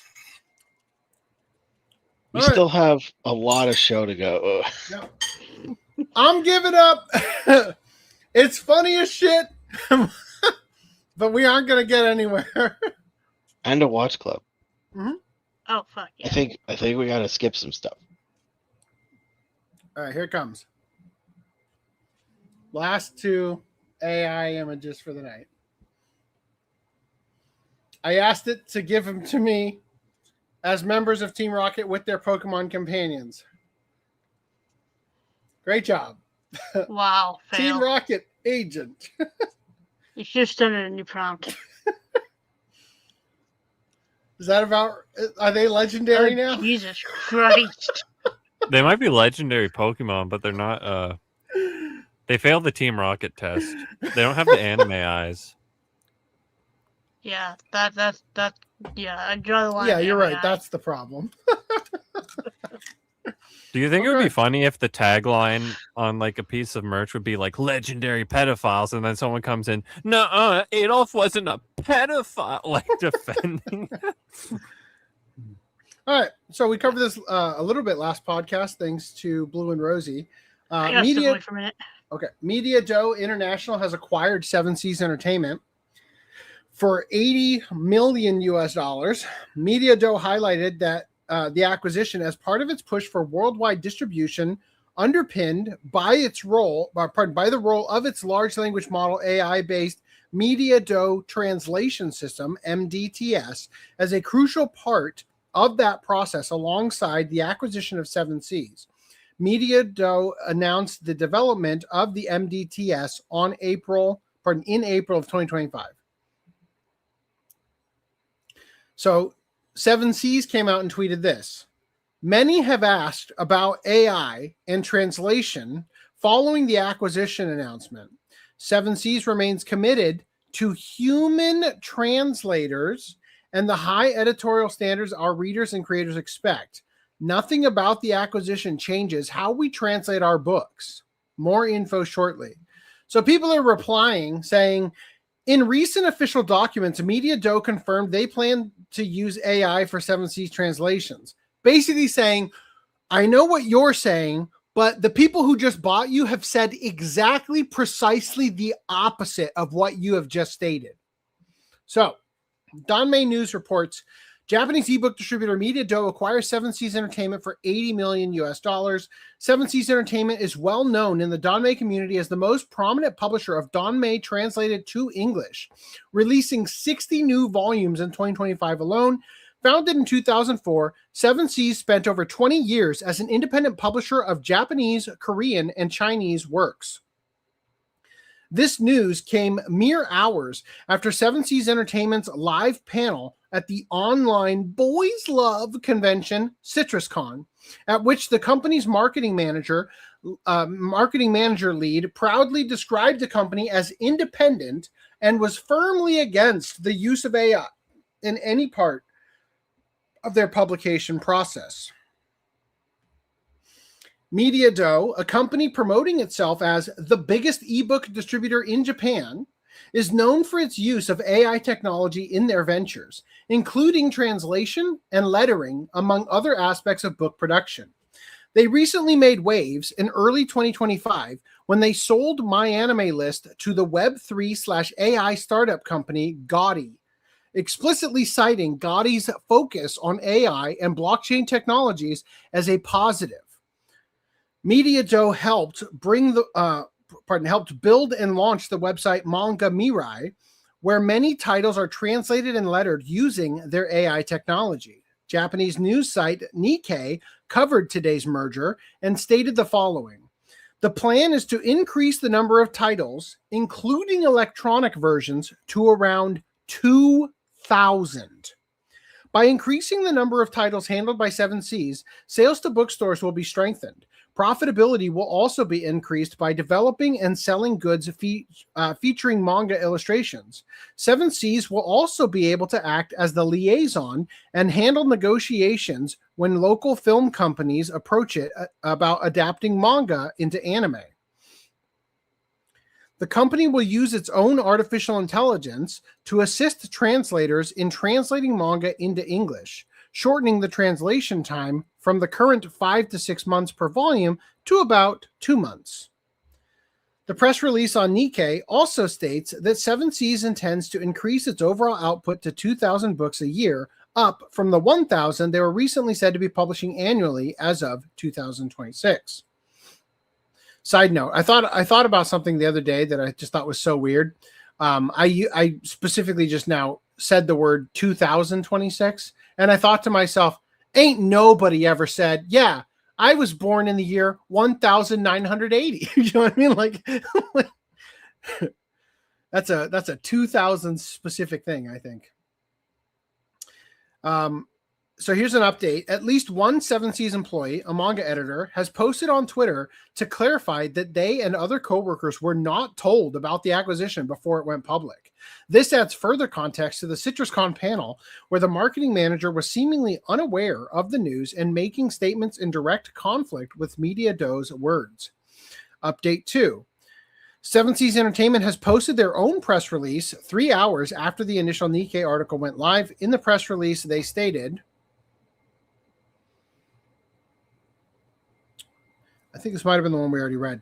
The acquisition reflects continued global momentum in manga, light novels, and international storytelling across print, digital, and audio formats, and positions Seven Seas for long-term growth within an expanding worldwide readership.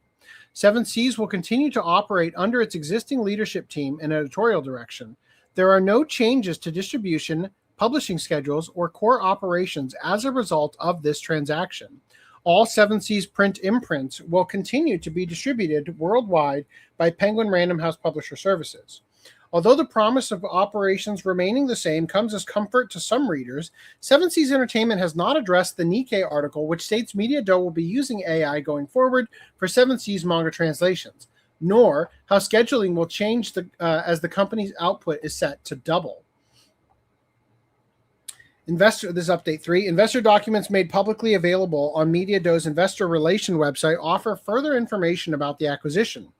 The PDFs verify that it is a 100% buyout, with Media Do obtaining full ownership of Seven Seas Entertainment as of March 1st, 2026. Going forward, Seven Seas will be a subsidiary of Media Do.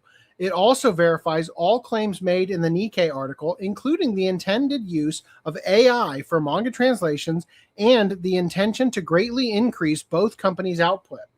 They also intend to begin branching into other business ventures, including merchandise based on licensed properties. Media Do's primary attention is on Japanese properties, specifically manga.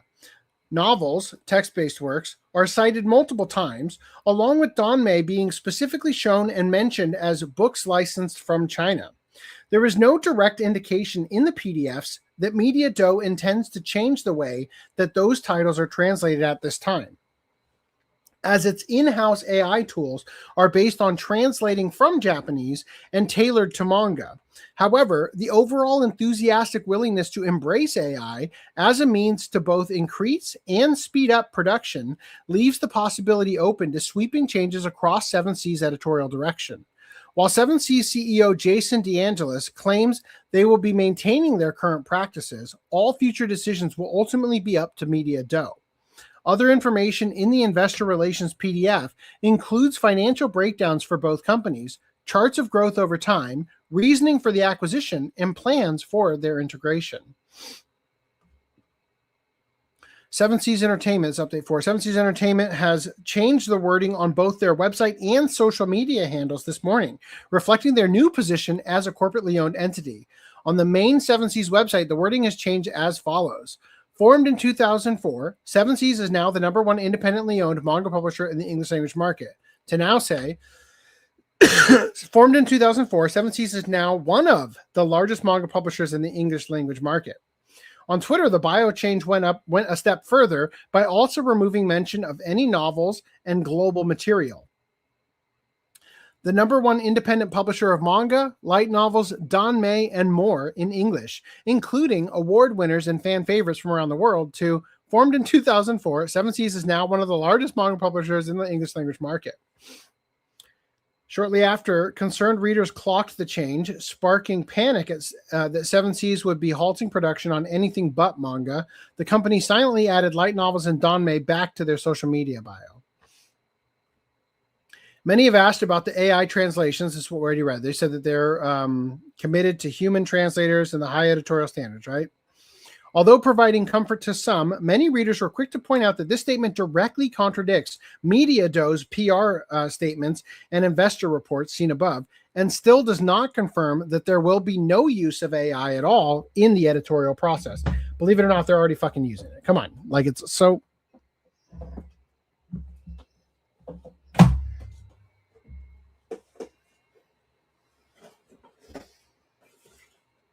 Fucking kill me.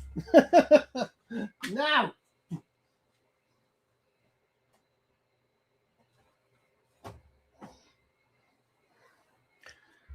I just want to sit down.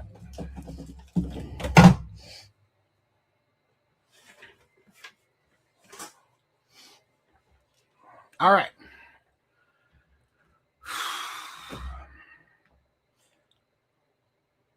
So they published a response. We're just going to actually read it. So this is Media.do's response. We're going to look at the English translation they provided, which says, following recent reports, we have received inquiries expressing concern that AI might be used to translate Seven Seas manga and other works. The company clarifies that there are absolutely no plans to do so, even though that's what you said. Furthermore, the MDTS system developed by the company is an AI-assisted tool designed to help Japanese translators manage their translated text when working on Japanese literature. It is not intended for implementation in Seven Seas translation operations. All specific operational details will remain compliant with the existing translation standards of Seven Seas. The company is deeply grateful for the work of all Seven Seas staff and expresses the utmost respect for the translations they perform with such dedication. It remains steadfast that the primary creators of Seven Seas publications are people, including its translators and editors. This acquisition does not include operational or staffing changes, and Seven Seas will continue under its existing leadership and team. Through the feedback we have received, we deeply understand the love and dedication fans have for Seven Seas. It is truly regrettable that our previous announcement caused misunderstandings among those who cherish Seven Seas publications. As stated above, the company will act appropriately for the fans who will not use AI in the translation operations of Seven Seas, so please rest assured. I think they're going to use AI. I think they absolutely will. I think they would be stupid not to. You know, I just think that people assume, oh, AI means a computer did it all, and that's not how this works, right? They'll do the front of it, and then they'll touch up. Hilariously, Manga Alert says, given the recent news about Seven Seas acquisition, I want to extend my congratulations to Faku for becoming the new #1 independent manga publisher in the United States. Hilarious. Any thoughts, anybody? Nope.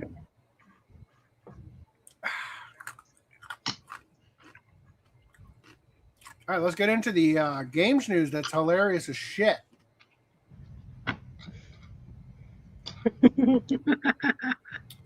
All right. Nintendo is suing the U.S. government over tariffs.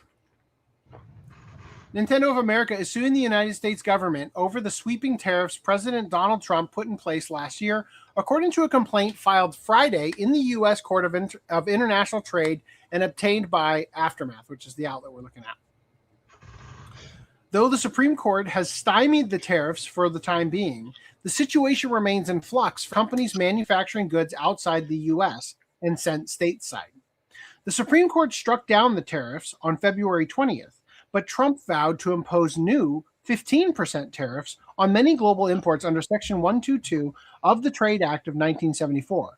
24 states are suing over the new tariffs as of Thursday. More than 1,000 companies have also sued the U.S. government for what they say is the illegal implementation of these tariffs. Those companies include Costco and FedEx. Nintendo of America's lawsuit is largely targeting refunds of the previously imposed tariffs that the Supreme Court struck down. The Supreme Court found that Trump could not invoke the International Emergency Economic Powers Act of 1977 to put the tariffs in place.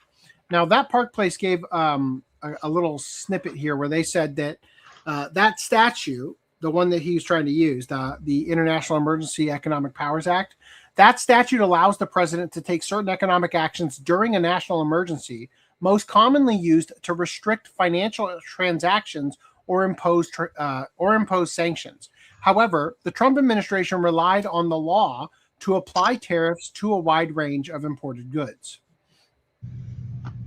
Nintendo of America's lawyers list the U.S. Department of Treasury and Secretary of the Treasury Scott Bessent, U.S. Department of Homeland Security and former Secretary of Homeland Security Kristi Noem, Office of the United States Trade Representative and U.S. Trade Representative Jameson Greer, U.S. Customs and Border Protection and Protection Commissioner Rodney Scott, and the U.S. Department of Commerce and Secretary of Commerce Howard Lutnick, who is littered in the in the Epstein files.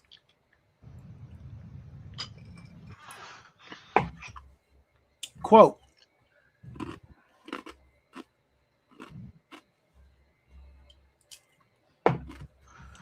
this action concerns defendants' initiation and administration of unlawful trade measures that have, to date, resulted in the collection of more than $200 billion in tariffs on imports from nearly all countries, lawyers wrote in the complaint. Nintendo confirmed to Aftermath it filed the complaint but had nothing else to share on this topic. The U.S. Court of International Trade has jurisdiction over civil issues relating to customs and international trade law in the country. That's where all these lawsuits are being litigated, and where Customs and Border Protection told a judge that it collected $166 billion in tariffs as of Wednesday, per CNBC. On Wednesday, Judge Richard Eaton ruled that companies are entitled to refunds, but on Friday, Customs and Border Protection said in a filing it can't currently comply with the order to refund tariffs. A system could be operational in 45 days, according to the Wall Street Journal. Since February 1st, 2025, lawyers write that Trump has implemented unlawful executive orders imposing tariffs on imports from a vast swath of countries. The company is asking the court to refund with interest the tariffs it paid. Nintendo of America has standing to sue because it is the importer of record for goods that were subject to the IIIrd duties, lawyers say. Nintendo manufactures its consoles and accessories overseas, mostly in Vietnam and China. The timing of the tariffs was particularly bad for Nintendo, which was gearing up to release its Nintendo Switch 2 console when they were announced. The company ended up delaying pre-orders for the anticipated console after the tariffs were announced. Pre-orders for Nintendo Switch 2 in the US will not start April 9th, 2025, in order to assess the potential impact of tariffs and evolving market conditions, Nintendo told press in April 2025. Nintendo will update timing at a later date. The launch date of June 5th, 2025 is unchanged. Nintendo began pre-orders on April 24th. The new console itself remained $449, but the console's accessories received a price hike due to the increased duties. To keep the console price the same, Nintendo sent most of its Vietnam-made units to the US, according to Bloomberg. Nintendo had already moved some of its production out of China and into Vietnam during Trump's first presidency. Through several pages of the complaint, Nintendo's lawyers recount the tariff situation beginning on February 1st, when Trump issued the executive orders imposing new tariffs. The months that followed were chaotic. The situation changed rapidly as tariffs were increased, paused, and then increased again. Tariffs reached over 125% for goods from China before those were reduced to 34% in May. Throughout multiple legal challenges, the Trump administration continued to impose the tariffs, Nintendo lawyers say. That's in violation of the International Emergency Economic Powers Act of 1977, Nintendo lawyers say, and why they are entitled to a refund of the tariffs paid during this since February 2025. All tariffs collected under the IIIrd duties must be refunded with interest, lawyers write. They say the government has conceded this point in other documents. Other court documents. Okay, so Nintendo is suing the U.S. government and that Park Place's ending was, for Nintendo, the core argument is simple. If the tariffs were imposed without legal authority, the government should not retain the money collected from the businesses. Now, hilariously, I love this too. The Trump administration has been mocked on Twitter for politicizing Pokemon. Well, what's your going back to the one other thing? What? Going back to the other thing real quick. Yeah, go ahead. So should Nintendo hypothetically win and get their money back, do you think they would refund the people who bought all those accessories at the higher prices that they raised because of the tariffs?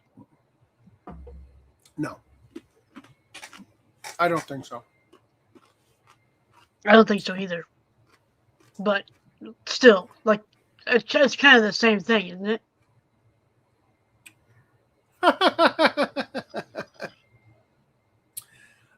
The number of OnlyFans girls who are liking this stream with their bots because the word celibatory is in the title is off the chain on Twitter. Okay, the Trump administration has been mocked on Twitter for politicizing Pokemon.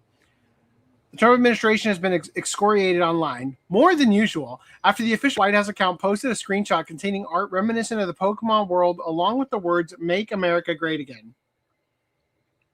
On March 5th, the official White House account on Twitter posted an image styled after the logo of Pokemon Pokopia, a newly released title in the long-running Pokemon series. The image replaced the game's title with the slogan, "Make America Great Again," mimicking the distinctive font used in the game while displaying what appeared to be a screenshot from the title itself. Obviously, you can see the Pokemon Center, right? In response to inquiries from the New York Times, Pokemon Company International clarified that it had nothing to do with the image. A company spokesperson stated that the organization was aware of the social media content circulating online, but emphasized that it, quote, was not involved in its creation or distribution, and that no permission was granted for the use of our intellectual property.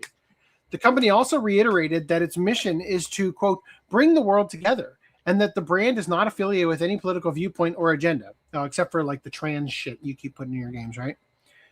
Critics were quick to lambaste the tweet for politicizing the Pokemon series, something developers have no issue doing themselves, providing some rather mocking replies. Let's stop killing innocent people on domestic and foreign soil. Go fuck yourself. Release the full Epstein files. Get the fuck away from my game series, asshole. Fuck ICE. Make the White House not tweet again. Nintendo's lawyers will love this. Trump is a pedophile. Stop protecting pedophiles. Fuck you, Trump. No one wants to die for Israel. Trump's mentioned 38,000 times in the Epstein files. Shut your bitch ass up. Trump is a rapist. Trump is a cunt. Donald Trump is a pedophile starting a war as a distraction. Operation Epstein Fury. You are a complete joke. Donald Trump is a warmongering pedo who poops himself, LMAO. Don't ask Trump about the Epstein files. Adding another layer to the situation, the visual style used in the White House image appears similar to a fan-made website that recently gained popularity online. The site allows users to generate their own Pokopia-style logos using font resembling the one used in the game's English title. The generator had already been circulating as a meme before the White House post appeared, with users creating countless parody images using the stylized lettering. While it is not confirmed whether the White House used the generator directly, the font used in the political image reportedly matches the output produced by the tool. Given that the meme format had already been trending online, some observers speculate that the government social media team may have simply joined in on the joke, albeit in a way that inevitably dragged a major game franchise into political messaging. Get fucked. Who cares? That's just funny.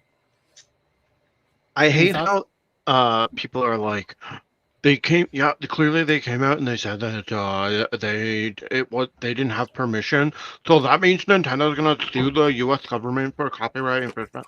It's like, good luck. And then they continue, and then they proceed to use the same thing, doing the exact same. All those people that just did that did the exact same fucking thing. Nintendo's not gonna sue them. Well, most likely not gonna sue them about this because that would be stupid to. But they want to make sure that, like, that wasn't. We didn't authorize that. This isn't like an official partnership with the White House. Yes. But it's so stupid that people will like automatically assume that. It's like it's very clearly just a meme that is getting posted. It's like when Trump made that meme of him like super ripped and like in the wrestling ring or whatever, and people are the CNN was like, he's threatening to kill people with his bare no, hands. it was like he posted a doctored image of himself. Like what? Oh my Like god! it was a meme, and then taking that and being like, he's clearly working with the WWE. You know, like it was just a fucking meme that he was a wrestler. I mean, he does kind of work with the WWE, but like, still, like, we can be rational. It's like people see one thing and they're like, ignore reason, sorry, and just like, how can I use this to attack, ignoring all other situations regarding that thing. Yeah. If it said the opposite thing, to be all over, oh, so great, oh, so wonderful, I mean, you were close. I think, what is it, rationale is what you were thinking of? I mean, reason works Randy? too, but yeah, rationale. Reason, rationale, close enough. I'm going to speed read like the next 3 articles because I feel like they should just establish where they are at before we discuss them in the future. Report: U.S. authorities may force Tencent to sell its American gaming assets. U.S. officials are reportedly considering forcing Tencent to divest its holdings in American gaming companies, raising concerns about the future of the Chinese tech giant's investments in major studios. How about you force them to fucking do that regarding the farmland China owes? How about that? According to a report highlighted by the Financial Times and cited by industry outlets, officials in the United States are reviewing whether Tencent should be allowed to keep its stakes in several Western gaming companies. The concern stems from potential national security risks related to data access and foreign ownership of technology platforms. The discussion is reportedly taking place inside the White House as part of the broader scrutiny of Chinese investments in the tech sector. Officials are debating whether Tencent's ownership stakes in game companies could give the firm access to sensitive user data from millions of players. Why don't you just invest in Crunchyroll? Right? If the government decides to act, Tencent could be pressured to sell or reduce its holdings in major studios operating in the United States and allied markets. Among the most significant investment potentially affected are Tencent stakes in companies such as Riot Games and Epic Games, 2 of the biggest names in the global gaming industry. Tencent has built one of the largest gaming portfolios in the world through acquisitions and investments. Its holdings span dozens of studios across North America, Europe, and Asia, making it a major financial force behind many popular titles.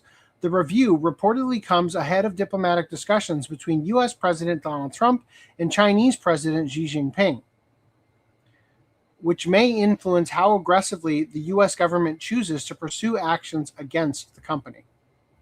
All right, any thoughts on that before I move past it? New York sues Valve over loot boxes, claims they function like illegal gambling.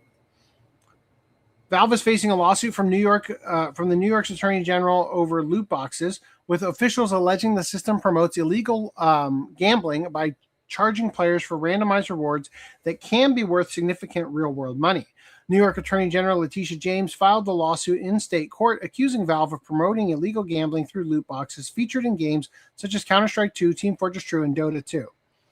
The complaint claims that these virtual containers require players to pay for a chance at receiving rare in-game items, a process officials argue resembles gambling mechanics. In Counter-Strike, the opening process reportedly includes a spinning animation similar to a slot machine, reinforcing comparisons to traditional gambling systems. Although the items obtained from loot boxes are cosmetic, such as weapon skins for character accessories, they can carry substantial real-world value. Some rare items have reportedly sold for thousands of dollars, with one AK-47 skin selling for more than $1 million. You have got to be fucking kidding. Oh my god. Imagine.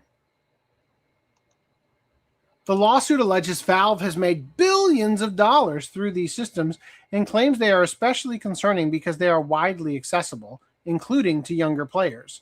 Officials argue such mechanics may encourage behavior similar to gambling and raise long-term risks. I just love the idea that it's like, well, we can't let kids gamble. They could develop a problem when they're an adult. But as soon as they turn 18, they can gamble all the fuck they want. Like, what's the fucking point at this point? In addition, the complaint highlights that Valve operates the Steam community market where players can buy and sell virtual items and also facilitates trading through third-party platforms. This secondary market has contributed to the monetary value attached to certain loot box rewards. The state is seeking to stop Valve from continuing the practice, along with restitution for players, damages, and financial penalties. Valve had not publicly responded to the lawsuit at the time of report. Those familiar with the more predatory microtransaction practices of the gaming industry will wonder why the Attorney General is targeting Valve over specifically child-targeted platforms like Roblox. Although LA is suing Roblox. In fact, let me just pull that in there. We'll just use that as a headline only and move past it. Put that in Games News. Close that. Find that article so I can fucking get it off my damn plate. My sleep thing came on. Go away. I can't see behind it now.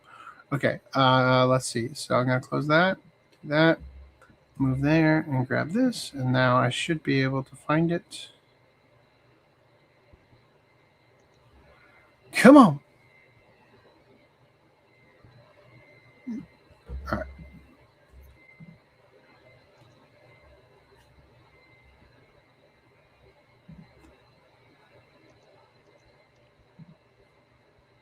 Maybe I already closed it. All right. Oh, it's going so slow. Fuck. There we go. Come on. There it is.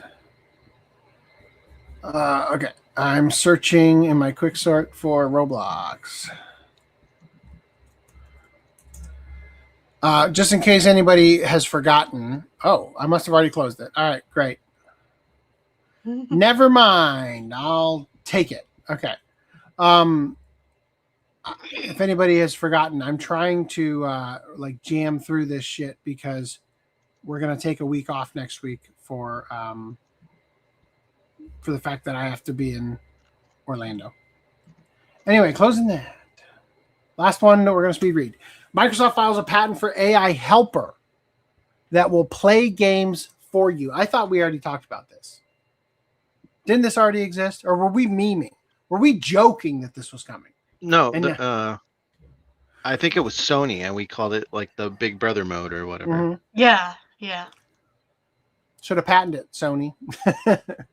Microsoft has filed a patent describing a system that could allow an AI assistant or even another player to temporarily take control of a game and complete difficult sections for you. Imagine. I think Sony did patent it. This is probably just a different way of doing the same thing. You pay a guy to sit around and wait for requests to come in so that he can stream into their game and beat a level for them. Like the pro gamer life of waiting around for people who need help. That guy over there, we call him Let Me Solo Her, right? He's dedicated to only one game, right? Microsoft has submitted a patent application for a gaming assistance system that could step in when players get stuck. The idea is similar to previously reported concepts from PlayStation, where AI tools could help users progress through difficult moments in games. Let me guess. Clippy comes up on screen and says, "It looks like you're having a hard time. Would you like me to use my yellow paint somewhere?" He jumps in and paints the ladder yellow so you can fucking see it. Oh, dear Lord. The patent, titled State Management for Video Games Help Sessions, great job. It's a fucking incredible title, outlines a system that allows players to request help directly during gameplay. Instead of simply offering hints or guides, the system could connect the player to an AI assistant or a remote helper who could temporarily take control of the game to demonstrate how to proceed. The technology would likely rely on cloud infrastructure to allow players, whether human or AI, to access a player's current game state. Once the difficult section is completed, control would then return to the player so they can continue playing. Microsoft's filing also suggests that the system could support multiple types of assistance. Players might receive live instructions through chat or video, which a helper players might receive live instructions through chat or video, watch a helper demonstrate the solution, or have the helper directly complete a segment of the game before handing control back.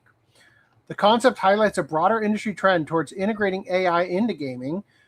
Sony has already explored similar technology through a patent for an AI ghost system that could guide players through the challenging sections or even take over temporarily. So this is what the new Xbox CEO wants to do right away, right? Like, is that what's happening here? To be fair, it was probably in the works before she got on, but yeah, but she was the AI team, right? Yeah, I don't think she was the AI team of Xbox. I think she was the AI team of Microsoft. But yeah, fair enough. Maybe I like the idea that you could play a Metal Gear Solid game and have it auto-play itself so that it literally just becomes you watching a movie, which is what those games are kind of like because of all the cutscenes. All right. Resident Evil Requiem has boasted over 5 million units sold in under a week. Congratulations. I still haven't beat it. In other news, I saw this. Confirmed face models for Resident Evil Requiem. The fact we end up in the same game is cool. Just to clarify, I have no idea about the plot of the game or how my features will be used. It could be my face as a whole or just my eyes, nose, and mouth on different people, including NPCs, I assume. I know for a fact a lot of other models' faces were also scanned as reference, but thanks for the support. It really surprised me. Okay. I don't recognize either of you, but somebody said here, can someone care to explain to me why Ryoga looks like a certain character yet to be confirmed by Capcom in a future DLC for Resident Evil Requiem? By a certain character, I mean Claire Redfield. And who is the character that Antari is face modeled for? Since both of their roles in Resident Evil Requiem have remained a total mystery, not to mention Ryoga's sincere confession on her Instagram profile a while back about being the face model for a playable character for Resident Evil Requiem, which was later deleted because Capcom was not happy with her announcing on social media that insider information. This is one of the reasons why I think Claire will be featured in a DLC for Requiem in the near future. Aside from the fact that Sherry thinks of Claire like her beloved mother in spirit, it would only be right to reunite them both out of respect for their wholesome bond. Okay, so I wonder. So they're saying that she would play adult Claire, who looks like a fucking goblin in the freaking movies. Holy shit, does she look awful compared to in the game. I think it's, although she does look like the girl who played Claire in the live action movie Welcome to Raccoon City. She does kind of resemble that version of Claire. But I wonder if it's possible that they're mistaken and that they don't even know what game they're actually in, and that these two people are actually being scanned for the remake of Resident Evil Code Veronica.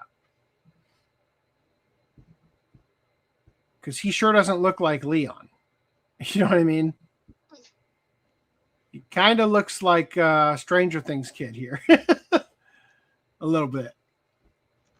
I don't know. Any thoughts on that? Okay, I didn't think so.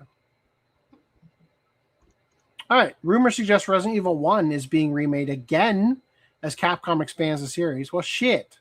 A new rumor tied to Resident Evil Requiem claims Capcom is preparing another remake of the original Resident Evil, meaning that the 1996 classic could be remade for a second time. According to a report from WCCF Tech, insider claims suggest Capcom is planning several major projects for the franchise, including DLC for Resident Evil Requiem and additional remakes. One of the most notable rumors in the original is that the original Resident Evil, already remade once in 2002, has entered production for a new remake using modern technology. The rumor originates from industry insider Dusk Golem, who has previously shared information about Capcom's Resident Evil plans. The claim is that the studio is developing a new remake of the original 1996 game, potentially using the same modern design approach seen in the most recent remakes of Resident Evil 2, 3, and 4. If true, it would mean that the first Resident Evil is being remade for a second time. The game was previously remade in 2002 for the Nintendo GameCube, widely considered one of the best remakes ever made. That version updated the graphics, added new areas and enemies, and significantly expanded the story. Since then, Capcom has rebooted the franchise's classic titles with modern third-person remakes built on its RE engine.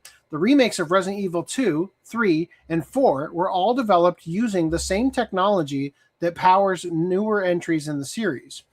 The rumor suggests that Capcom may want to bring the original game fully in line with these newer remakes so that the entire early timeline of the series shares a consistent gameplay style.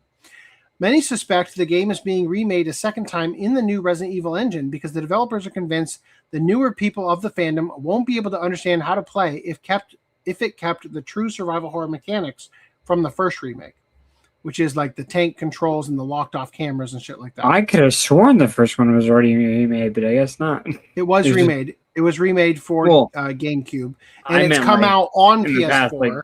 Okay. So the graphics, are pretty darn good, right? So it's easy to not realize that it was remade quite a while ago, because it uses the locked off camera. So the backgrounds are pre-rendered, right? So the high quality character models are deceptive because the whole point of the locked off camera is to be able to increase the fidelity of your character models and whatnot. Yeah. All right. In other news, .hack Z.E.R.O announced.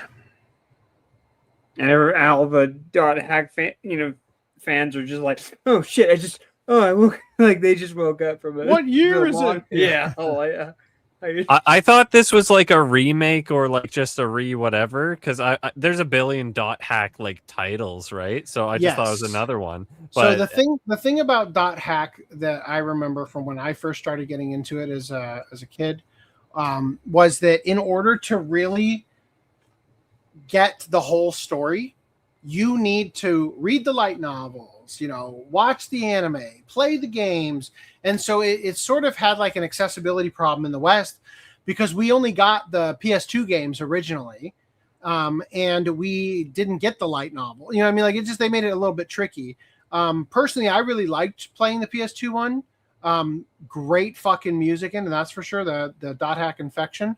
But .hack Infection, Quarantine, Outbreak, and whatever the other one was called, they're sequential, and they take the save file of your previous game. Oh, so it's like Mass Effect. Yeah, so you're supposed to progress. And because of that, I stopped at .hack Infection and never actually got the next one in the line of games because I was worried. AIDS. I was worried about going into the next game getting and then not being able to go back, right? Because I didn't want to commit because there's a lot of shit you do in the game, and I didn't want to find out that I didn't do something or get an item or something from the first game before I moved on. Now, obviously, with like AI now, I could probably realistically figure out what's left to do, if anything, and then fucking do it. But I don't have the games. They're really fucking expensive. I've been planning to buy them for a while. But also, I didn't say this before, my car's in the shop because my starter went out finally, which I honestly got kind of lucky on because about every single time I try to start my car, like you have to turn it twice before it really engages. But yeah, so that's in the shop, and I can't afford these games. Let's watch the trailer.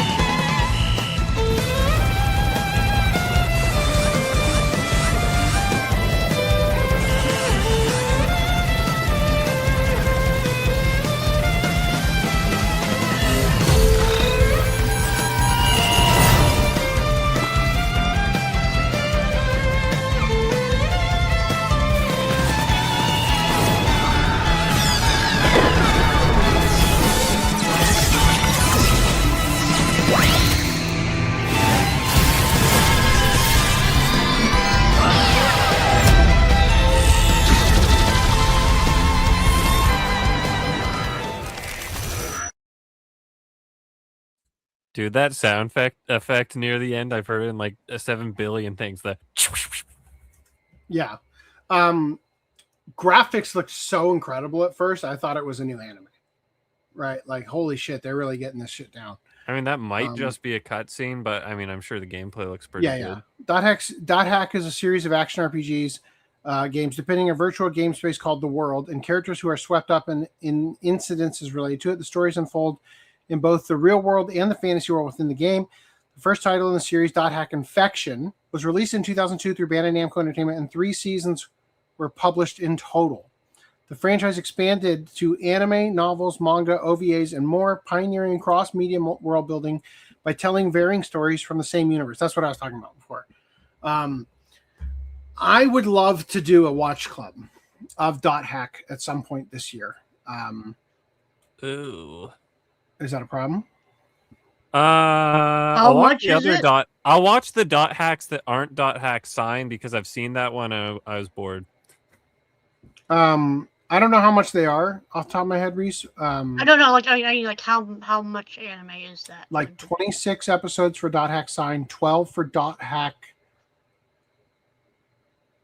What is the second one called? No. Liminal. Oh wait, Liminality. No, Liminality is the OVAs that are part of the PS2 games.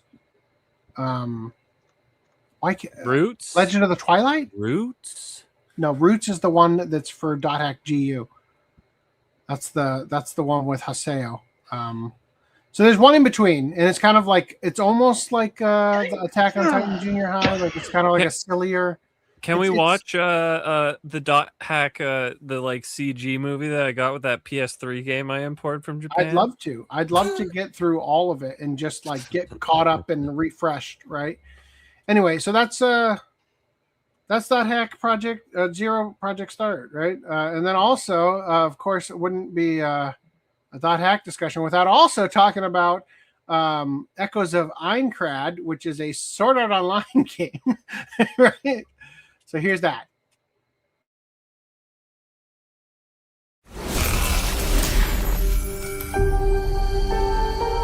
IIIrd is in danger.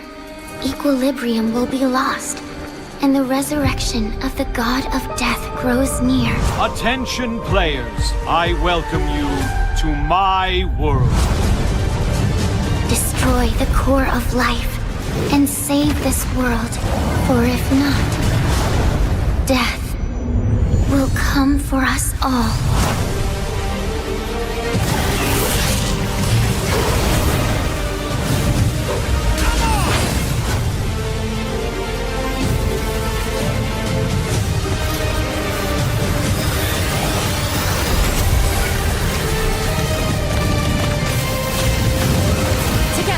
Right.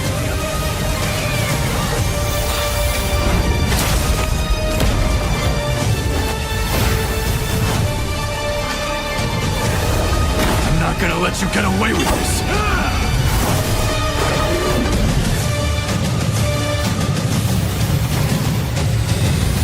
All right.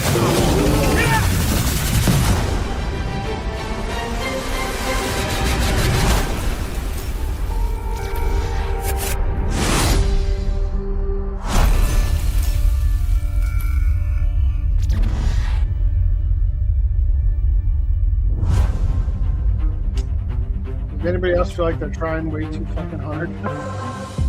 Yeah, a little bit, but at the same time, and I mentioned this to you before podcast. This is like the first time a Sword Art Online game has been dubbed, which is fucking insane.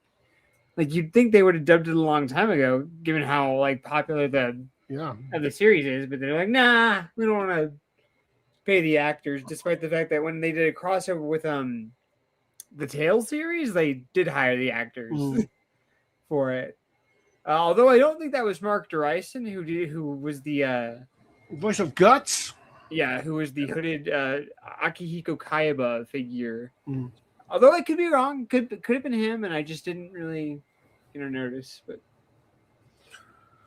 cool. So as you can tell, I did not have nearly as much time to prepare for this podcast because I fixed Stealth Week. So I'm just going to just push through this. Let's watch the new trailer for the overview trailer for Onimusha. It is 3 minutes long. Go get your snacks. Onimusha, Way of the Sword. Capcom proudly presents the latest all-new entry to the Onimusha Swordplay action series. Get ready for a soul-shaking swordplay action adventure in the Onimusha series' signature dark fantasy style. Onimusha Way of the Sword is set in 17th century Edo period Kyoto. You'll fight your way through iconic locales such as Kiyomizu-dera Temple.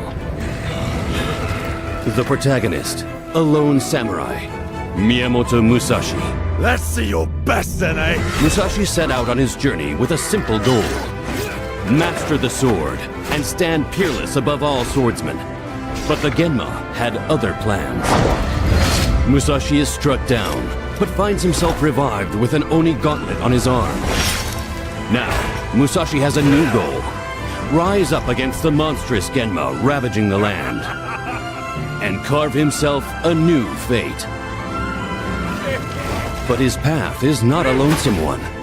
A vibrant cast of allies awaits. Musashi! And his old rival, Sasaki Ganryu, stands firmly in his way.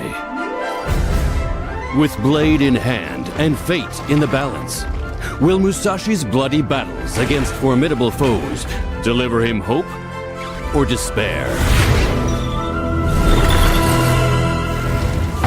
Kyoto's history is abound with many strange tales and unsettling mysteries. And you can experience strands of these hidden legends woven throughout the story.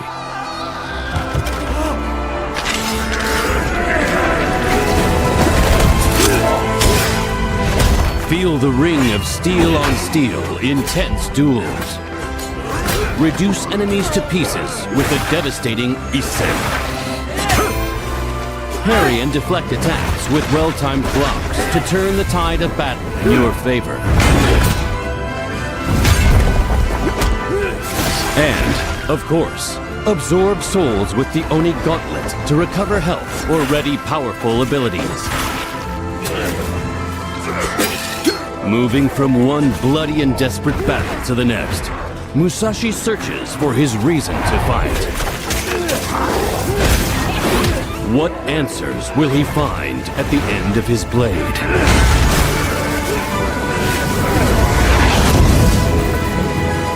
Miyamoto Musashi walks the perilous path of the Onimusha. And on it, a new legend will be forged.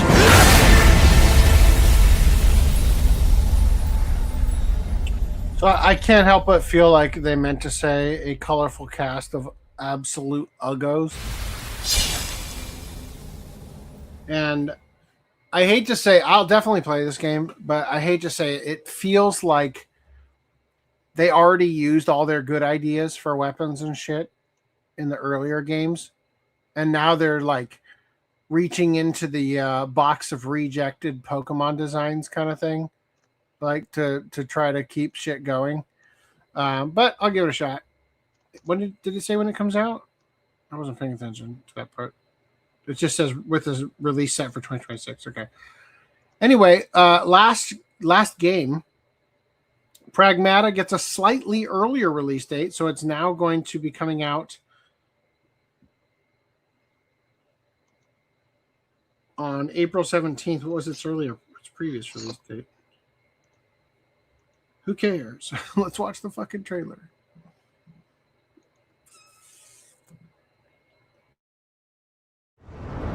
This is the one we talked about that had all the different Reddit the Reddit subreddits that they kept deleting because of not safe for work stuff or whatever.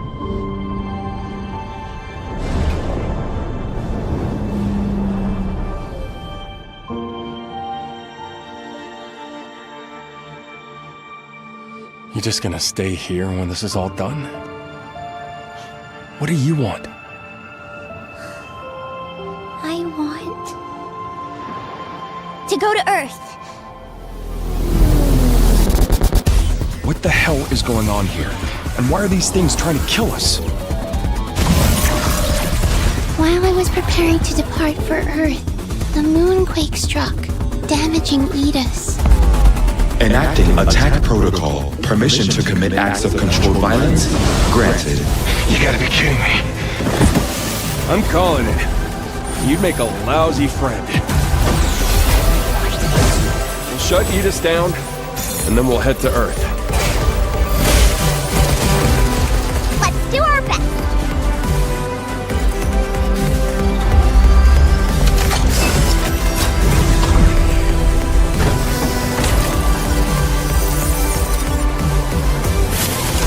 I decide my own way. And I'm going to Earth with you. We're a team, right? A whole new life. If you're ready. Okay, then let's go. Together.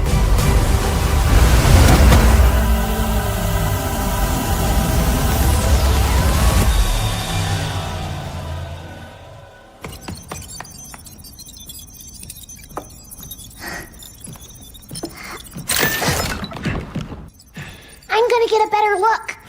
Hello. We are Cabin, your one-stop companion for all things shelter. Look at the hat. That's great.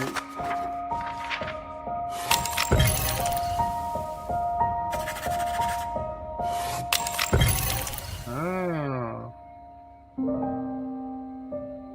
A week earlier.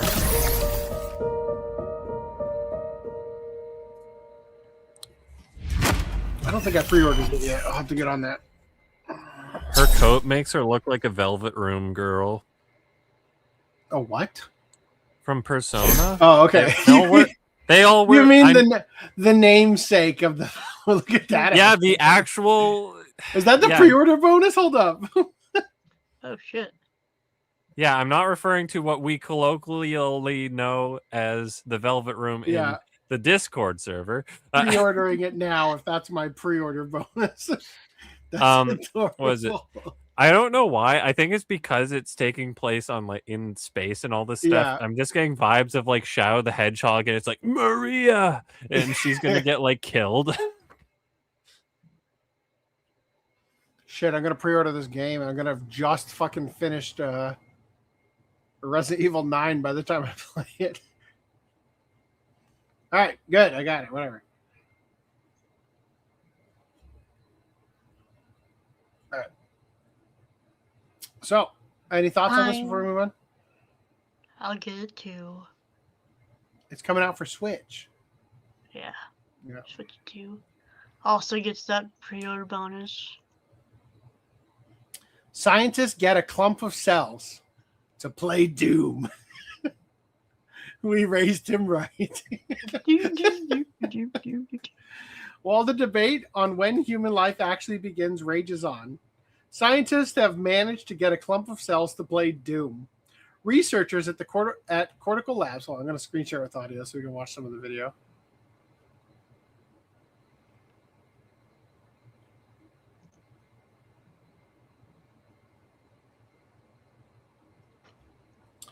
Researchers at Cortical Labs managed to get around 200,000 neuron cells to not only play Doom, but learn how to get better.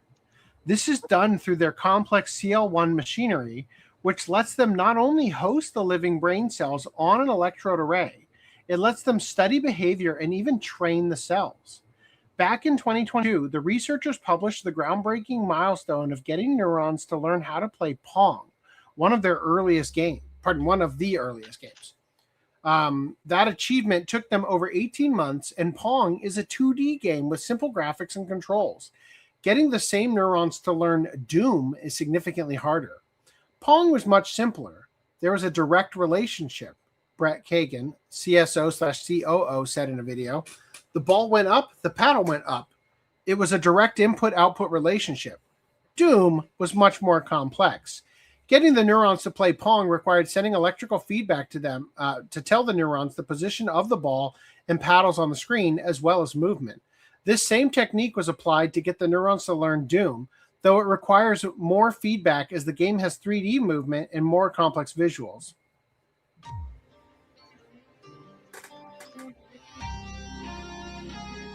They grew brain cells on a microchip.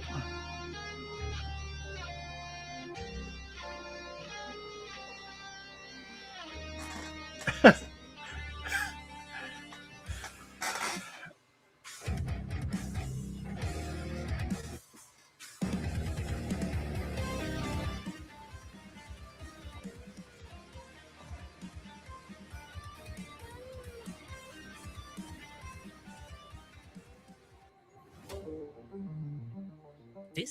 is the Cortical Labs CL1. Inside this box, there are around 200,000 living human neurons on a microchip called a multi-electrode array.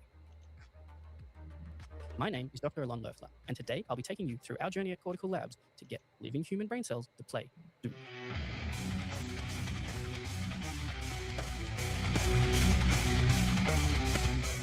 Since launching the CL1 last year, we've been working hard behind the scenes to make sure our Cortical Labs API is as friendly, effective, and enjoyable for the user as possible. Today, we're excited to show you how, together with one of our collaborators, an independent researcher named Sean, we coded the first working version of Doom using the Cortical Labs API and running on a CL1.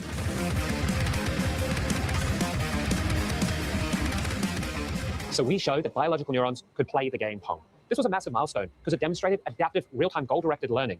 But it took us over 18 months with our original hardware and software to get this to work. And Pong was much simpler. There was a direct relationship. The ball went up, the paddle went up. It was a direct input-output relationship. Doom was much more complex. Doom is chaos. It's 3D, it has enemies, it needs to explore its environment, and it's hard. So we've built a neurocomputing system to allow anyone to program this game. To bridge that gap, we needed to translate the digital world of Doom into the biological language of neurons, which is electricity. We built the CL API so that any user can interact with cells living in the CL1 with simple Python commands. Using the API, Sean managed to map the video feed from the game into patterns of electrical stimulation. When a demon appears on the left of the screen, specific electrodes stimulate the sensory area of the neural culture on the left side. The neurons react to that stimulation. We then listen to their response, the spikes, and interpret that activity as motor commands. If the neurons fire in a specific pattern, the Doom guy shoots. If they fire in another pattern, he moves right, and so on. Once our API was ready, Sean implemented this method with very minor tweaking in less than a week using the Cortical Labs cloud platform. So can the cells learn to play Doom? Yes. They're receiving information, they're sending commands to move their character around, they're able to find enemies, shoot. Is it an esports champion? Absolutely not. Right now, the cells play a lot like a beginner who's never seen a computer. And in all fairness, they haven't. But they show evidence that they can seek out enemies, they can shoot, they can spin, and while they die a lot, they are learning. But just like a human or an animal learning a task, the cells need feedback. They need to know what the right actions are and what the wrong actions are and how they can be trained to improve. While there's still a lot of work left to do on this, the exciting thing is we've solved the interface problem. We have a way to interact with these cells in real time and train them and shape their behavior to do things even like Doom. So the interface is solved. Next, we need better learning, better encoding, better rewards, better feedback. And we can do this with the CL1. Explain what we're seeing here.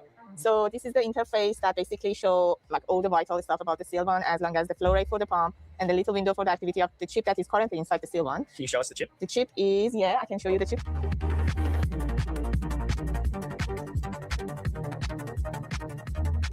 Now it's time to figure out how do we further enhance the learning to allow these cells in the dish not just to play the game Doom, but to really begin to excel at it and then take on even more complicated tasks. So from here, we're ready to challenge the community to take a look at this field, take this platform, and see what they can do with it. Work on the problem of different ways of encoding information through stimulation, how best to do that, how to interpret the response of neurons to information that you've encoded. The neuron's ability to play Doom demonstrates the flexibility of biocomputation. We're inviting developers and researchers to see what they can build. The API is open, Cortical Cloud is open, and the neurons are ready. The only question left is, what will you teach them next? So they're saying that we could use their cloud system and make those brain cells watch the podcast. Like, is that what they're telling me? Are they telling me that I could get a brain in a jar effectively to be my #1 fan? It's like, wow. You get them to start watching the podcast, and then it starts leaving comments of the N-word. Like, oh yeah. Once you get it to start playing Halo, it learns some gamer words. Oh my god. Okay. This is stuff quoted from the thing we just watched. It's worth noting, it's worth pointing out that the 200,000 neurons being trained to play the video game sounds like a lot of cells, but there are billions of those same cells in your brain. It's also worth noting that these cells obviously don't have consciousness yet, So they're not aware they're playing a video game about killing demons. Yeah, they think they're really killing demons. Oh, dear Lord. Okay. Ethical concerns over reprogramming brain cells to play video games aside, some may also be concerned over where Cortical Labs reportedly sources their neurons from. They source neurons from adult human skin or blood cells, which are reprogrammed into stem cells, which are then cultivated into neurons. Damn. Any thoughts, anybody? Now, wow. Really? Jeez. Great show this week. Oh yeah. Sorry, what did you want to say? Just you've already mentioned everything. Just like Brandon in a jar shit. Like, Oh, good. 2 a.m. I was more I'm looking looking- at. I was looking at Randy just being like this. It's 2 a.m. We got like fucking thousands of fucking links left, and a watch club. Oh, Some of those links will go pretty quick, actually. Oh shit. Don't worry. We're doing our annual clear out all the Studio Ghibli bullshit. Oh my god. I mean, that could have probably waited. No, because then I could close all these tabs off my stupid, like, open tabs. Although I will be choosing more carefully. I'm going to skip. We're just going to do these last two. We're going to skip these other ones for Misc News. Okay. Nothing new? Nope. Wow. But you know what is new? Apothecary Diaries Complete Season 1 Walmart exclusive. Yep. What? when does it come out? May. May, okay. And also Dragon Ball Daima, the complete season on Blu-ray at Barnes & Noble.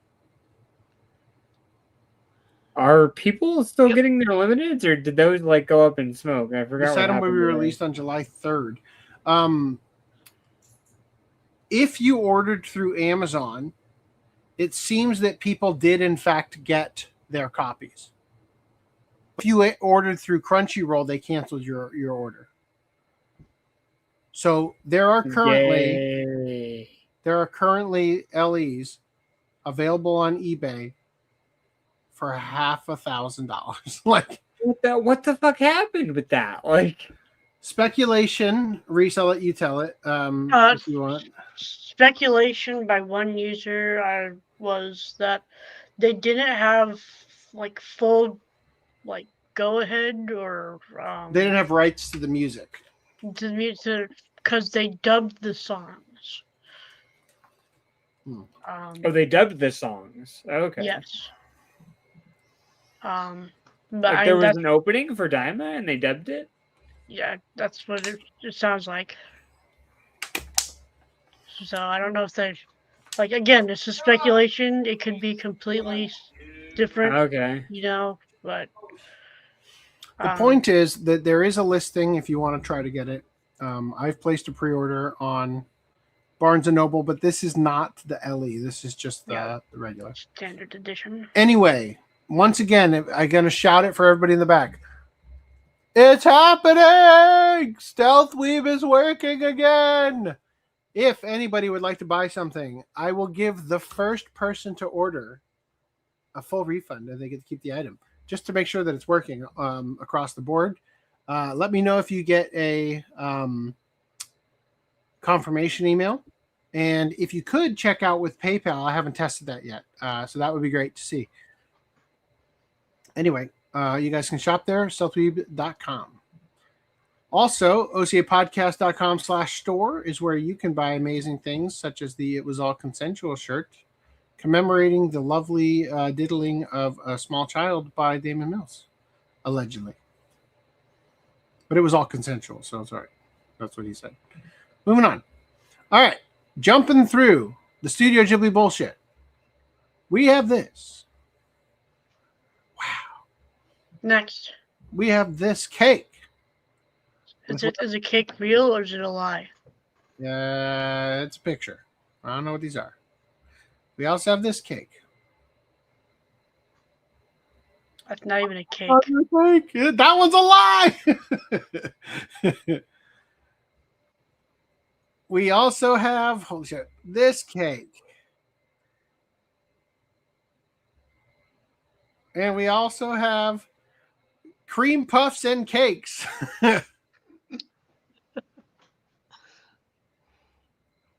And we have this. A fake cash register. I think it's like a calendar. It's a jewelry box. Block, maybe? I don't know if those move or not. Do you think those move or they just paint it on? I think they're painted. 1989. Yeah, that's painted on. All right. It's cute. No, it's way better than with the fucking hat. Like with the no face hat. Spirited Away, new era. Oh. You got to be a tool to wear these. Okay. There's this. Look at this thing. Wow, it's so cool. Everybody loves it. You're wearing thin on my patience, Studio Ghibli. Stop releasing this shit. Frame? I can't tell if it was. Oh, it's a frame. All right. Oh. Wow. And Amazing. this from Nausicaa, or Castle in the Sky, I mean. We've been sitting on these for a long time. The Uno and Karuta card games. A great way to have fun and maybe learn some Japanese. Ooh. Wow. Draw 4. Oh, it is Uno. It legitimately is. All right, there's also Hanafuda flower cards. Oh, jeez. Koi. Yeah. Studio Ghibli turns My Hero Totoro characters into bag charms. Whoa. Hey, at least it's a nice quality chain. Are you sure it's a nice chain? It's better than the like dog tag little ball bearing ones. I guess. All right, stamps. Wow. Stamp your stupid stationery.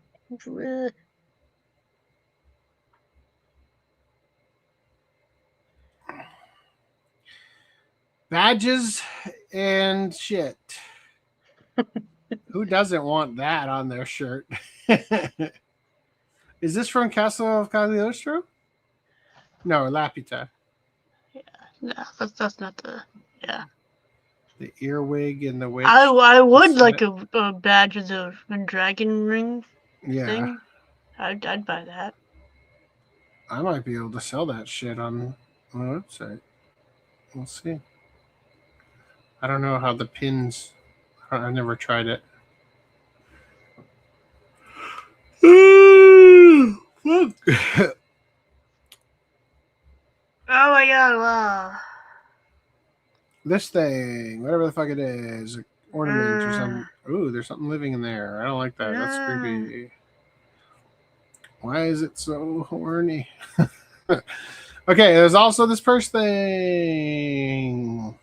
Woo! Believe it or not, there's also this coin purse thing. Whoa, and there's also, you guessed it, this coin purse thing. Holy shit, a pink Totoro. It's a shiny. All right, and there's this backpack. All right, cool.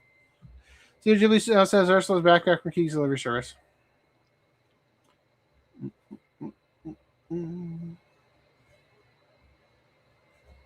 Wow. All right, cool. We did it.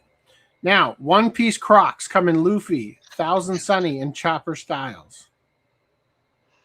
Wow. Wow was right.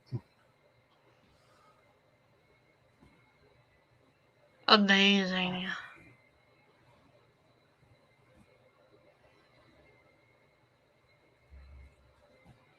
Uma Musume Dansu figure goes for a stretch. Oh, wow. It's a nice midriff you got there. You shaved somebody gooned all over it. It would be a shame. Disgusting. All right, Azure Lane's Guam gets new charming singer outfit figure and bunny style outfit. Nice. Did I say charming Wow, that's staging nice. figure. Okay. Yeah. Whoa, look at those. Whatever. Damn. Holy fuck. Cool. Everybody's like, can we speed things along? Wait, no, slow down. Azure Lane's Fritz Rumi becomes a bunny girl for a new figurine. Nice. Well, somebody must be buying all these bunny girls for them to keep making them. Randy, how do you feel about this one? Yeah.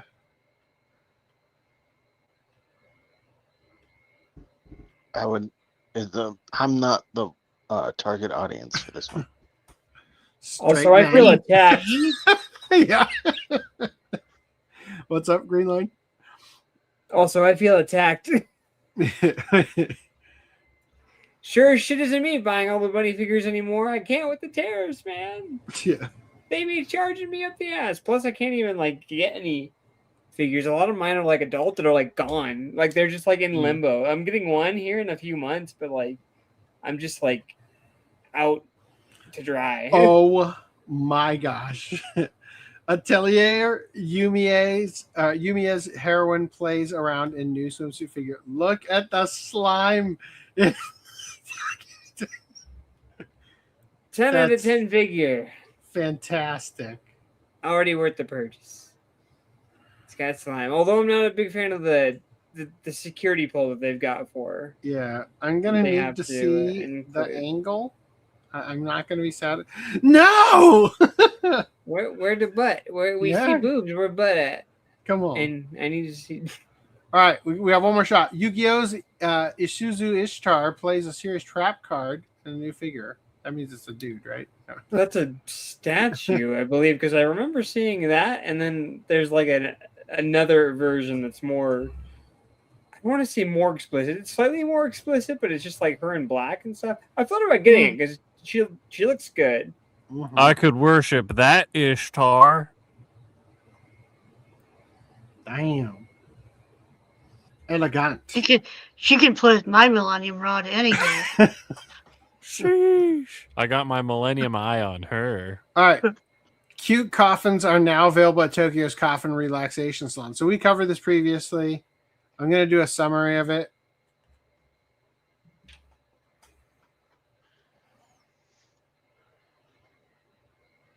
I mean, is this even the same place?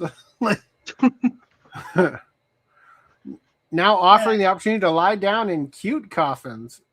Is she in it? Dang. I don't want a cute coffin. I want a pimp coffin. Cute exhibit coming in. Pimp my coffin. All right. Fuck it. I'm not even gonna bother to read that thing. We're gonna move right on. All right. We're skipping a very important article so that we will be more awake when we cover it. Instead, we're actually no. I'm gonna do two different ones. Well, I'm gonna do that one, but I'm gonna do this one and that one, and then we'll save the SpongeBob for next podcast. Elderly Japan man arrested for stealing toilet, using it in his home for 3 months. Veteran contractor becomes senior thief.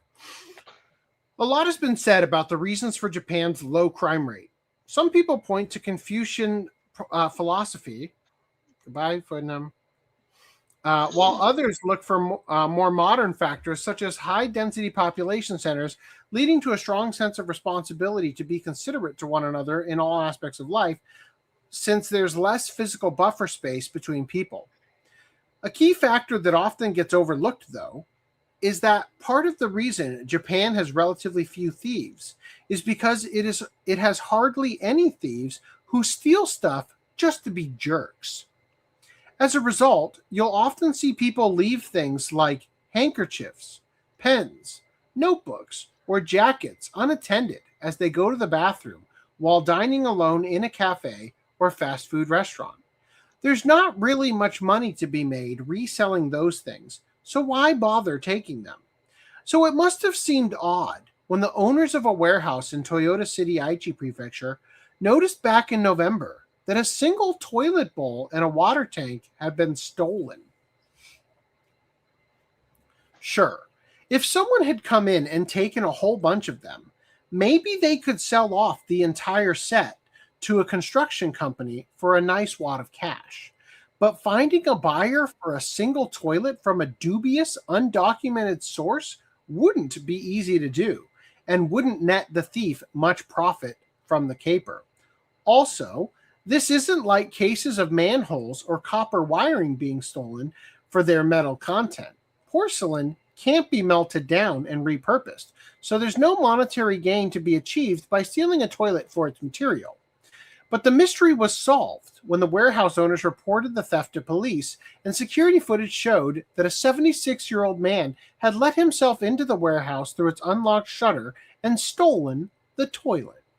Investigators were able to identify the man as Kumi Yotsumoto, a resident of Chiryu, another Aichi town. When questioned about the incident, Yotsumoto admitted to stealing the toilet bowl, and when asked why, he said, "I have been using the toilet that I stole." There is no mistake. I stole that toilet. There's no mistake. I shit in it every morning. You can have it back if you want. Yotsumoto's job history includes working as a dyke, a term that is often translated in English as carpenter. But is often closer to contractor, in that it's used for a broad range of roles involving building construction, especially for houses, apartments, and other residential structures. After stealing the toilet, Yotsumoto took it back to his home, installed it, and had been using it up until when investigators came knocking on his door. It's about a 30-minute drive from Toyota City to Chiryu, so it's surprising that he apparently couldn't find a toilet to steal that was closer to home. As stolen property, home is where the toilet is. As stolen property, justice would say that Yotsumoto would not be allowed to keep the toilet. But at the same time, it's highly unlikely that the rightful owners want it back after he's been using it for 3 months. Also, if the toilet is confiscated, do the police clean it, or do they have to leave it as is, just in case they end up needing DNA evidence? Ugh. However, while Yotsumoto has admitted to stealing the toilet, he claims that was all he took, and that he's not responsible for the missing water tank. Assuming that investigators' theory is that he would have stolen the tank to install within the toilet, their next task will likely to be to remove the tank and check its serial number. So Yotsumoto may need to look for a replacement toilet while his case is ongoing, and hopefully will source it by more lawful means. Damn. All right, now we're going to do our SpongeBob of the night. OnlyFans creator says it's not weird to work with his 18-year-old son. Okay. It might actually be the definition of weird. This ain't Wincest, boys. Yeah. Dean Byrne, a 41-year-old content creator on OnlyFans, has generated some heat after working with his 18-year-old son, Bray. You named your son Bray Byrne? Come on. The creator has since hit back at his critics in an interview with TMZ, where the father-son duo discussed this decision, weighing the pros and cons. Dean Byrne defends working with his 18-year-old son. Dean Byrne and his son Bray appeared in an interview with TMZ where they dissected the 18-year-old joining OnlyFans. Bray explained that he wanted to make an OnlyFans account after he turned 18 years old. His father initially discouraged him, but decided that if his son was going to do it, he better do it right. He said, well, if you're going to do it, you best off do it right. I'll take you under my wing. I'll take you under my dick. Meanwhile, Dean explained that he did not want his teenage son to impulsively close any doors in his career. He's young. He's still got a lot of options open to him, Dean explained. I'm a lot older, so I could afford to make these mistakes. And it's not and it not really hurt me too badly. I completely put him off, but he came back and said he was going to do it anyway. I want to come for money too, Dad. Like, Dean explained it wasn't too hard to get over the awkwardness as they already worked out together and were very close. It's not new to us. It's not weird coming on each other. Like, some of the requests have been quite interesting, but I don't think it's odd at all. Bray also revealed in the interview that he has started making his own adult content. People started sending him photos and videos of his father's work. Bray was unfazed by this. Some people, they'd find it crazy or it'd scar them. But for me, I just see it as a friend. It is what it is. If I saw any of you, okay, I don't care that we're friends. I still don't want to see that shit. Like, all right, just saying. Seb gifted it 1 membership. Yes, thank you, Seb, keeping the channel afloat. I just see it as a friend. It is what it is, he said. For me, money was never the main thing. Money's not the main thing. It's getting to do naked gay stuff with my dad. Like, or my son. I don't know who's talking. I kind of want to show people our bond and how a father-son bond can be special. Christ. How much jail time do they deserve, Randy? Are they doing each other or just giving each other handies? Or what the fuck are they doing? Are they really the don't care. threesome or what? I don't know. Sounds like it needs to get shut down. The Randy Handy? Who got that No. membership?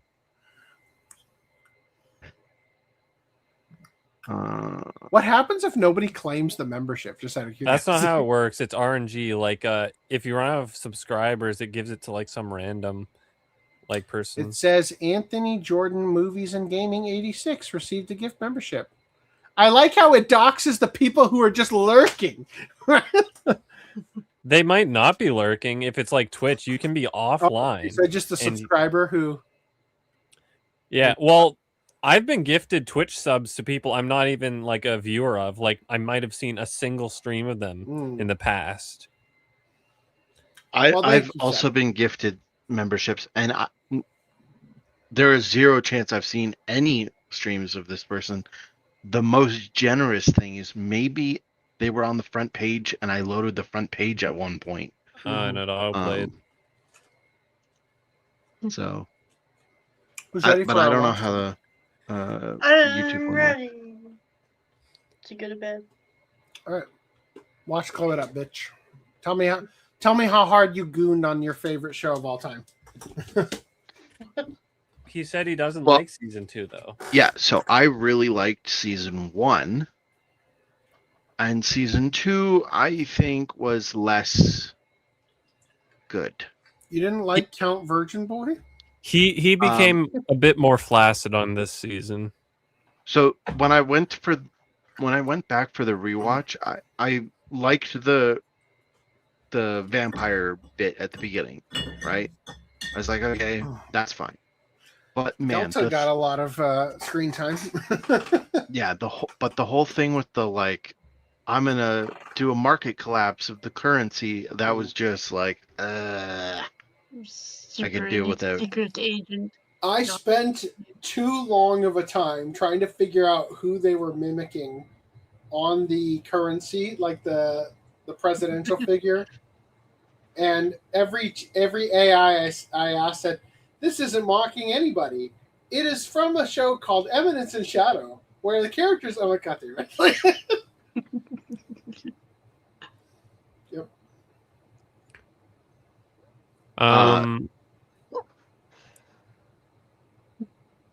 You're gonna say something? I was just gonna say, like, if we want, we can pull up the Discord. The Watch Club discussion channel. Yes. Is there anything I can't show? Randy got that one spicy shot of Delta's butt in there, but that was basically it. Well, if it's Delta, Oh no! Wait, no! That was you. That was in the That was you, and in the other chat. No, that wasn't me. That was Randy. It was in the No, other chat. you said, you know how VLC has the or Windows whatever has the preview thumbnail? No, Randy showed the actual screenshot of Delta's butt, full on. I showed what's her name. Okay, well, no one else can see that, so it's. I'm trying to figure out where we left off. I think I sent that screenshot in the mod chat. That's her. Where do I start the thing For season 2? Yeah. Oh, technically, I'm way too far back. Here. Yeah. It would have been. Oh. Yeah. No. Yeah. I say Emerson Shadow season 2, so 222. Got it. Okay. All right, here we are.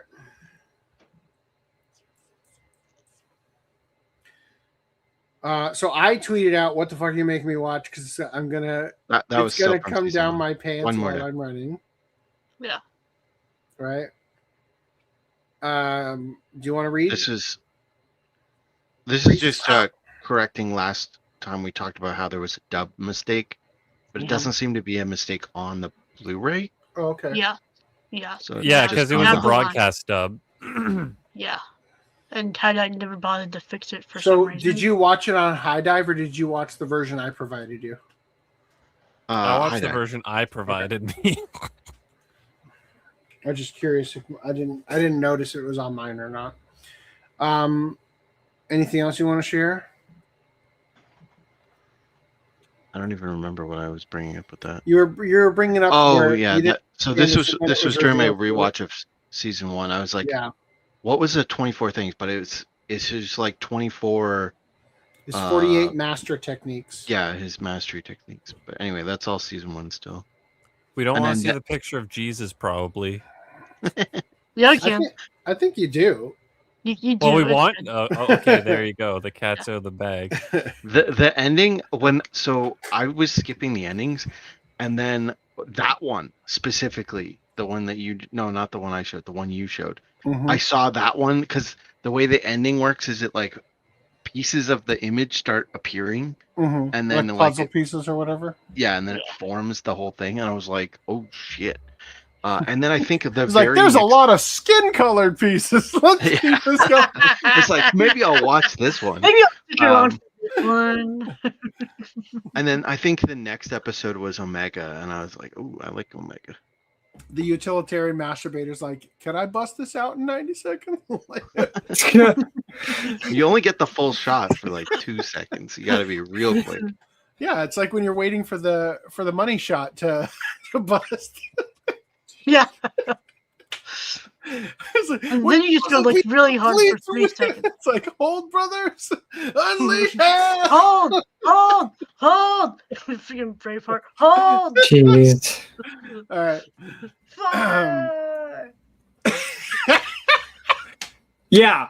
Now that's funny. I don't know what the fuck you were laughing at throughout all of season 1. That right there is hilarious. We were goddamn robbed. This should have been the intro we got and deserved. Is this from the first episode of season 1? This is the very first part of the manga. God, so I will say, hysterical. this is the manga, but the source is the novels. And is he like that in the novels? I don't give a shit. I want to see this. You know how many things we watch that are based on a light novel technically, but everyone refers to the manga? I don't care. But my whole thing is, which is more accurate, the manga or the anime? We gotta buy the which manga, is the anime. funnier, which is more consumable. This one is actually stupid because when he goes to rescue her, it's so obvious that it's him. Like, who else is this 8-foot tank of a? That's the point. Yeah. No. You don't get. That's the point. He's trying to be background character guy, but he sticks out like a sore thumb, right? Well, Because actually, he's to be secretly a badass. Again, to be fair, I don't. Was he trying to be a background character in chapter 1?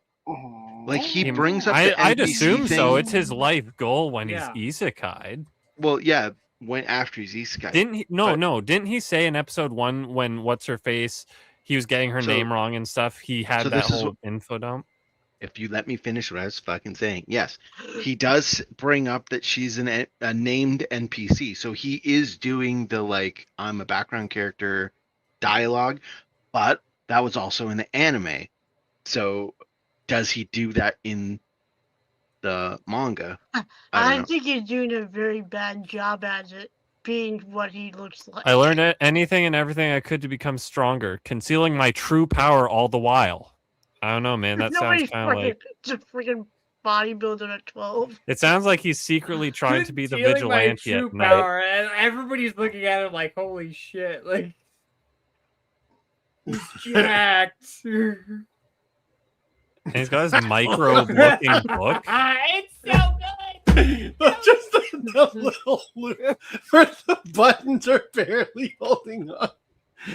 Oh, I love this panel too.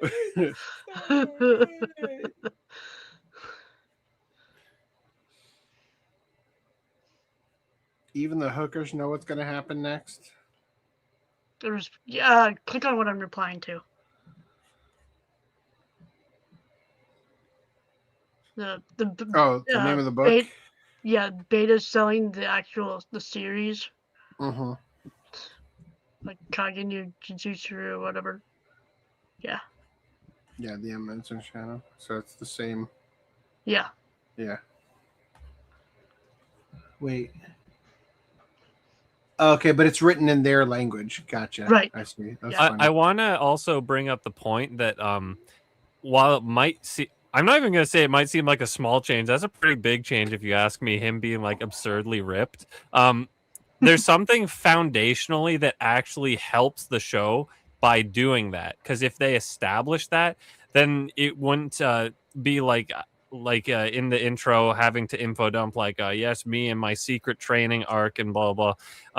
But it sets the stage for his whole character of like, I want to be concealed, but he's really bad at it. He's a massive badass, right? Like, there's a lot of foundational things that I think it actually would improve by having. I think you just missed all of the clues. Like when he sticks. I'm not saying that you can't find it out. I'm saying that improves the experience. No, but it's obvious from episode. He when he plunks his sneakers down, they go thwunk. Yeah, like he's wearing weighted sneakers. His bag weighs like 50 pounds because he got freaking crowbars and shit. He's doing the grip thing in class. Like, yeah, it seems like you just missed it problem.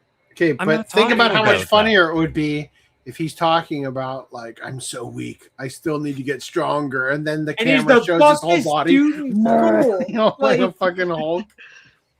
Like that's a significantly better joke. Oh, March 3rd, total lunar eclipse. And I fucking hated that. I thought it was funny, just like the thing from last season where it's like, oh, he's gonna drop out of the sword competition, so he came up with all these ways to fail. It was funny the first time it happened, and then it kept going, and I'm like, dude, stop. So, also, you gave FDD&M shit for not knowing that his sister won the tournament. That starts isn't at revealed episode 1 until season 2. I'm sorry. You know what? You know whose fault it did that say is? it. It did. No, it does mention it at the very end of season 1. It does mention it. Yeah, I'm pretty sure it does. But also, you know whose fault it is for me to, if there was a mistake in whether or not it was in season 1 or season 2, that's your fault because you took so long to watch the goddamn thing. I was like, planned this for like a month. I mean, it didn't matter because it was besides the point. The point I was making is she didn't earn her victory. Anyway, what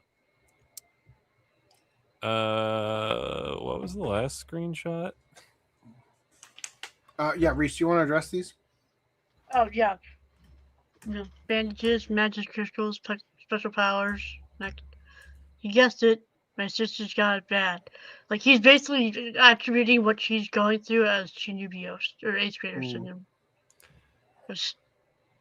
Which isn't funny because they live in a fantasy world. Oh my god. Are the tuning exams referencing the age range of Chunibyoism?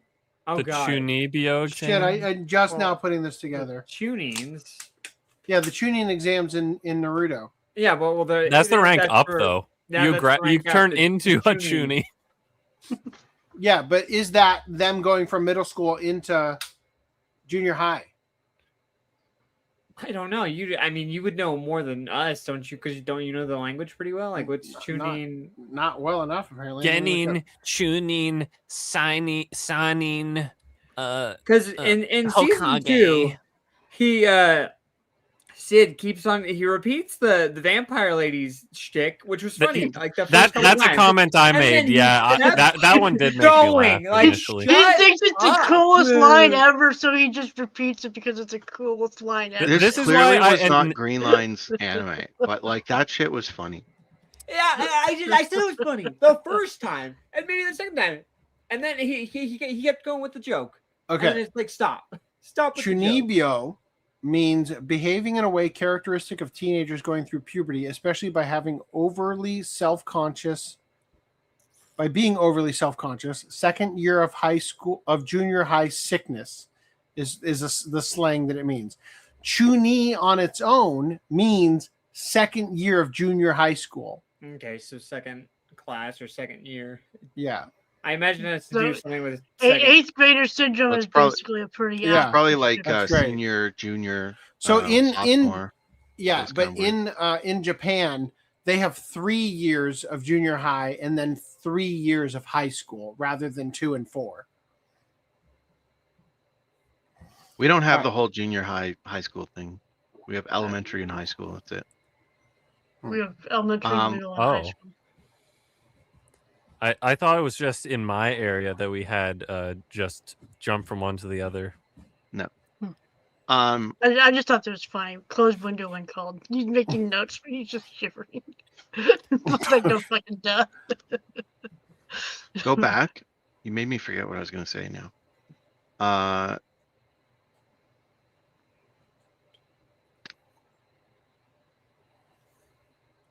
Oh, the funniest part about the whole like the hours late thing is that he says it so much, then he meets up with the vampire and says it back to her. That's the funniest part. I found it cringe as fuck. I'm sorry. I was like, after like that sixth time, I was like, stop. Scroll up. Dude. You missed something. And it's like the fact that she didn't even respond to that. It's like she's not like, oh, okay. She said it to him. What like her response then once he repeats it back is like, wait, I already told you that. Like what? I said no, that. No, it's just like nothing. It was like when okay. he says she says it in front of Sid, and then Shadow says it to her. And then her response should have been like, yeah, I know. How do you know all this? What the show lacks? Her response should have been Michael straight Keaton noticing that the line he gave to Catwoman was just said back to him as Bruce Wayne. That makes sense. This show, in the Michael Keaton Batman, while he's Batman, he says to Catwoman, mistletoe is deadly if you eat it. And then she, as Selena Kyle, says that to Bruce Wayne, and it triggers a oh fuck, this is Catwoman moment. Yeah. Okay, scroll up. When you said Michael Keaton, my brain was on Spider-Man, but no, too far. You're missing the part where Footnum's bitching about that he missed that the girl from the church thing was the Aurora? Demon Diablos. Yeah. So at the end, and in the comments, I kind of said the wrong thing. I said that she whispers it to him when she disappears. It's heavily implied right there because she basically, it shows the arm all like in chains and shit, and then like she fades into the shot in front of the arm, basically implying like, yeah, she's the arm. I must have been checked though, because they were explaining a lot of random crap throughout the whole segment. Well, there was no explanation there. That's just, you had to be watching that. But then she talks to Sid for a second and is like, I hope I can remember you or whatever, and then disappears. and then it cuts to Alpha in the boat, and that's where it says explicitly, "Oh, she was known as a different name, the Demon Diablos." So it was explained in season 1 that Aurora was the demon. Yeah, because was it when my brother because I was telling him, I'm like, "Are you sure this show's that good?" He's like, "Yeah," and then he showed me that intro panel. I'm like, "Wait, hold on, he's cooking here." Wait, and then he was like trying to get to a certain part, and we went past that, and he's like, "Oh yeah, that girl, Diablos." And I'm like, "What?" So that's why I was don't pay attention. I don't like the show. Just like did not The show earn my cannot keep our attention. Exactly. Thank you. The show needs to earn your attention, right? What the You show guys are needs expecting is a like straight man. The Godfather, and this is like a comedian, a comedy about like a satire comedy. Is an anime directed I was by expecting Francis the Ford manga Coppola. So version. much to ask. I said this to my brother as well, that maybe because it's anime, the format, like, so manga, you have all the text on the screen in the second it happens. So if there's something that it's like a blink and you miss it comment in the anime, you could miss it. In the manga, you have to read through it so you can fully process like every I part hate of to it. say This it, is but why I I feel said like it doesn't hold your hand, because if it I does. watched it subbed, Okay. I probably would have like enjoyed it That's more. That's also something I wanted to bring up. Okay, so it doesn't hold your hand. So, have you guys seen? We've all seen Naruto, yeah? Mm-hmm. Yes. You know the Only joke the with Rock original Lee? show. Yep. You know the joke with Rock Lee? Mm-hmm. The joke has to be pointed out to you. It has to hold your hand. Why? Because every character, the main character, for example, is a ninja in a bright orange jumpsuit. The show, the manga, whatever, has to directly tell you how Rock Lee looks is dorky as fuck. Mm-hmm. Is the stupidest thing ever. What him along with my guy. It's dumb. What their haircut is dumb, but you wouldn't know that as like a reader or a watcher of the show. It has to point that out. just gonna. It has to because you wouldn't know otherwise. Why wouldn't you know that?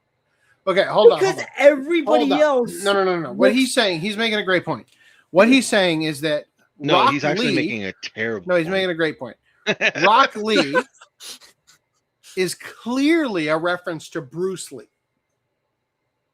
So when you see his bowl cut hairstyle, you interpret it as referential to Bruce Lee, like the name. I needed my handheld for that one. I didn't think like, oh, Bruce Lee. The joke Bruce Lee didn't have fucking giant eyebrows and a bowl cut. So the joke when they talk about how he looks ridiculous, when you compare his look to everybody else in the show, he's normal. It's actually the most normal looking guy. For the most part. I disagree, but okay. Sure. I look at every other character in the show. Yeah. Yeah.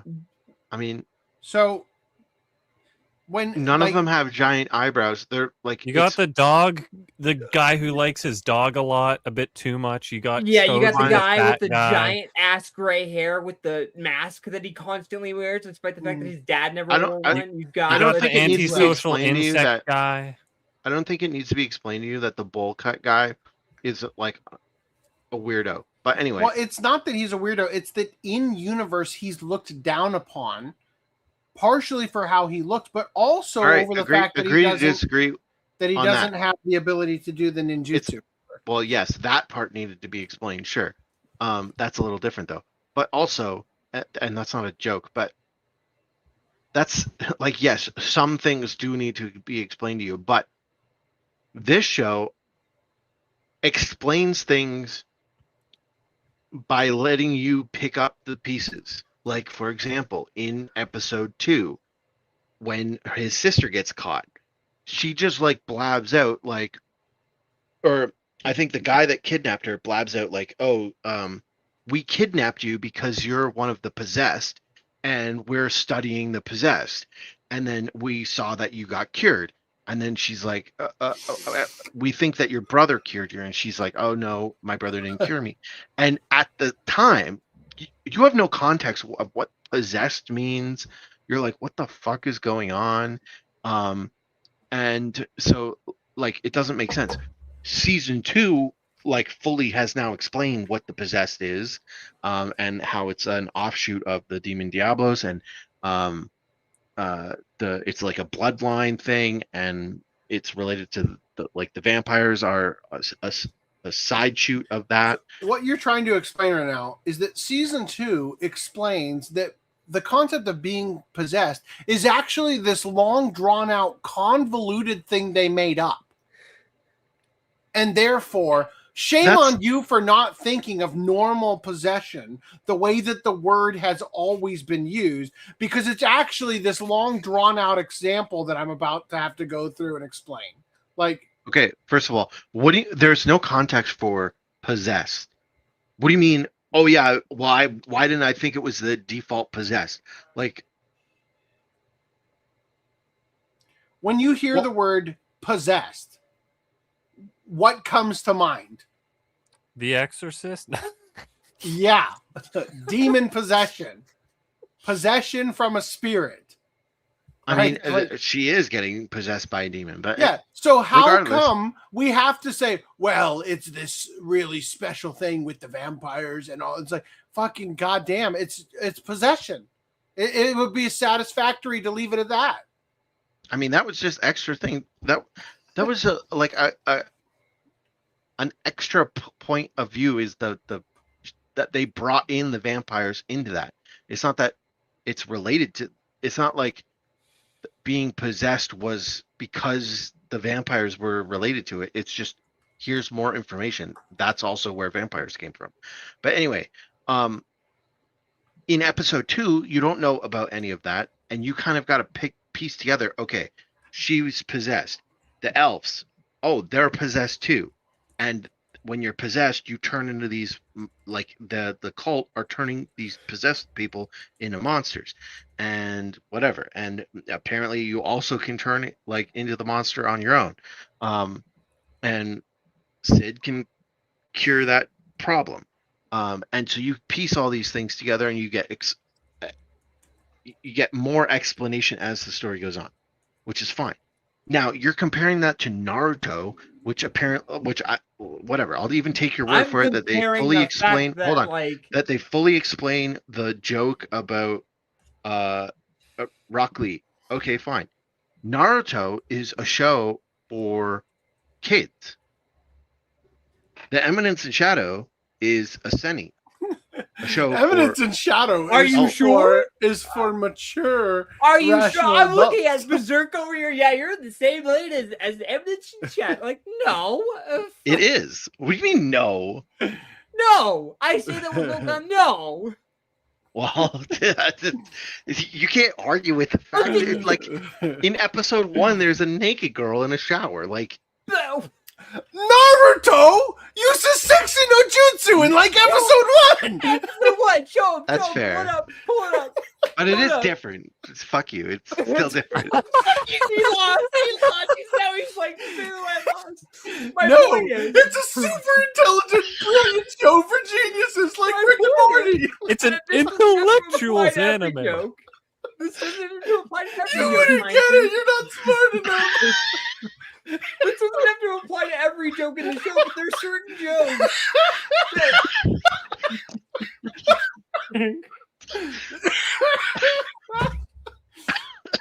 You're all just stupid.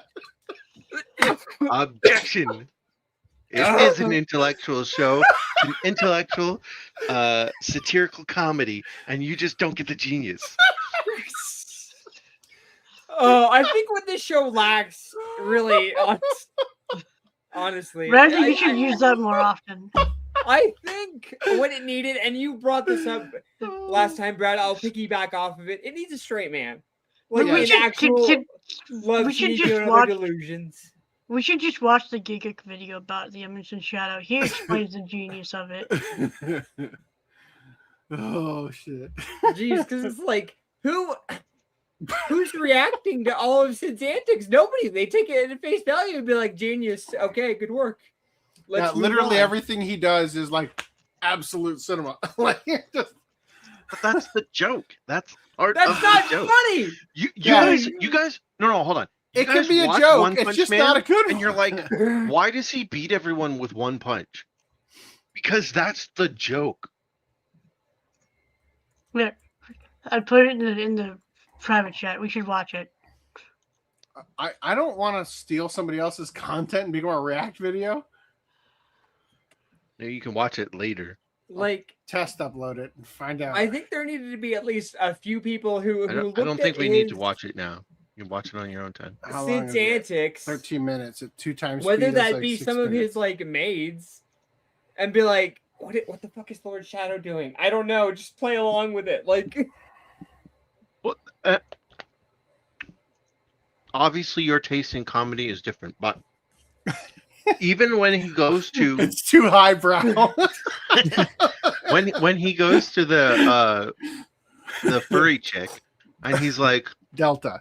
He doesn't even know their names. No, not Delta. The prostitute furry person. Actually, I guess she's a pimp. The pimp. The pimp tailed fox person. Oh, you can on the train, and he's like, all right, we're gonna take down the currency, and he basically says, yeah, we're gonna print fake currency, and she's like, oh, that's a stupid idea, and he's like, do you really think that's all there is to my plan? Is that what you really like? He's sweating bullets, like he's thinking, did I fuck this up? And she's like, I just didn't looking for perceive confirmation. that And barely she's at all. thinking ahead, like she's smarter than she is, and she just comes up with a better answer. It's Yeah, just like, and then she's like, oh, He's I didn't winging realize it. you're genius. And then he's like, winging it the entire time. yeah, and then the bills when it's like, do you know which one's the fake money? It's clearly, and they both say the wrong one. yeah, I was gonna get. Well, no, they say They both say ones, different ones. Yeah, That's what I meant. Different ones. But then the joke, like the first joke that I was talking about is they take it a step further, because then he's like, do you really think that that's what I meant? And then she's like, yes. And it's like, yes, okay, yeah, that is what I meant. Like, there was no extra thing, and then she's like, he was testing me. I passed the test. She's literally just trying to find more answers. But that's every character that like he That's the interacts show. with. And that's boring as fuck after a while. All right, Where's well, the yeah. straight man to be like? All right, I don't there's no think point you in should- arguing with you about it anymore. It's just, you But- obviously so, didn't like it. And I thought go watch Club of Love, Chinibi, and Other Delusions, so he actually gets like what the joke is actually supposed An to be. incredible show, yes. I watched that already. I think that season 2, like the first is it 4 or 5 something episodes, like it had more moments like that I did catch, and I was like I did find it funny. But then it kind of like dropped off when they got too much into that freaking John Smith arc. I'm just like, oh my god, I don't care. And every single person's like, oh my god, he's betraying us. And I'm like, oh, good god. And it's like all just to get further enrich his already rich ass. He's it's already like, rich. okay. He's like, I need more money. But like, dude, you walked into your. I forget Speaking of which, in the wedding, he was like pickpocketing, even though he's already got literally all the gold in the entire kingdom. Which I get it. The joke is that he's being petty. I just thought it was kind of dumb that it's like, I'm sure no one noticed. He doesn't know that he has all the gold in the kingdom because he hasn't talked to them. Why wouldn't he know? I thought that's the whole plan. No, he does not know that that Shadow Garden got all the gold out of that one jail place where he knows at the very end. Well, what did he expect? What did he expect to get out of it then from that whole thing? If it wasn't the to plan get gold. for the money thing was he's going to devalue the currency, and then they'll have all the hard assets, right? Yeah, no. Everyone will have to worth his paper. By the time he goes to deal with Rose he would have known that they had the money in the bank still. But he also doesn't. He doesn't. That's not his money. That's the bank's money. He wanted the money himself, which he didn't get. Doesn't he run the bank or whatever at this no, point? Shadow Garden runs the bank, but effectively, that's yes, what I mean. But that's not his money. That's the bank's money. It is Like, funny he though can't that he's like, yes, take that money. I'm gonna spiral this whole kingdom into a massive depression, so our economy can't recover from this. Because realistically, that's what would happen. No one could afford any of their goods, and then even Shadow Garden would suffer. But I mean, I get it. The whole point is like, oh, we want to further enrich our operation. But anyway, what I was getting at is that the only thing that I really didn't like about him pickpocketing is it was so goddamn obvious, unless the whole point is the slime's actually invisible and it's just a visual aid for the viewer. Because I'm just like, what? But I don't think it's invisible, but I think I like to think that it is visible, and he was just enthralling them so much that they just don't see him. Wasn't that the part where he was playing piano? I was gonna say, wasn't that when he was playing the piano in his underwear? But that was later. Yeah, that was later. After he got out from between what's Epsilon and the maid by using a freaking scarecrow. And he just started playing in his underwear and a tie. All right. The only other thing that I kind of want to say was, so generally I didn't like the whole currency thing. Like, there were some funny bits, but I think it was they did make it a little bit too long. And I didn't really like the John whatever fuck. But and then the whole thing with Rose was kind of like, whatever, take it, leave it. The last episode, though. I thought that. Yeah. Oh, you want to talk about the Rose thing? I was just gonna say that I thought that was one of the actual things that was engaging me, at least. Like, they were actually kind of like moving forward on the whole Rose thing, because they're building Rose up to be something.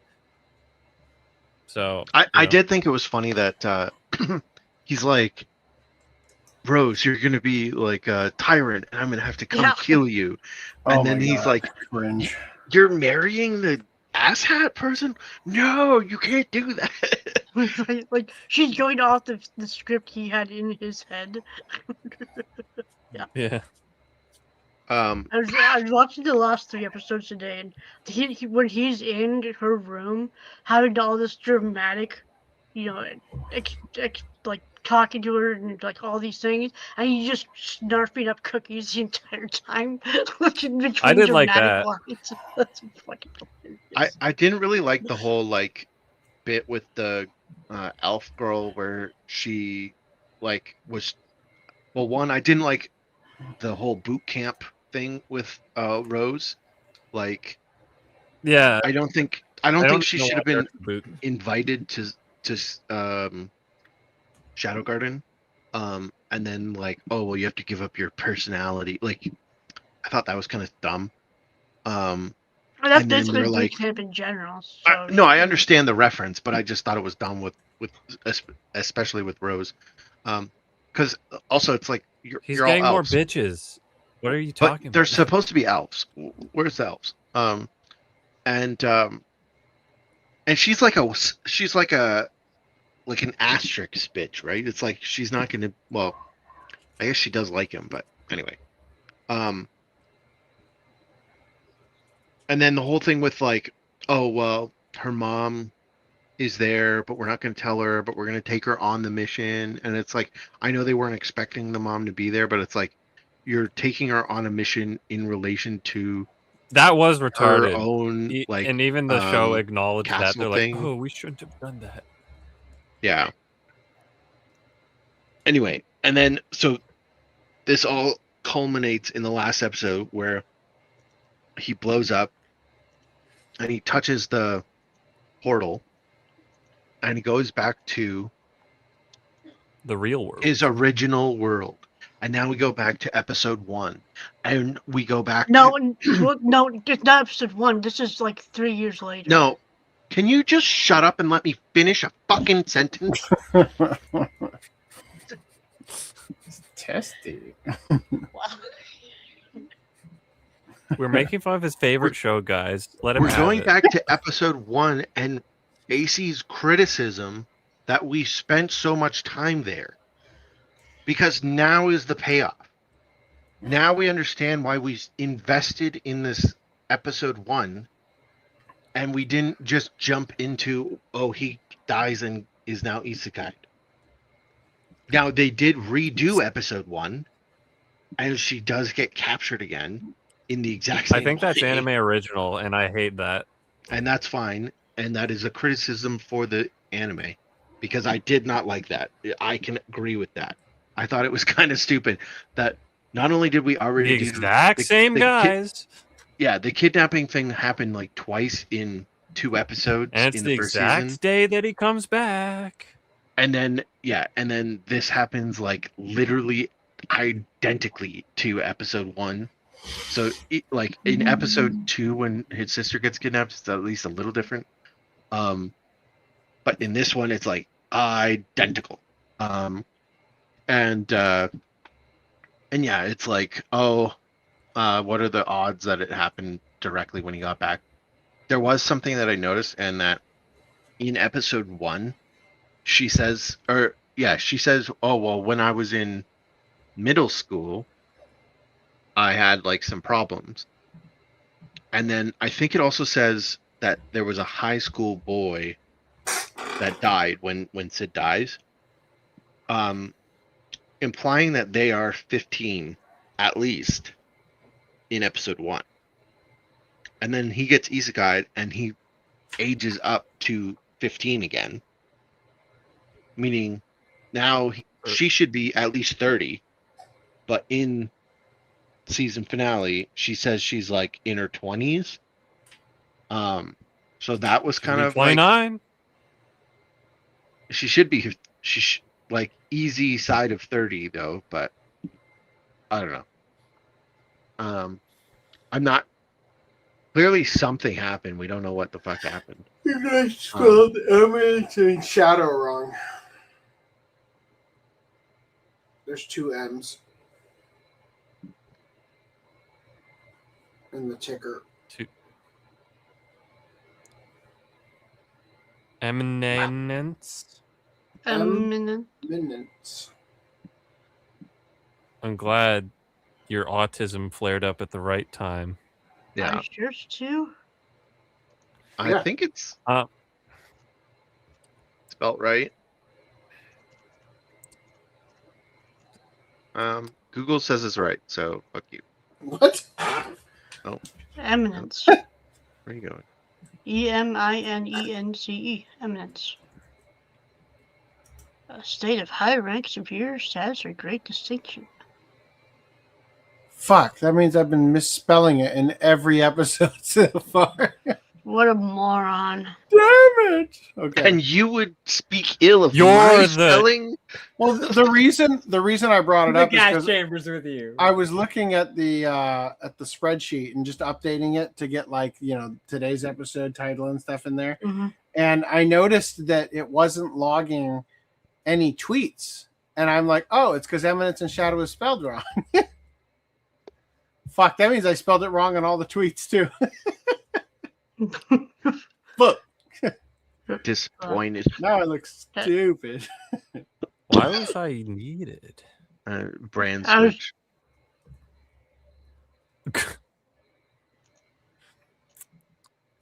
So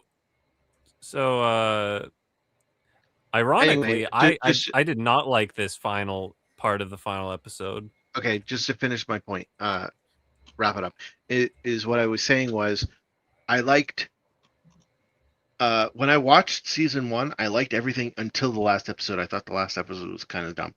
And then in season 2, I wasn't, to be fair, I went back and rewatched it and I liked the beginning part. Again, I kind of changed my mind. But when I first watched it, I didn't like any of season 2 except the last episode. So it's kind of the inverse of season 1. Although what was nice is season 2 was shorter, so I had to put up with less bullshit. I think you're going to be let down. Yes, and I am told that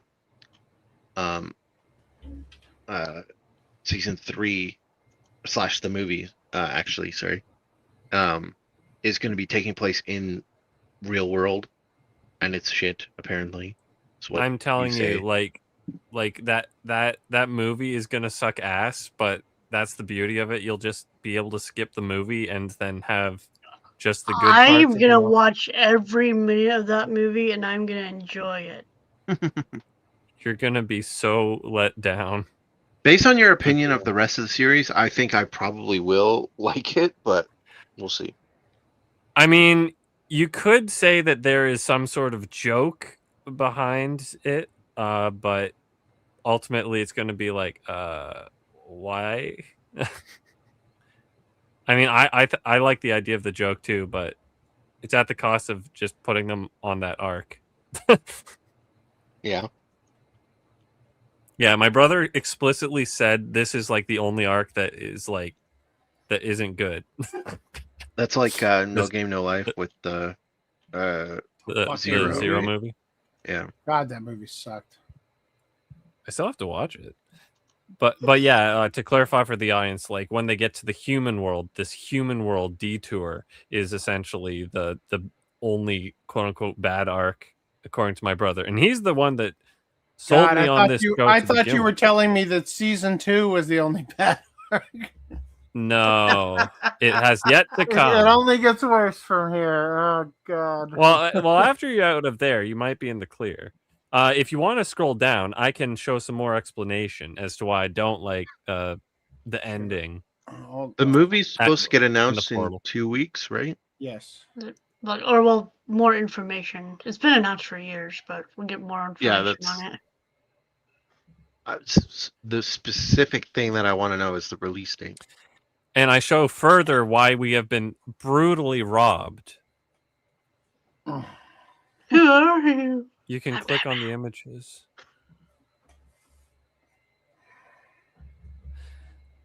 I just need to get serious. Next time I'll be more careful. Oh wait, next time be more careful on your way home. So, for full context, what happens in episode 1, you do not have him saving the girl, or even like she's not in it at all in the first chapter. And there isn't like much of anything. It just kind of shows a brief montage, and then he's like, magic, I need magic. And then he sees the light of the truck and he goes to it because he thinks that's the source of it and gets himself killed. And then he's isekai'd and immediately sword fighting with his sister. I find it improbable, but this guy built the way he is would get hit by a truck and die. He did. Apparently. It was a train in the anime. I don't know. Look, no, it was a truck. Nuke. It was Truck-kun in typical fashion. Oh. So I thought it was a train. What is it? No, it was a so essentially what happened, this is chapter 46, what you just saw. Right before that, in that, I think it's the same chapter, it shows the actually wait, no, this is the first. Is this the first incident? It is, because there is no second incident. Not at 46 anyway. So this happens in chapter 46, not in episode 1. However, because it is like a part of the manga, I can see why you could put it in episode 1, but I would not recommend it because like you're just cramming so many different things in episode 1. Like you might as well just keep it short and sweet. And then when you get to this part, they basically recap you on, oh, so when I was a human in the human world, I saved this bitch. And then it goes to present day him in the new world, right? I don't know. See, well, in season 1, actually, no, it happens in season 2 as well.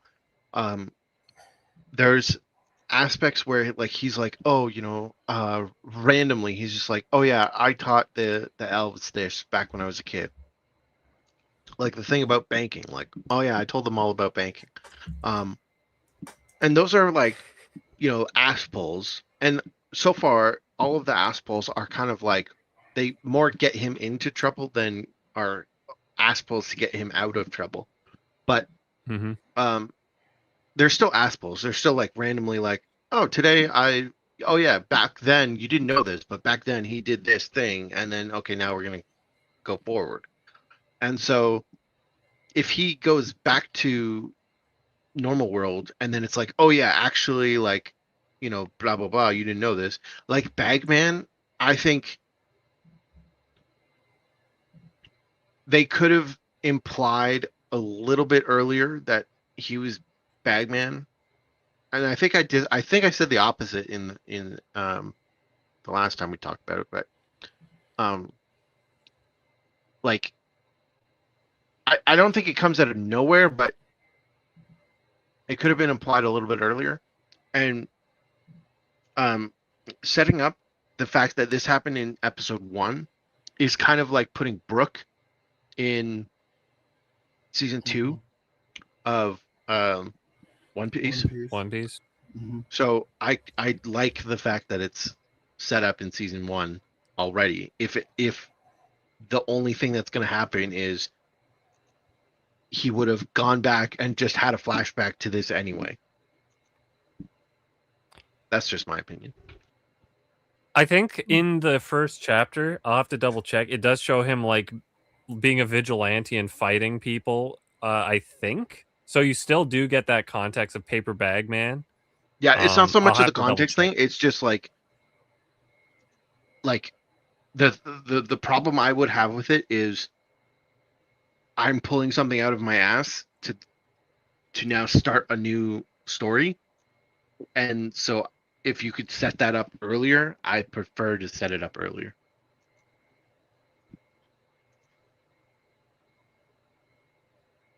Obviously, you don't need to set literally everything up, but like... Well, that's what it feels like. By having this, it's like you're setting up all these things almost too much going on at once. So, like, the manga intro is a lot more effective and gets you right to where you want to be. But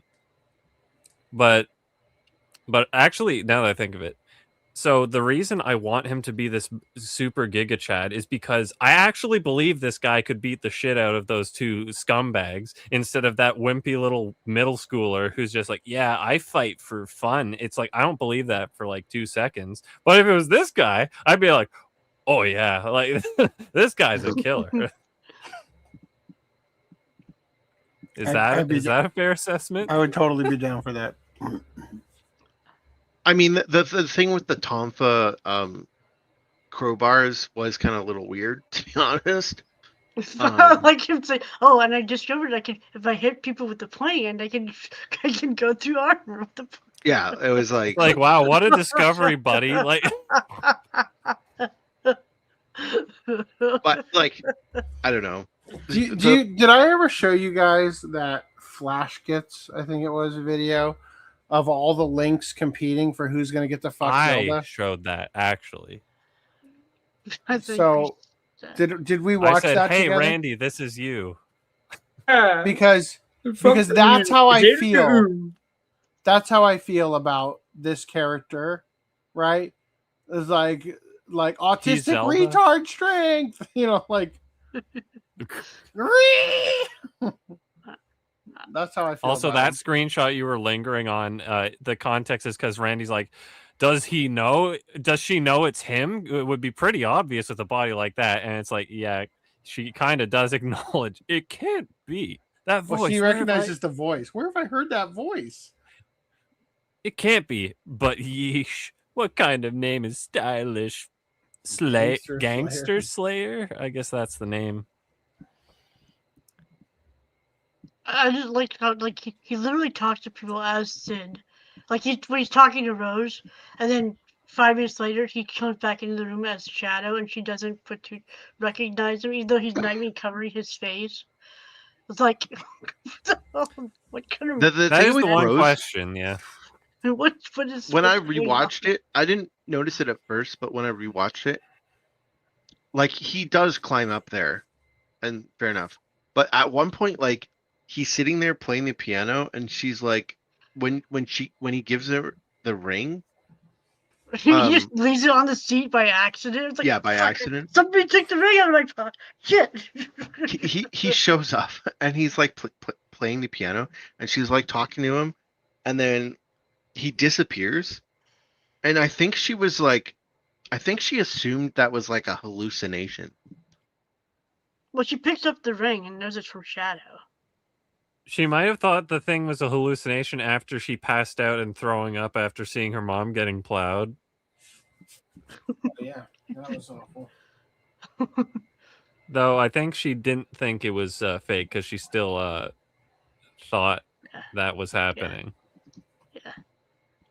Don't let me just see what this one is. Okay. Never mind. I thought that was someone. So yeah, actually, the other thing about the final episode, I mean, like I already mentioned, how the way they like redid the kidnapping thing. Now, if that it comes out later that like in another later chapter that I didn't see yet, they do it again. That's just a critique of the story. But oh my god, I was like, is he not there? But I see your eye poking out from the. Oh my god, your foot cam. Oh my god, save that for the OnlyFans. Jeez. So thanks for the distraction. What was the last thing I said? Oh yeah. The kidnapping. When they did the kidnapping again, I thought this is absurdly stupid. But like when I was looking at the manga just to compare, it's wildly different. Now Randy was spoiled and his whole life is ruined because I said what happens in the very instant you go to the next part of the story. I guess episode 1 spoilers is way too hardcore. Now plug your ears, Randy, because I'm gonna say the same exact spoiler again. It'd be like minute 5 of the movie, but anyway. Well, I'm gonna say the spoiler again. So plug your ear holes. So, in the manga, he has there's a Shadow Garden girl there instantly with him. She's not there in the anime. So yeah. Like they'll probably just say I followed along while the thing was still open. And it follows a completely different pathway. Like it doesn't get to the point where it's like I'm jumping in and saving what's her bitch. So I don't even think that happens at all in the manga. So I'm wondering if there's going to be a huge divergence point or something because I doubt it. Yeah. I don't know, man. I really don't like these differences in the manga I'm seeing pop up though. And my brother's like cursing these anime like Evil Galactic Overlord or whatever because he loves that manga. He says the manga's great, but the anime absolutely like butchered it. And everything. So the kind of thing that I worry about when things diverge, again, it depends on if it's diverging from the manga or the book, right? Like, because if it's diverging from the manga and it's sticking closer to what the book is doing, then I'm okay with that. What I have a problem with is things like No Game, No Life. The last episode of No Game, No Life, the thing that annoyed me the shit out of that episode is he calls down one of the gods, the Deus, in that last episode, and he says like, to the fox lady, he's like, oh, you're like a shrine maiden, aren't you? Like, can you talk to the Deus? And she's like, yeah, and he's like, okay, I want to talk to one, and then he calls one down, and then that's like the end of the episode, and the end of the season. But that's like going way too hard too early. That never happened in the manga or the book. Actually, sorry, I didn't read the manga. It didn't happen in the light novel, and it didn't happen. No, maybe I did read the manga. Anyway, regardless, it didn't fucking happen in the source material. Let's put it that way. It's anime only, and it doesn't make sense to happen there. Like, because they did that, if they were to come back for a season 2, they would have to drastically change what happens in season 2 versus what happened in the book. Yeah, like they could, they could just have to explain that one. They could just have that one guy show up, or the Deus show up and say, "Screw you, fuck off," and then just go back, and then just, like that solve that right away. It would just be awkward. to try and fix it though. But So what you're telling suppose me, they could do that. Randy, what you're telling me is that it's perfectly okay for you to spoil the final episode of No Game No Life out of context, but I can't spoil episode 0.00001 of season 3 movie. Is Oh, that what you've you're never saying? watched No Game No Life? Oh, I have. I'm just saying, if I hadn't. Okay, well, You're I just assumed being everyone Reese. saw it because it's a god I tier haven't. anime. Reese number 3. Reese number Well, 3. obviously, Green Line, you have bad taste. But also out At of least I own it. Like I'm gonna Shots give around fired. Shots fired. out of context, it doesn't mean anything. Even in context, it still doesn't really mean anything. But fine. I'll take the criticism. I should have thrown a spoiler warning out there. He accepts his Reese badge. Yeah, I mean, I think I put a couple like text comments, but actually one thing I did kind of like is, so with the context of Aurora being Diablos, it makes that one scene where what's her name is like she's transforming or whatever, but she's like mentally in that like that real world looking ass realm where she's like in the Aurora, nurse's office. yeah, the nurse's office, and Aurora's there as the nurse. That's Nurse basically like Aurora is so good. Oh yeah. that's basically a fancy way, I assume, of being like a, oh yes, it's me, Diablos, and you're getting my power. I'm helping you or whatever, right?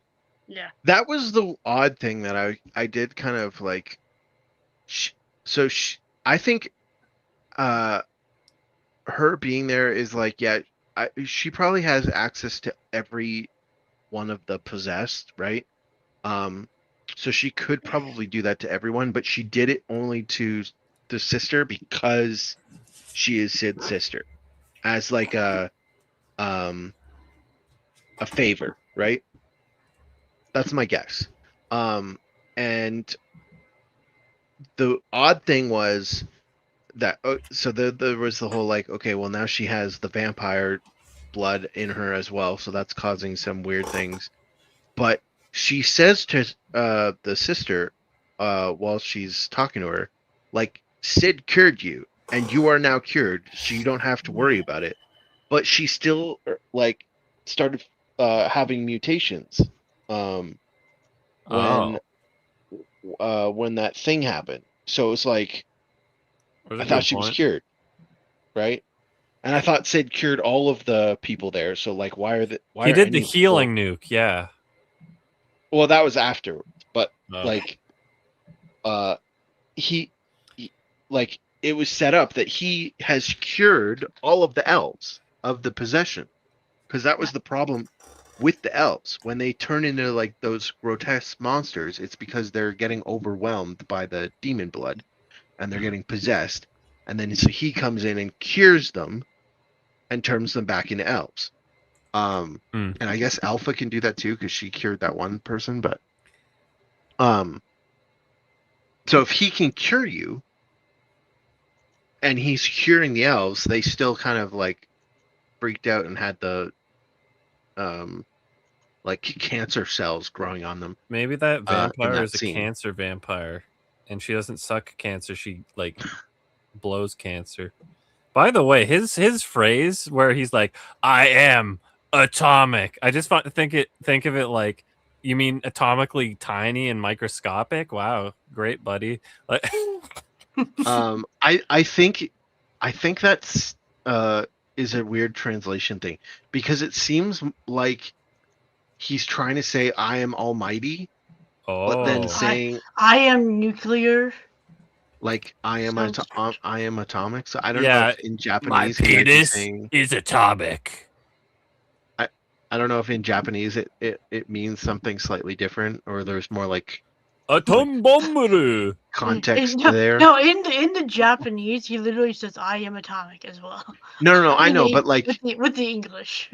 yeah, no. I'm not saying it's like in Japanese there can be a double meaning, right? So, like in One Piece, there's all sorts of stuff that like, oh yeah, if you translate it this way, you get that meaning. If you translate it that way, you get one other meaning. And there's you're no way to right. get both in English, but in Japanese, it actually does mean both. Right? Hold up. There is a double meaning. You're right. Because the show doesn't give you handouts, what he's trying to say is that actually he's in a microverse and everyone's actually atomically small right now. I mean, that would make sense. But so it's just a guess because some of the lines are a little weird where he starts to say something and then he cuts off and then he says, "Oh, I'm atomic." I don't know, just a weird thing I noticed. That I could be wrong, but I like the "I am atomic." I think that's badass, and then he like blows everything up. I think it's annoying that that's like the spirit bomb where it's like, okay, now you're resorting to the spirit bomb. Why don't you just lead with it? But I think the bigger thing is like I find the cycle of like, oh, we got the enemy on their last limb, and they're like, my demon pills, my demon sensu beans. It's like, oh my god, can we just like serious punch them dead instead or whatever? Like, What'd you guys think of the pool episode? Dragon's Tears. It's one of the better ones. I thought it was annoying that Sid wasn't there. I'm like, wow, he can't even get development with his bitches. It's just the cucks, his cuck friends. Oh, I didn't bring this up before. I don't know if it was in season 2, but in season 1, I kept getting annoyed that people keep going into his room and he's got the head of mundane man just sitting there, no one questions like it. just sitting there, yeah. And no one sees it or says anything about it. Yeah. I guess he's got plans to still use it. I don't know if it's still in season 2 or not. Yeah, it was in season 2. Yeah, Was it? when Skill and like Poe precisely the room. episode we're talking about Yeah, when they got yeah. the tickets. I saw that. I'm like, what? Yeah. He's still got it just out on display.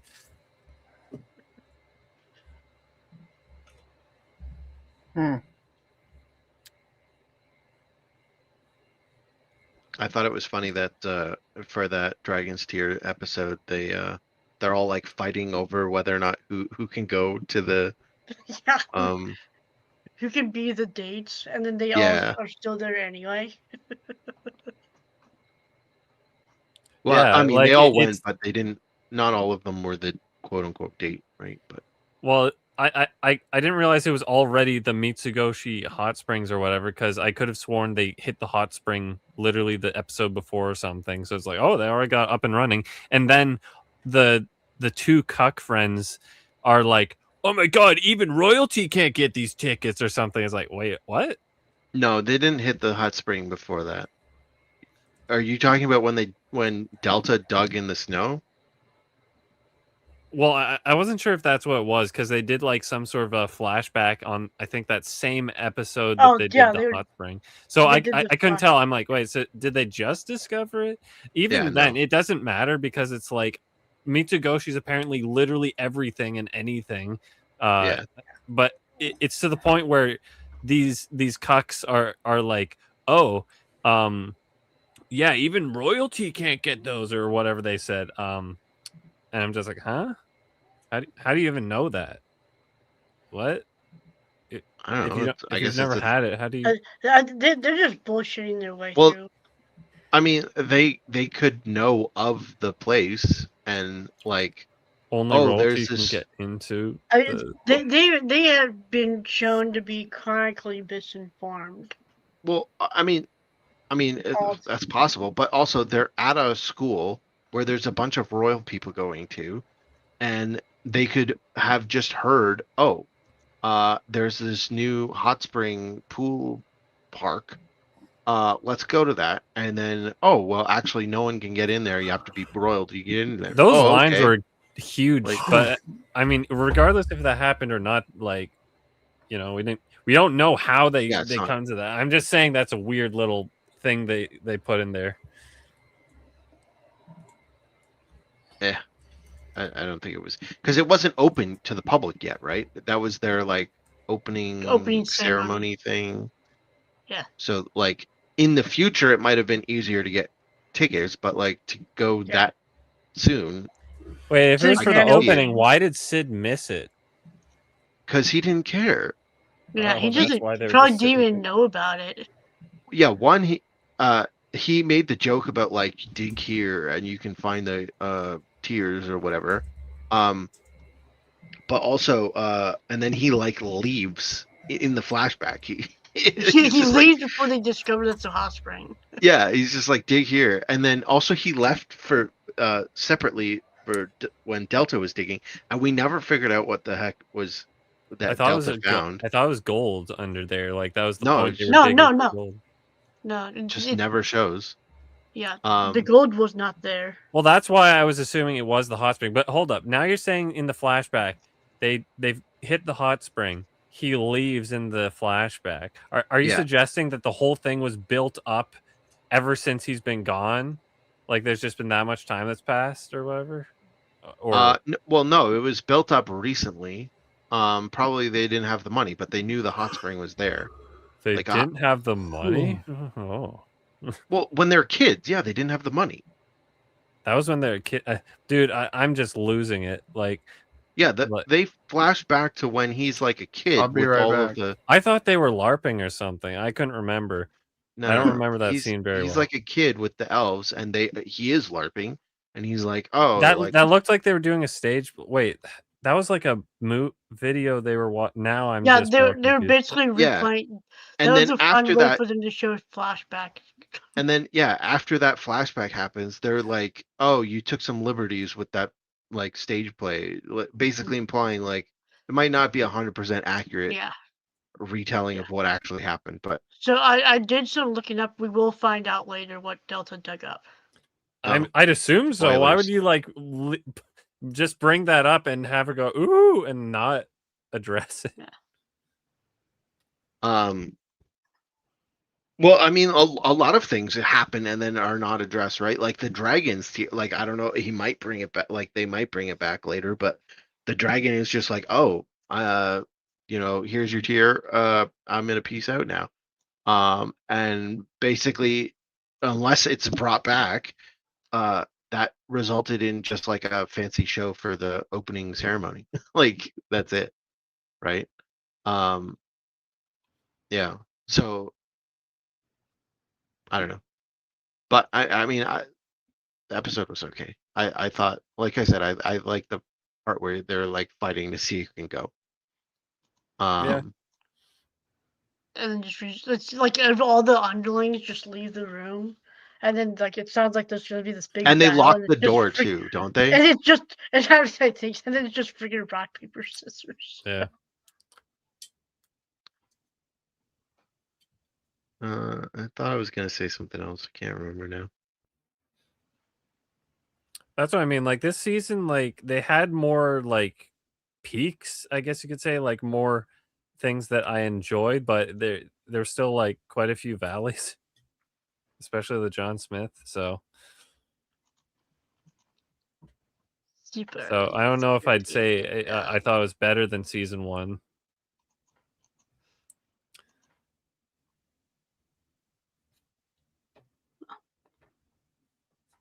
I enjoyed it. Do you ever not enjoy things? Maybe I don't know. Maybe you don't even know. Do you like Ichi the Killer's 1 OVA? I haven't seen it. I hated that thing, and I paid only 66 cents for it. I want a refund. He's like killing people and then getting hard and stuff, and I'm like, okay, this is. Oh, sorry, I re-spoiled. Sorry, Random 11. I re-spoiled that he gets a boner after killing people. I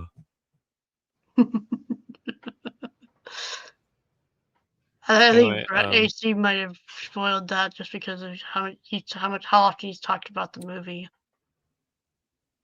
Like that kind of sounds like a thing that happens. Well, I don't know if that happens in the live action. Or not. I also have the British dub to make it even better. Oh Jesus! Yeah, he gets British erections in this one. No. I think he gets heartache. That's Canadian, sir. Yeah, I was gonna say I don't know if the Brits use A in it. Hard, isn't it? In it. Are we donezo? I'm tired. I think so. Yeah. I do not have faith in the movie. Season 3 might be able to get things going. I just hope they get season 3 like After the movie. Yeah. like soon. Like yeah, because this movie's taking forever. The novels are still going, but very slowly. Like okay. This has been season 2 is covered up to chapter 46, and there's like at least 76 chapters. Hold on, that's in the manga. That doesn't. Let me see. Yeah. So if there's more in the novel, then we're not even. Well, we're roughly like halfway covered just the manga. Yeah, the novels cover. Season 1 covers through the first half of volume 4. How many novels are there? And then the movie sounds like it's going to be the other half of volume 4. And there are currently only 6 novels out. The 7th one will be out in April. There's like 18 no offense, volumes but of I manga. hope they end with 8. It's not that good a show, Randy. No, he wants it to complete there's a short number so that he can have more chances of actually owning all of the anime. Oh. Not so much owning it, seeing the whole fucking anime, right? And having it actually animated, right? Because like it's like, okay, it's one thing if it's a weekly manga, right? And you're waiting for the adaptation, it's like, okay, they're putting this out weekly. Like it's all right. Like there's gonna be fucking content for the animators. They're gonna be able to make something every every season or every other season maybe or whatever, And the manga was the only source, not a manga being an adaptation of a light novel. That volume 6 came out 3 years ago, and volume 7 now is just now coming out. And this isn't even a light novel; it's a full novel. No, they're basically like light novels and novels are the same thing in Japan. Basically, I mean, it's all on the wiki. There's both a novel and a light novel. So wait, how many volumes of the novel are there? It doesn't say on Wikipedia. Where do you get novels? Oh, there's a web novel. The web novel. It says right above the light novel on Wikipedia. It just says 2018 to present. So there's a web novel. Which So anyway, my point is novels take longer to write than manga, and like we're waiting on like Winds of Winter has been anticipated since '98, I think, right? So like 25 years for a book. Now, hopefully, that doesn't happen, but they take longer, and that means there's less likelihood that the anime will see a completion. Because I think if nothing else, they're catching up really quickly, and it's like there's two problems. There's two problems. One, it's how quickly can you make the thing? Am I going to be alive to see the end of it? And then the second problem is, by the time you get to the end, is there going to be enough interest for the companies to make an anime about it still? I seriously cannot believe you're having this discussion in relation to the Eminence of Shadow.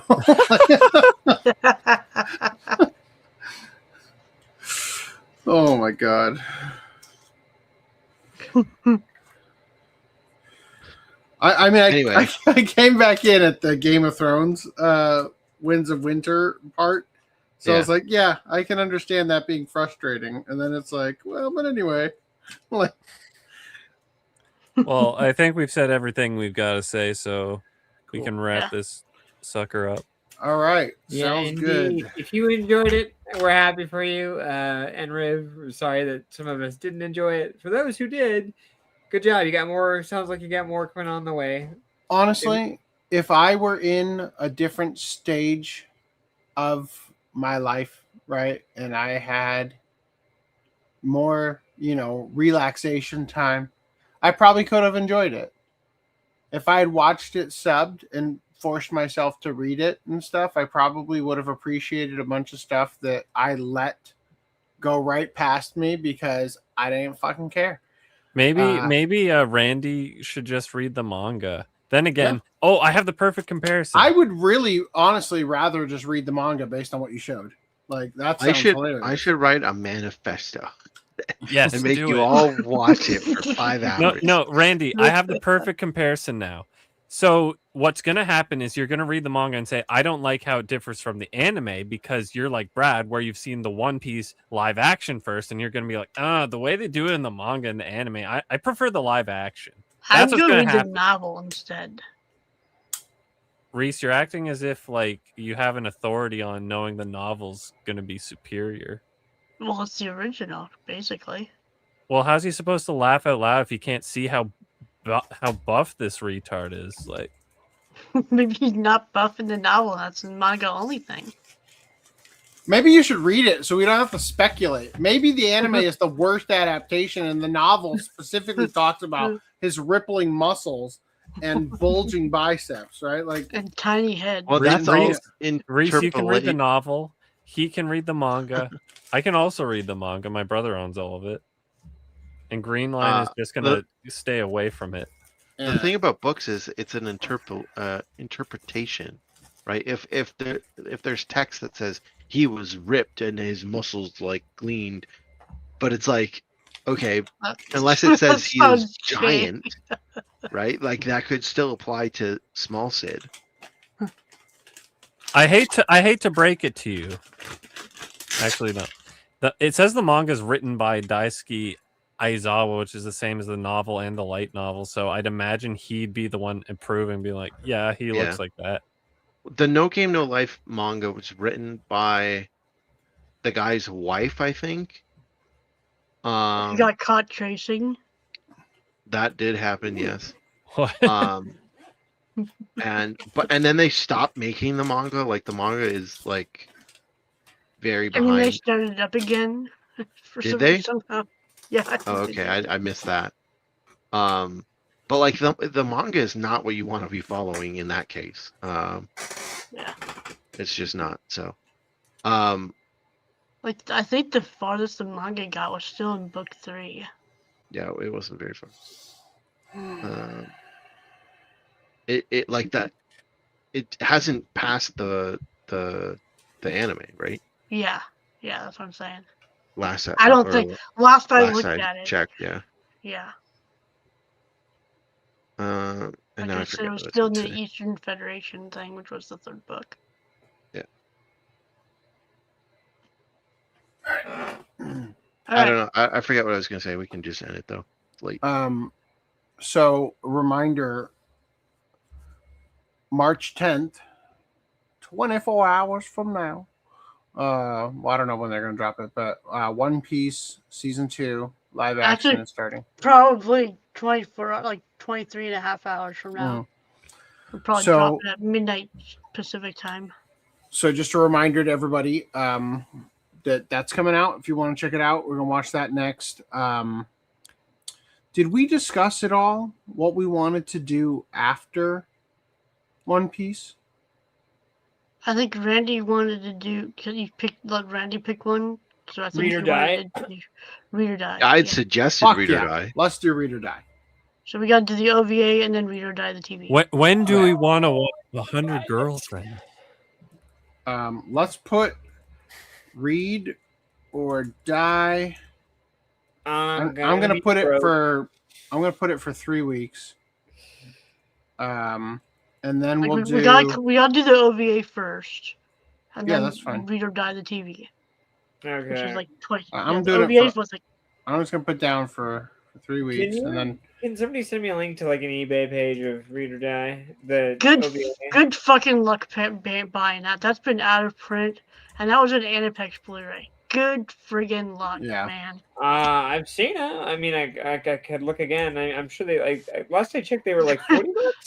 No, The The no. OVA. He's asking about the OVA. The OVA. The OVA is I saw for $30. like 130.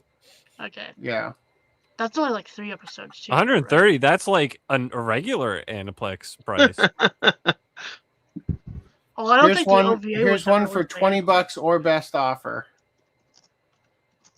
$18.99 or best offer. Yeah, you should be able to find this, no problem. Although, hold up. Yeah, the OVA is 3 episodes. Public Library. I don't know if you care about that. Oh boy. Lake Oswego Public Library. What about this one? I love it when Aniplex sits their ass on licenses and does nothing with them for years. Yeah. All right. Green Line. It's coming in hot in the mods channel. It's in the Disney Vault. Mods? Okay. Oh, no. We can get one on Amazon for $20. And then just out of curiosity, Read or Die Blu-ray. Only costs the soul of your newborn. $2,000 for the Japanese Blu-ray. Which honestly might be double. I mean, dual audio. Wait. I think the Japanese Blu-ray has it all written in Japanese. Is this the ugly ass? This thing is disgusting looking. This is the Blu-ray? Put it on screen. Oh, yeah. Now I remember why I never bought it. Jeez. Hold on. No screen share. You will, bitch. Where's my StreamYard tab? I need a button I can click. I gotta build an extension for that. You need a Stream Deck. Find my StreamYard tab button. It just automatically jumps to. Oh yeah. Okay, I guess it did have the OVA on it. Oh, it has the OVA on the Blu-ray? He's like, well, now I'm gonna have to buy it. Well, this is this is the Aniplex. I guess I found the Amazon listing for the Aniplex. I'm pretty sure they're the same release, just one has English text on it. So, This- like, I this think the dub's artwork also looks on like there. shit. Legendary Black trailers. And then the spine looks like it's emulating a book. I could have sworn, that there was a one that was like a black cover, or maybe I'm thinking of like the book. The irony. Oh, that's the slipcase, isn't it? Yeah, this is the one that could have had a book spine. Yeah. And instead, this is all we got was like. I'm pretty sure it has a book spine. The one, yeah, the Aniplex one does have a book spine. Okay, it just has like a ugly ass cover over it. Yeah. Oh. Yeah. Here, Bitch, is that a book? Is that a book, bitch? Because I'm used to seeing. Look at the private chat. Looks like a book to me. $2,000 for a digipack. Yeah, no A thanks. damaged digipack. Yeah. Digipack, digital pack. Okay, wait a minute. It's the Japanese version. Damn it. I think it has the dub on it. You'll have to. Yeah, but I don't want to double buy check the it. Japanese version. That's cheating. It's the same one.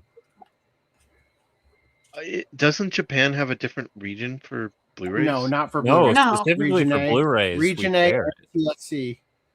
Just like us. Huh.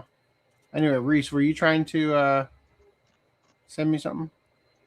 Yeah, private chat. The thing I need to find my StreamYard tab for. Okay, here it is. Private chat. Okay.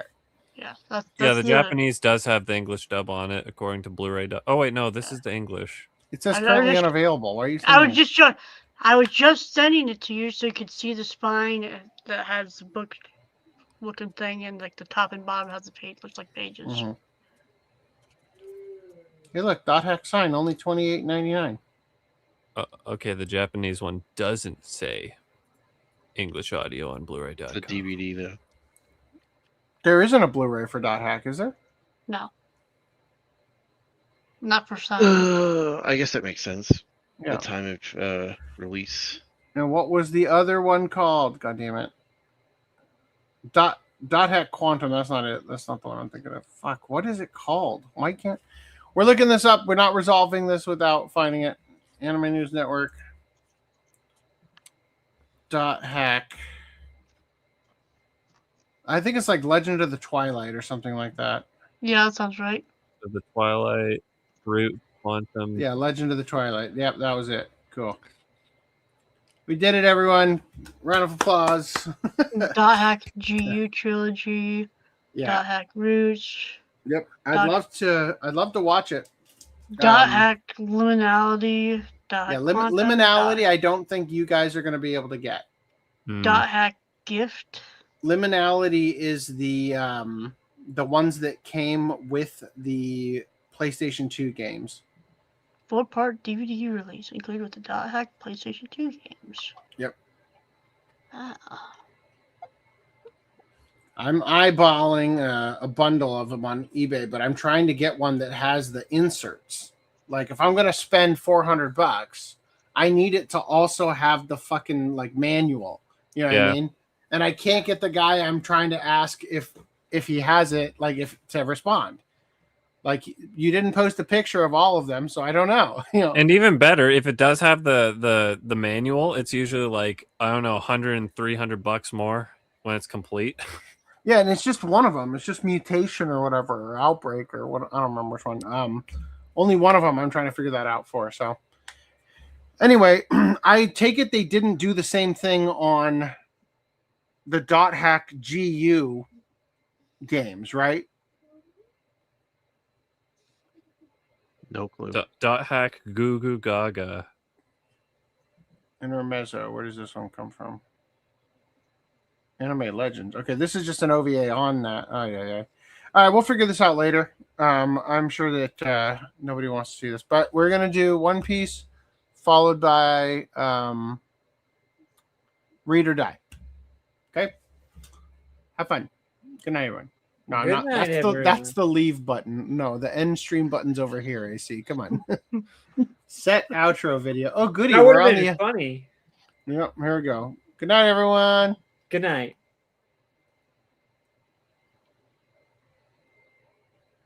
Did it end? Fucking end.